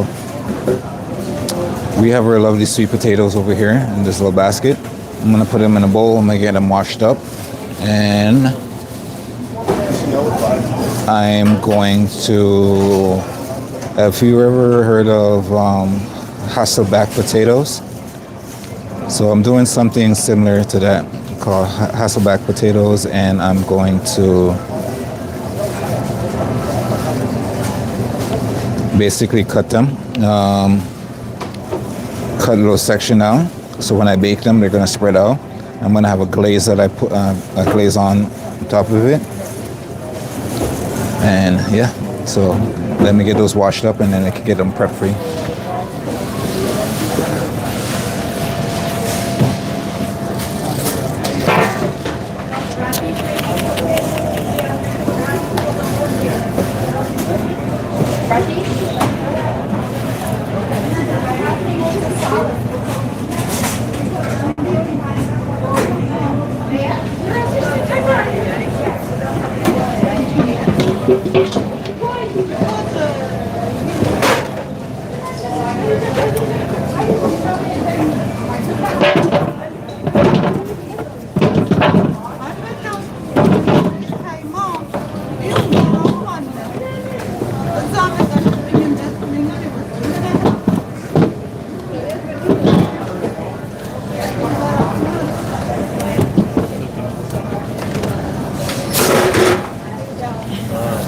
All right, I'll be back.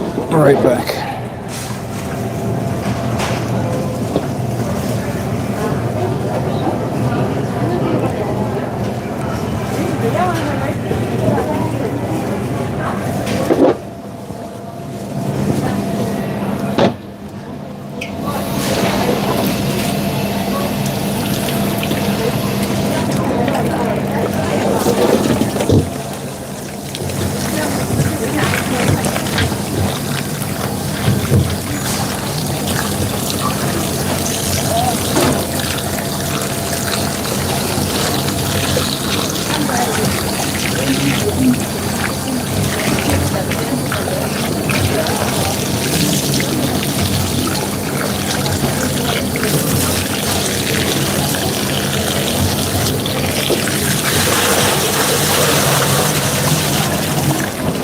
If you're just joining us, we're just washing our sweet potato so we can prep it up. Yeah, go ahead. No worries.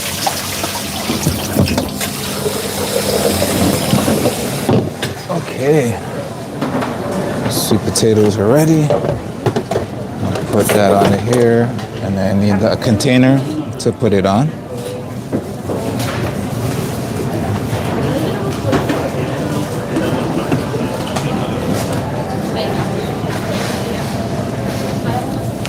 I'm gonna need some water to keep this in. I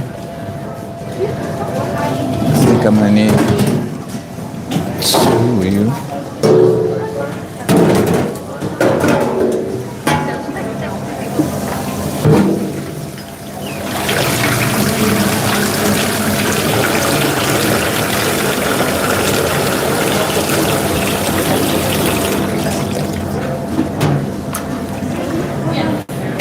All right.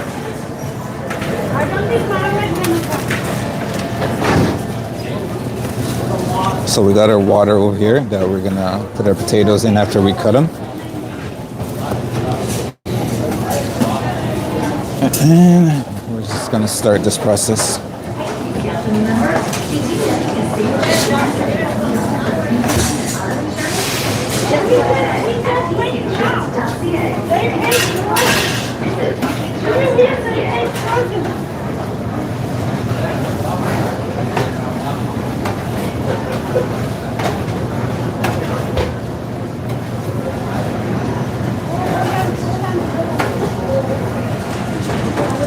Otherwise, I will call you.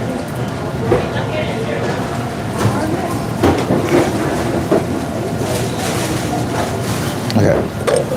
So, these guys, now you can do this a couple ways. You can, don't really have to worry about the ends.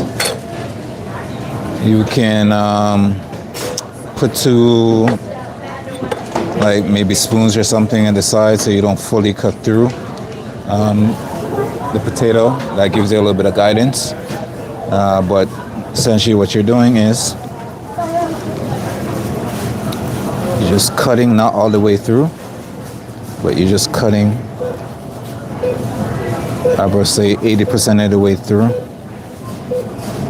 without cutting it, keeping it all together. So when you go to bake it, I'm actually gonna put a spoon here because I feel like eventually I'm gonna cut through the whole thing. That's just a guidance so I don't cut all the way through.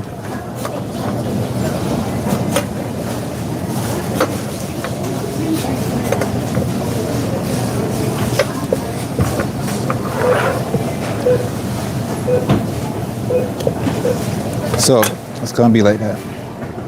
So when you bake it, it's all gonna bake nicely on the inside. It should open up a little bit like that. And then we're gonna glaze it with our glaze on the inside when the time comes for it. I can even make these cuts a little bit smaller to make it a little bit more presentable when it's cooked. And we're just gonna drop that in our water.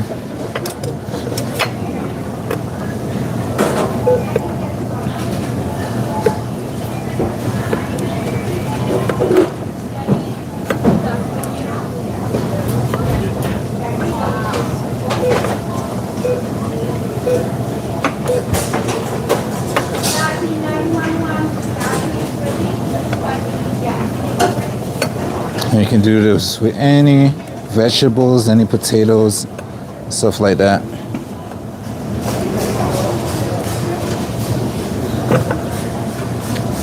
And doing it this way just means it will also cook faster.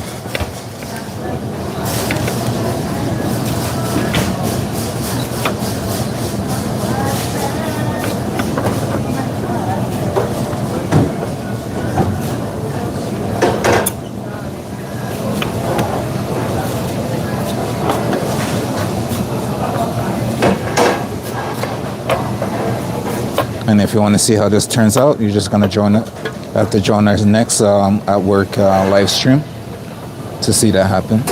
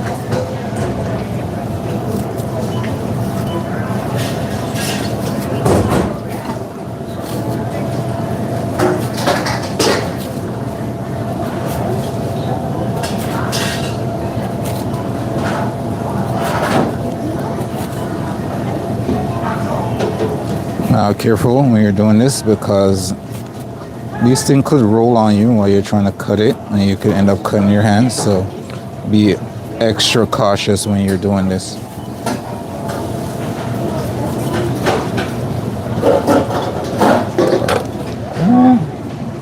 So when it cooks, then you can add your glaze. I mean, when you're cooking it, make sure your glaze can get between the layers. So you cook it to a point where it starts to open up and then you glaze it.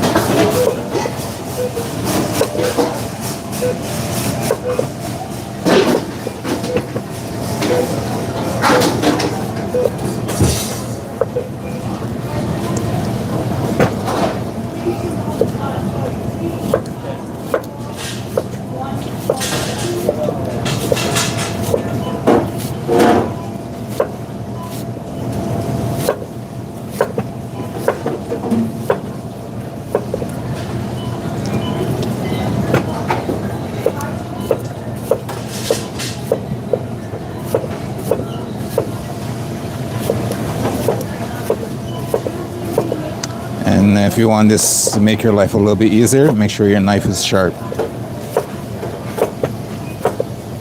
I know a guy.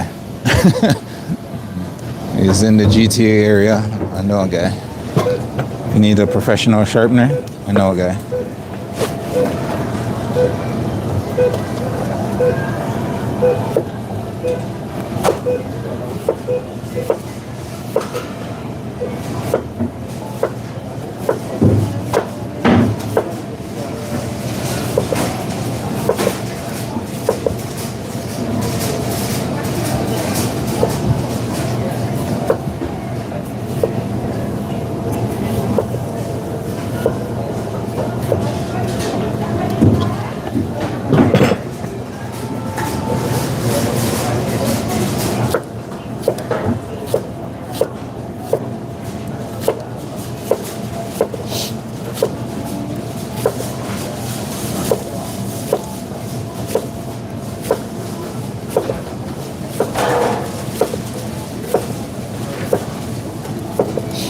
So the other way to do this when you're cutting it is also put your knife on an angle.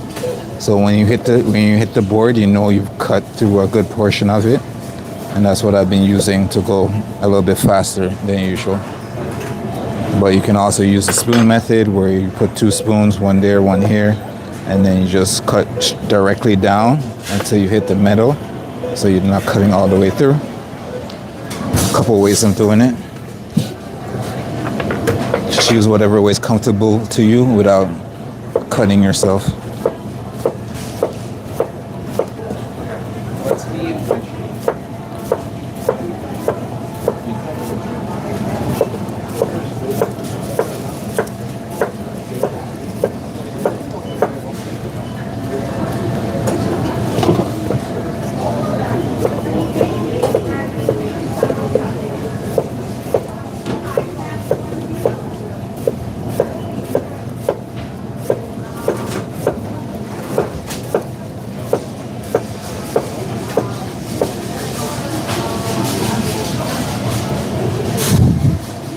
Alright, so this one is fairly full where the water can still be submerged, the potato can still be submerged. So we're gonna do another container like this. Just because we're not cooking it today and we want it to not oxidize at all on us and whatever. So we're gonna make it submerge in some water until we're ready for it. Unfortunately, you're putting containers or bodies of water where you know people are gonna knock it around and then water's gonna be spilled everywhere. So that's the only thing.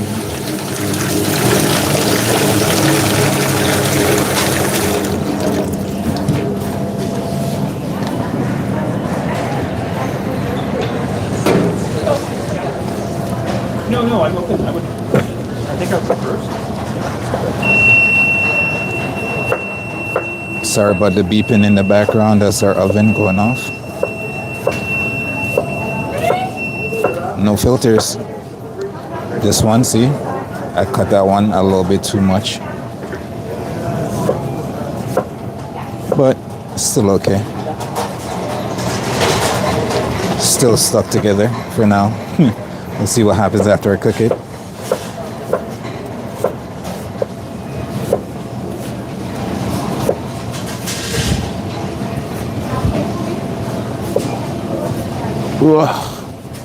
It's getting a little bit harder to cut through some of these.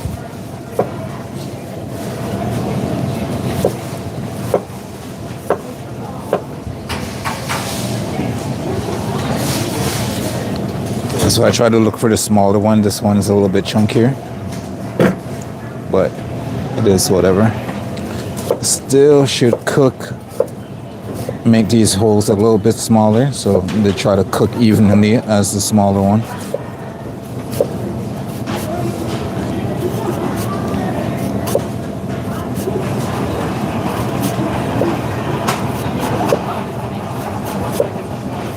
think it's a little clean. We would add this like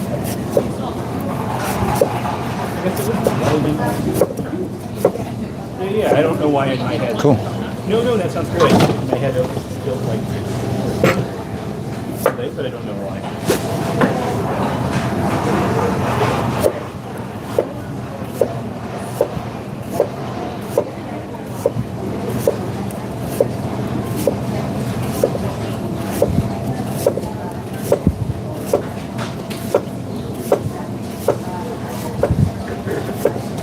Ross, this is for manager's office, please. Thank you. All right. Yeah, let's see how uniform that looks. Not bad. Not too shabby.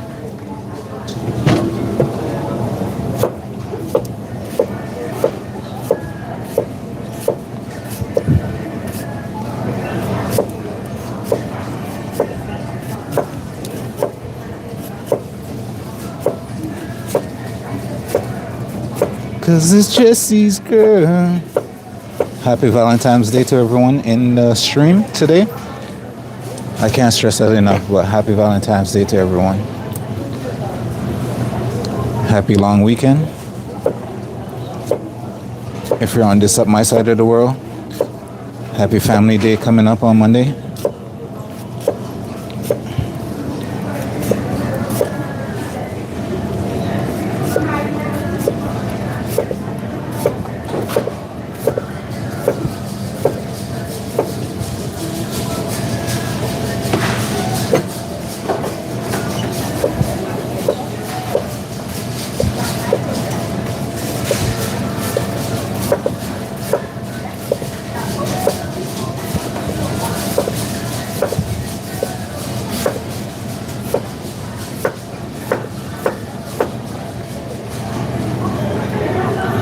And last but not least, hi, how are you?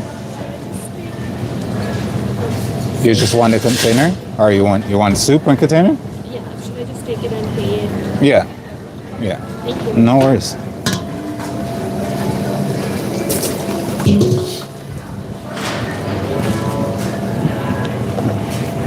Cause it's Jesse's girl.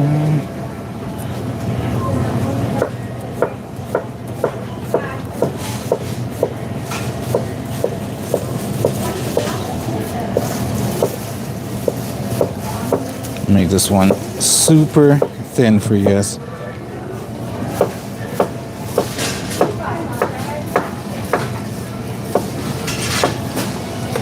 So this one's a little bit thinner than the rest. And then you cook it, glaze it, and you're done. All right, so I'm gonna flip these over so they are submerged in the water face down.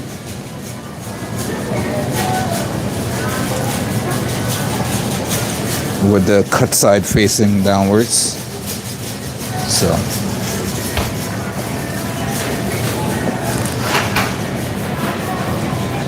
I'll bring you guys over so you guys can take a look.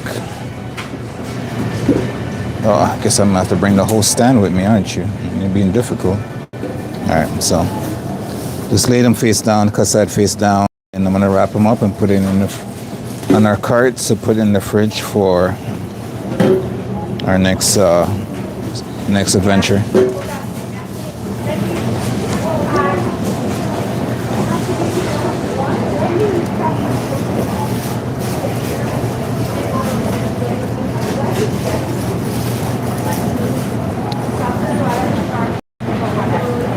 Ren, no, it's sweet potato. We're gonna do some Hasselback sweet potato with miso glaze on it. We're just doing the prep for everything today, so when it comes to the day, I can have everything prepped up.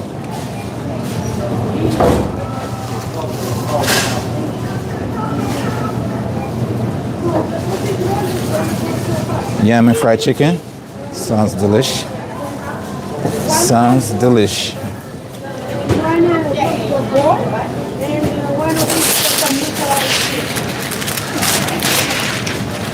So we are family. I got all my sisters with me.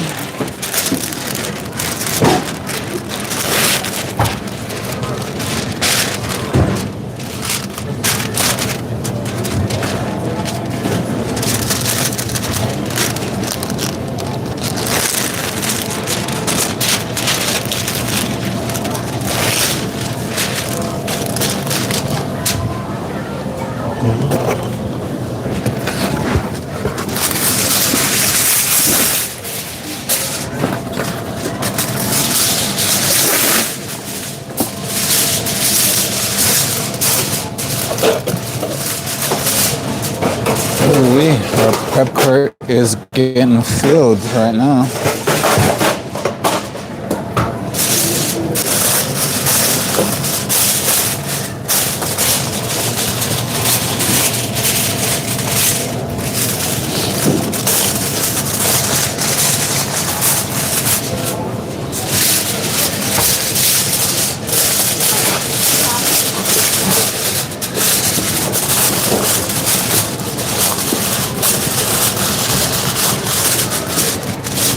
Okay.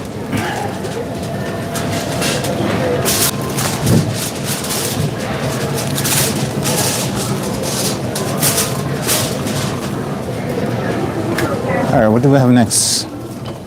We have to make our glaze. All right, so let me go get some ingredients. I'm gonna put you guys down again while I go grab and gather my ingredients, and then I'll bring you guys back up when I return.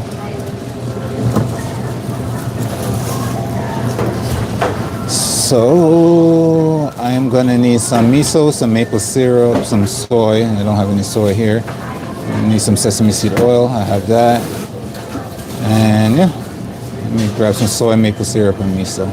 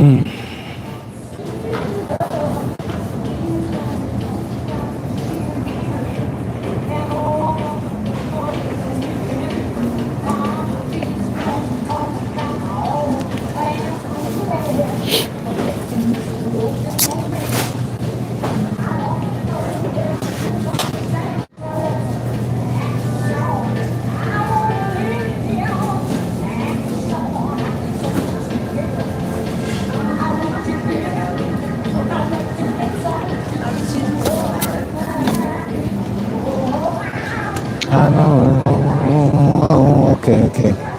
All right, so we have a little bit of a dilemma, and I think we're gonna have to wait until we come back on for.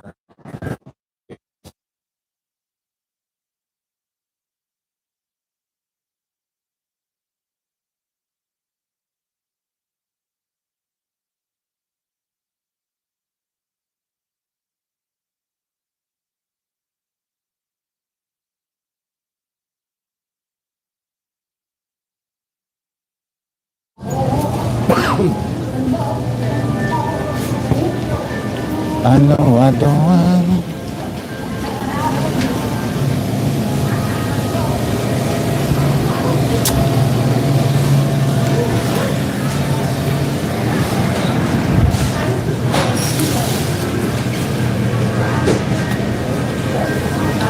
All right, we are making our way back. We are hit with a little bit of dilemma. We have our maple syrup, we have our sesame seed oil, and unfortunately, we don't have any miso paste in stock right now, so I won't be able to finish my glaze for those sweet potatoes today.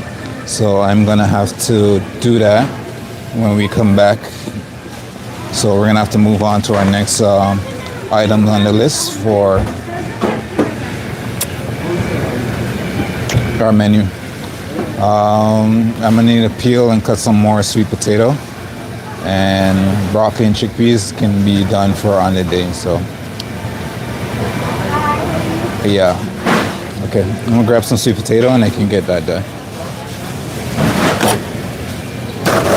But unfortunately, I won't be able to do the glaze for that until we come back. So if you're with us when we're doing our menu next week, definitely you'll be able to see all of that and see what it looks like, see what it comes out to. So stay tuned, hit that notification button to know when we go live again in our next kitchen episode live stream. So I'm gonna put you guys back down while I go grab my more sweet potato. We're just gonna prep it in a little different way than we just did. Mohammed. Hey man, That's how are good. you? I'm good, you alright?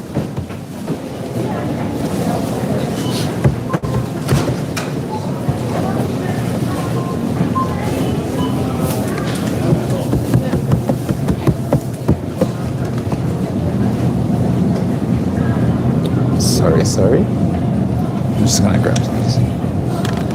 But just get ready.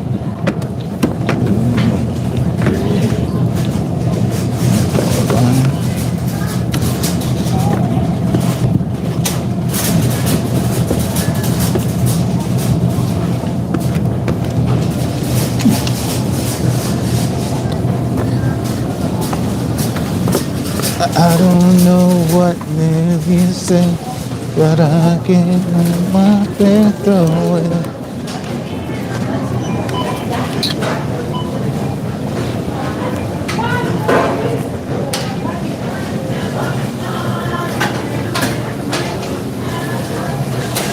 But I just can't let it. Okay, we're back. Bring you guys back up.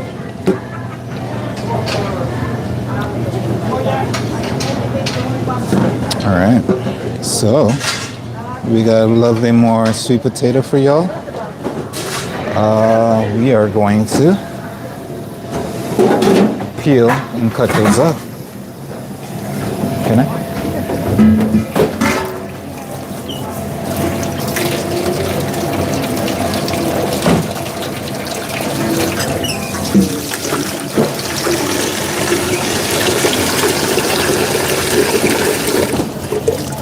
Thank you.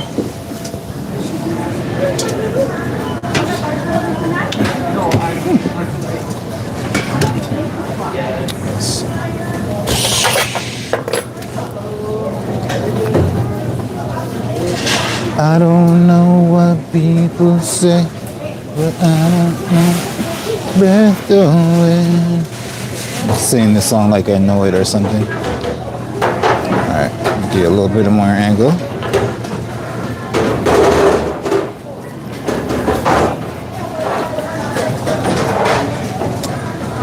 Let us get our sweet potato prepped away. It's happening. I swear. Oh, there it is.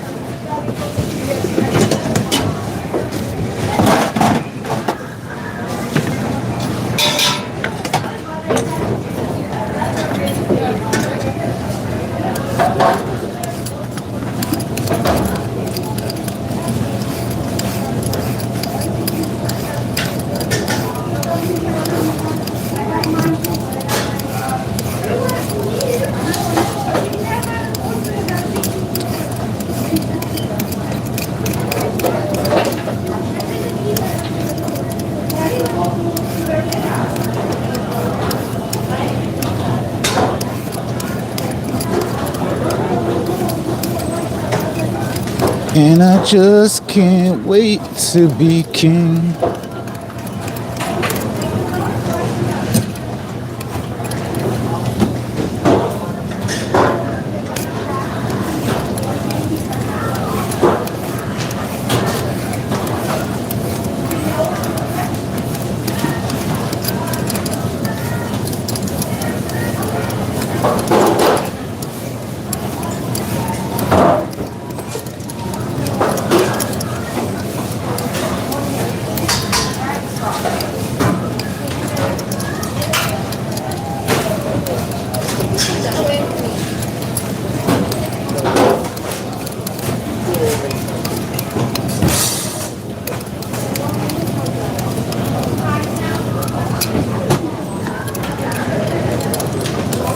So I had to pick out some of the smallest sweet potatoes from the last batch we just did because some of these sweet potatoes are so massive.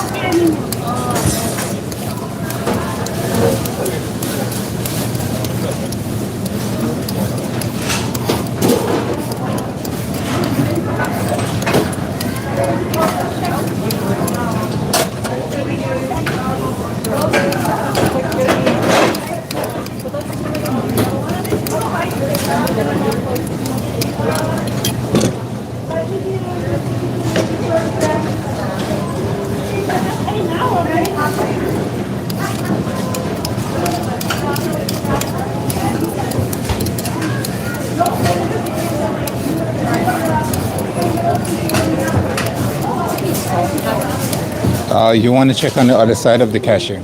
You're welcome.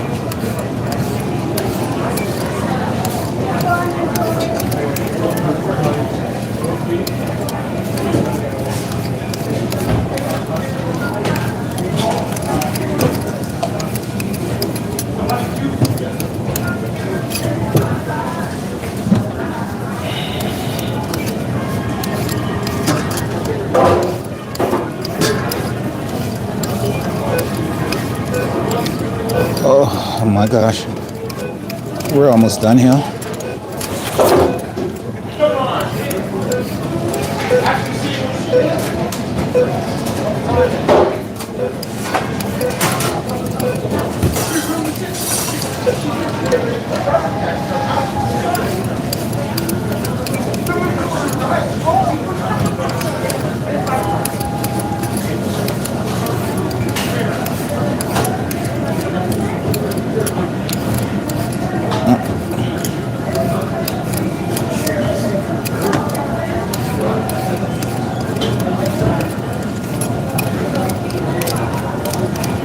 Because of you, I never strayed so far from the sidewalk.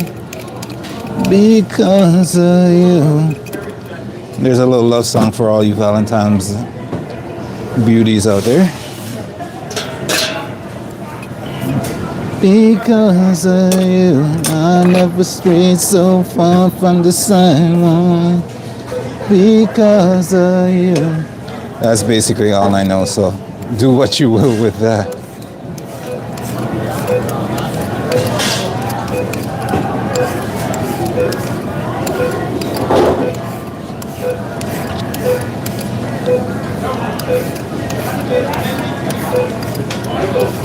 We can bump that wine to a little nice wine.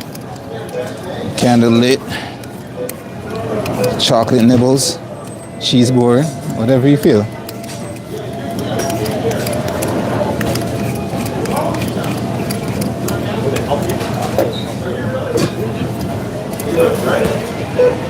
I thought they were fighting. That's what I thought too, man. That's why I had to stop and pause for a second. I realized they were having a conversation.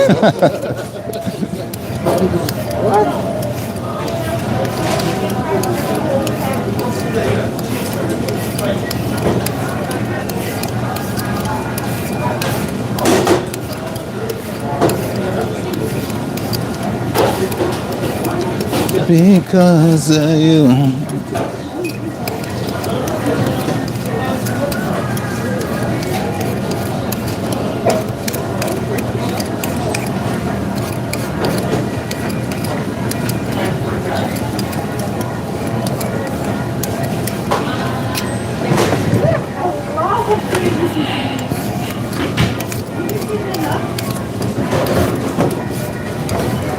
Chef, will you take Why would I take the temperature log?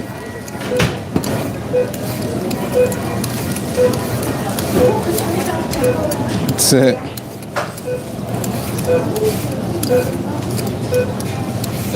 Hi. There's nothing in the middle? Yeah. No worries.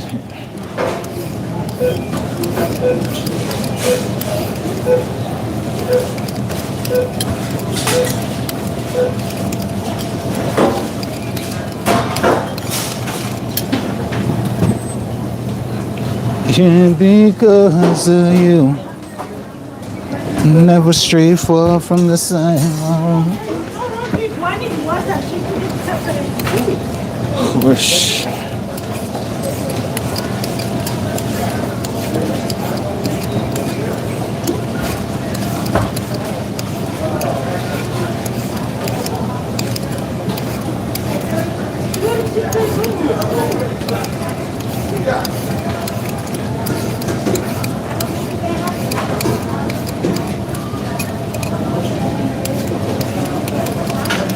And this is last but not least. So we're gonna have to cut up everything, get them in our container.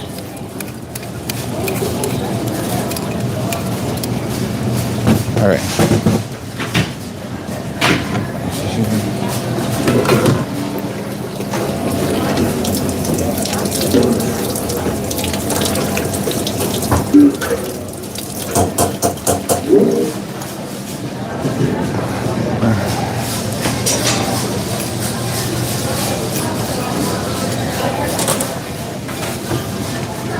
Okay, that part's done. Now for our cutting. Very, very, very chunky sweet potatoes.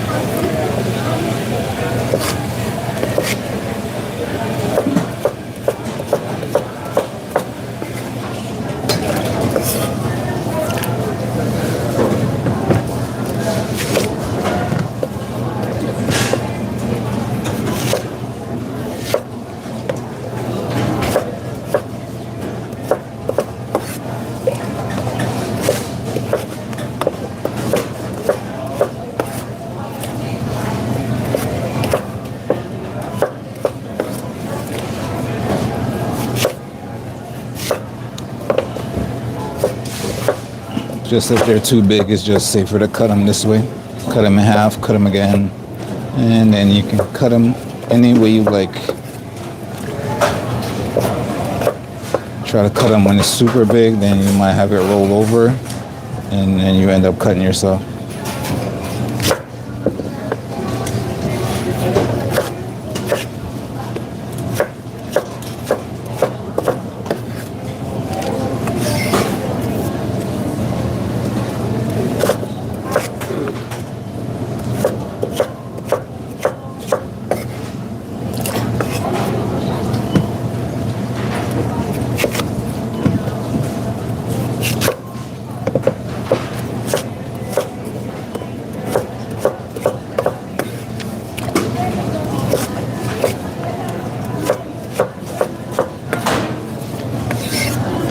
Than anyone feel the way I do about you now.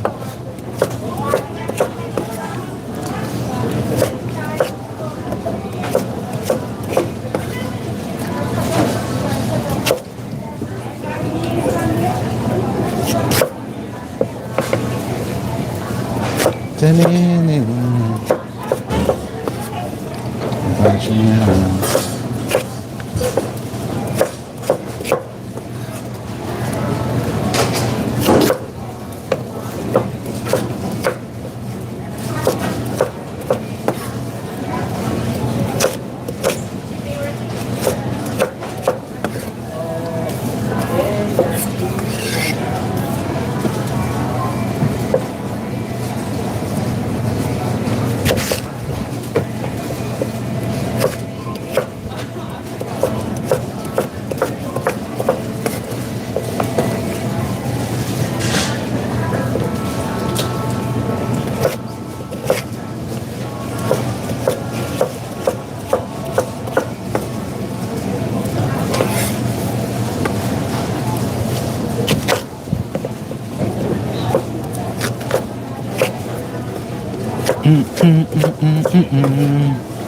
Right now. Oh, that was undercut. Than anyone feels the way I do about you now. Happy Valentine's Day to everyone who's just joining the stream. Whether you believe in it or not, happy Valentine's Day to every single one of you. Every one of you, stay amazing, stay true, and have a happy long weekend. That's all I can say.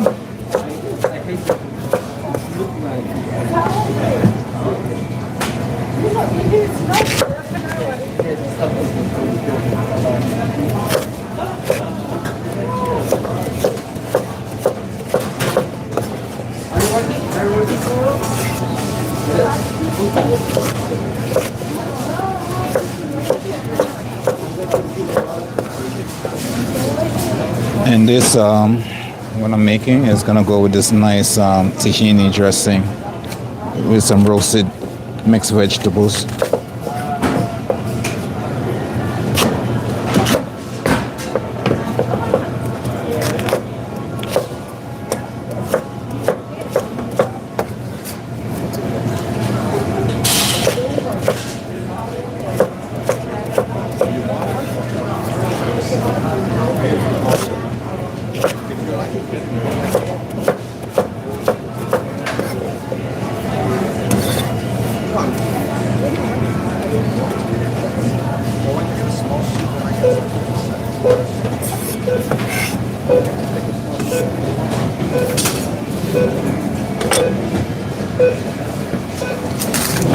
That, ladies and gentlemen, is going to be the absolute beautiful end